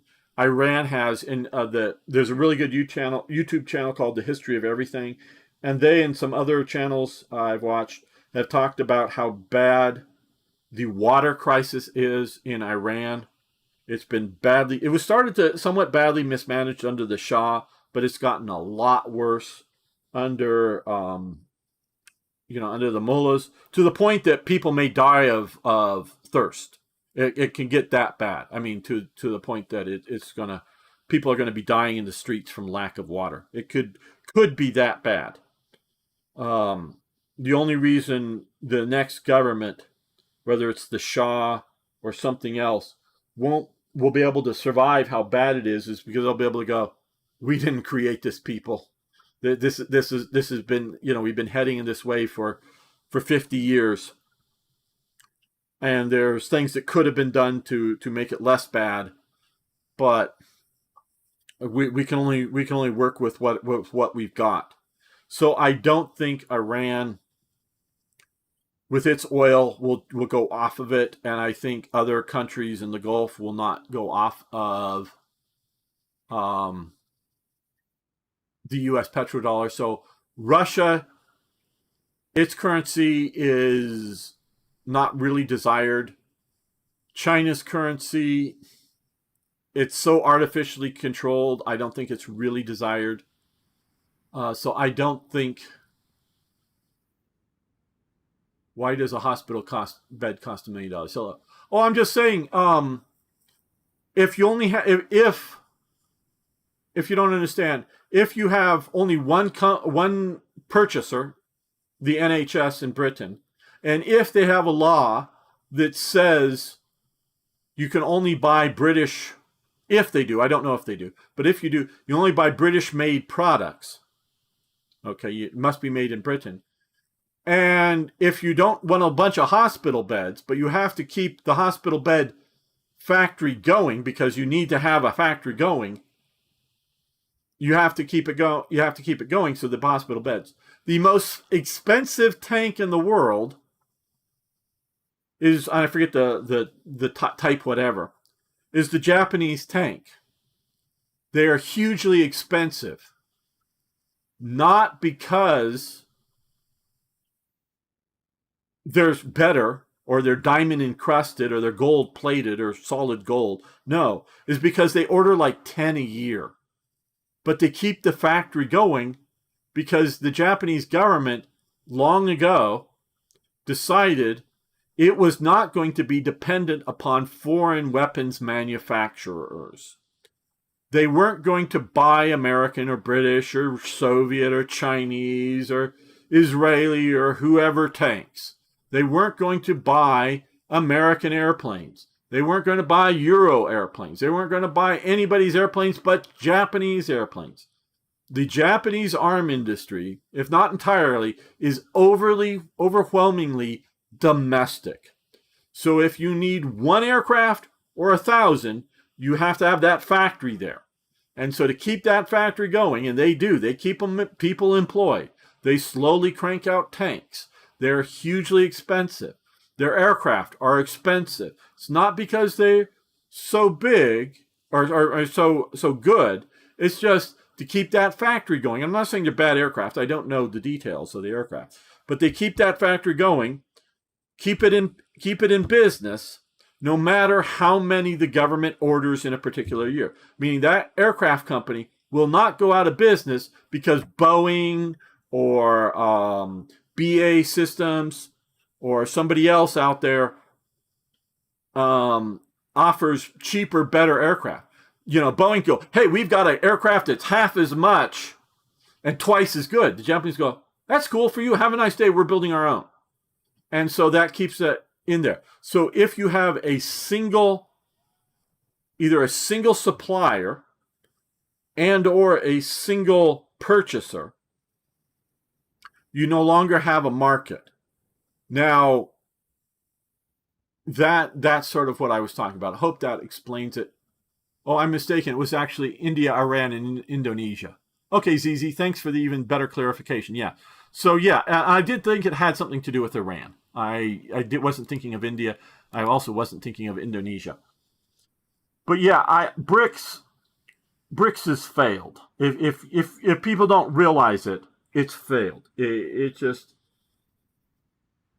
Brazil, which I believe is the B in BRICS. Brazil's economy, with its communists running it, is collapsing. Argentina is doing a market economy. It may not be doing wondrous right now, but it's doing better than it has and sometimes in the past. India will not long-term come into something that is dependent particularly on China, because India and China are in conflict over multiple things. And I think the conflicts there are deeper than any benefit that they would get out of a non-US currency-based trading system.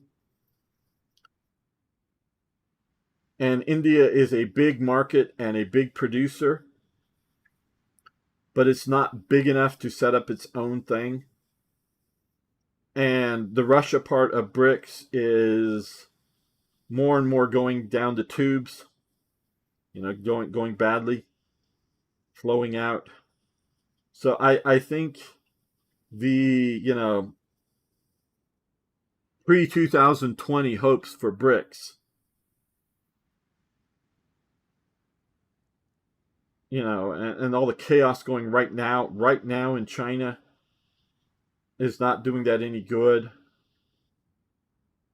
So I think that's all failing, and I don't think so.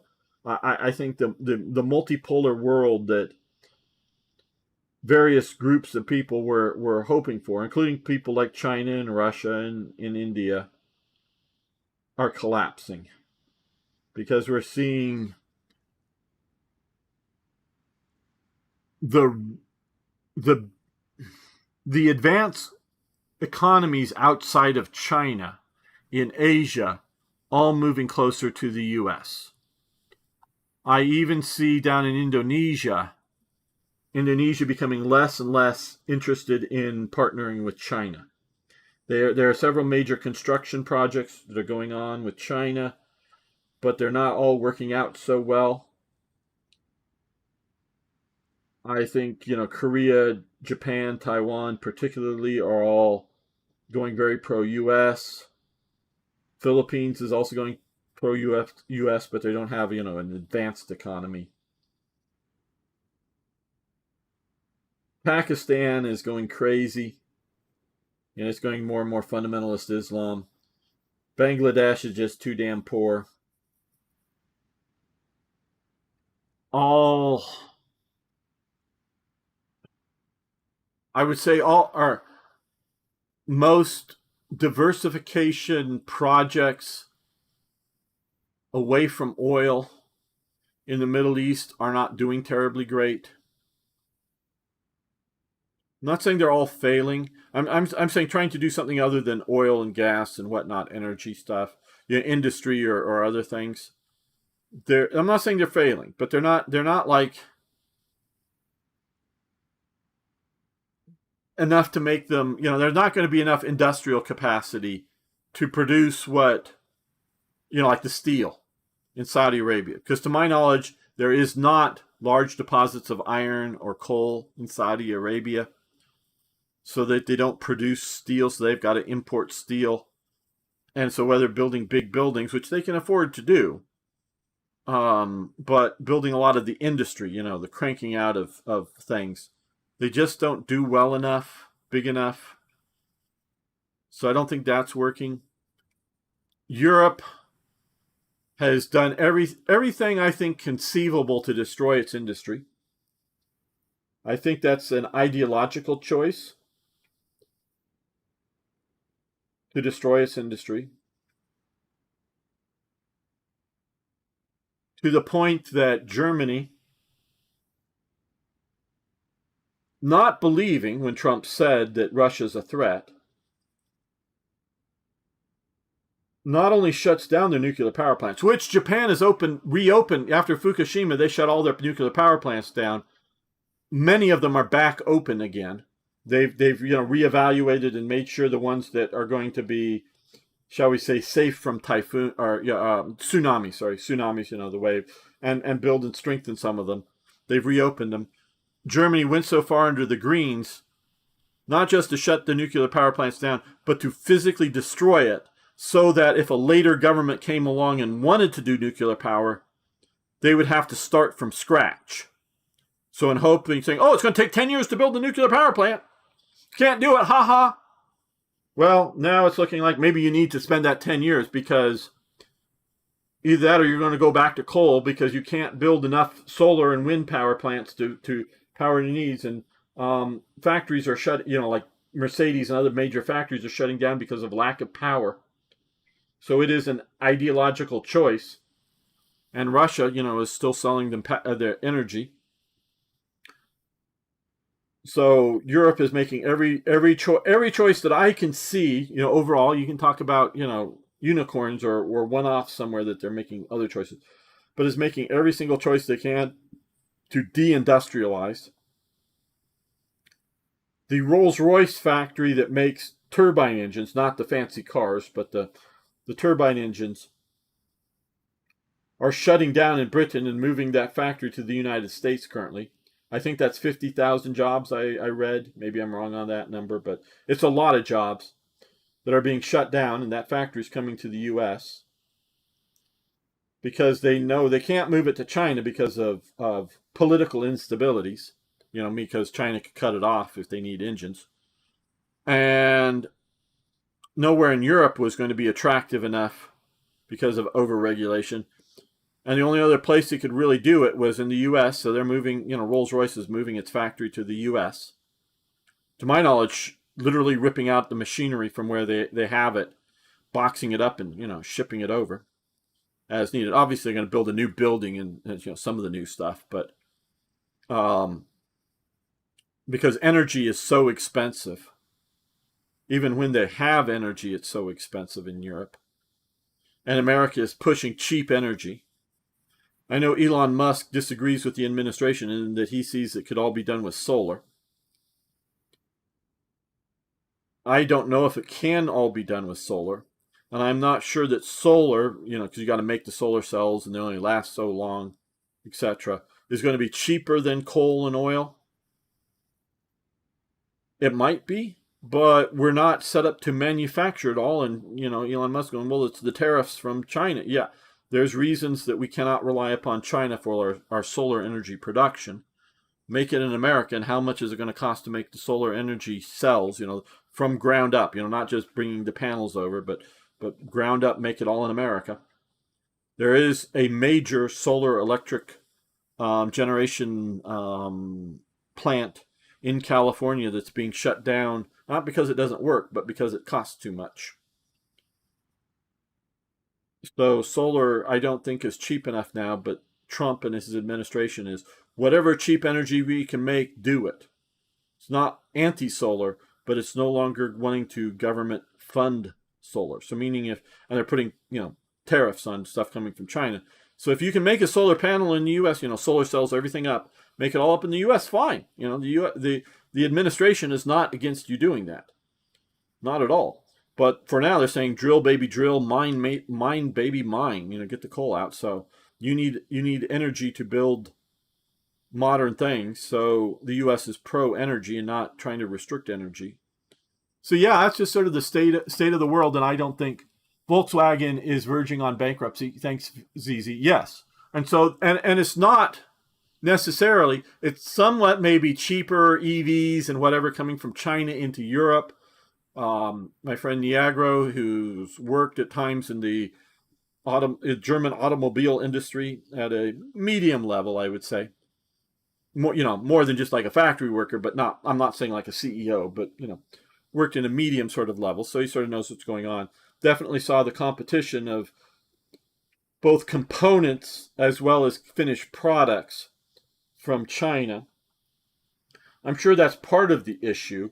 But I also think it's, hello, Zach, 244122. I'll just call you Zach. So that can very well be part of it, the foreign competition from China. But I think a lot of it is, and it may be other costs going in Germany that are making people not ready to buy new cars, keep their current car an extra 5 or 10 years longer or something. That may be affecting the Volkswagen market, both internationally and domestically, because if Germany's Volkswagens, say in Hungary, are competing against Chinese-made cars in Hungary, well, there's competition there, as well as, the Hungarians' ability to buy. So some of it might be competition, some of it might just be the market is not, people don't have the money. But I also think a lot of it is energy costs, whether direct or indirect energy costs for somebody like Volkswagen. So yeah, it's the BRICS thing is a failed thing. I very much seeing and believe we should bring production back to the U.S. The U.S. needs to be able to produce. I don't know that the U.S. needs to replace China as a massive export nation, meaning like everybody needs to buy U.S. products out in the world somewhere. But the U.S. needs to produce a lot of its things. It doesn't need to produce everything it uses, but it needs to produce a lot, meaning, monitors that I'm looking at. It needs to produce locally in the U.S. fully from refined material, maybe even raw material, but definitely refined material, to finished product for the monitors, whether it's for a TV, a computer monitor, a phone screen, a tablet screen, whatever. Needs to produce from start to finish 100% in America, some of them. Now, that doesn't mean we need to produce 100% of what we use in America. We maybe only say, let's say, produce 40% of what we use and import 60% of the rest that our demand needs. But we need to have that manufacturing in America. as well. And so countries like China, like India, that are lower wages, that may be able to produce some of these technological things, and not just, low tech things, but some high tech things, we can and maybe should import a certain percentage of them. But on each of these categories, whether they're monitors or toasters or whatever, the U.S. needs to produce a significant amount for its own internal use. And that's not just economics, keeping people employed, et cetera, but it's also strategic. So that somebody like China, maybe not even directly like goes with a trade war or goes to war with the U.S., but maybe there's a destabilization, like we're seeing right now in the Straits of Hormuz. Oil's not flowing out, um, even from nations that are not involved in this, ongoing war with Iran. But it's disrupting trade. There could be events either internal to China. China could break into a civil war, or other events that could disrupt trade. So the U.S. and I would also say Europe should, but they are choosing not to, should also doesn't every one of these countries doesn't need to produce all of its own toasters, but you need to have toasters being made in Europe and not just importing them from China and India and wherever else. So international trade is not bad, but you need, wherever you are, need a certain amount of domestic production as well. I'm not sure if that fact is true. Okay, I don't know exactly which fact you're talking about, but if you're talking about Volkswagen, I don't know. But yeah, it's things are changing in the world. Okay, guys, I've been talking long enough. Thanks for hanging out with me. Good to meet you, Zach. I don't remember you from before. ZZ, good friends. Turin Low, Flopper, Folks, Arno, if you're still up. John Smith, if you're still around. AC, just trying to say hi to everybody, or goodbye to everybody. Jamnuska, if you guys are still around, thanks for hanging out with me. General Sorrow, been fun chatting with you. I will be back tomorrow for War Thunder. Maybe a bit of talking, but we'll keep playing War Thunder. Hopefully Arno will join playing War Thunder. All of you guys are invited to, at least, if you want to join us, play, but at least watch some War Thunder. So, and yes, I do sometimes talk about world events there too, a little bit, but more driving tanks, flying airplanes, that kind of stuff. So see you tomorrow. Hopefully, let's see, I did a stream yesterday for Slithering TV, but none this coming week. Next week, not this coming week, but the week after, I will have, I think it's 2 streams for Slithering. So I'll see you guys that also watch that channel over there. So talk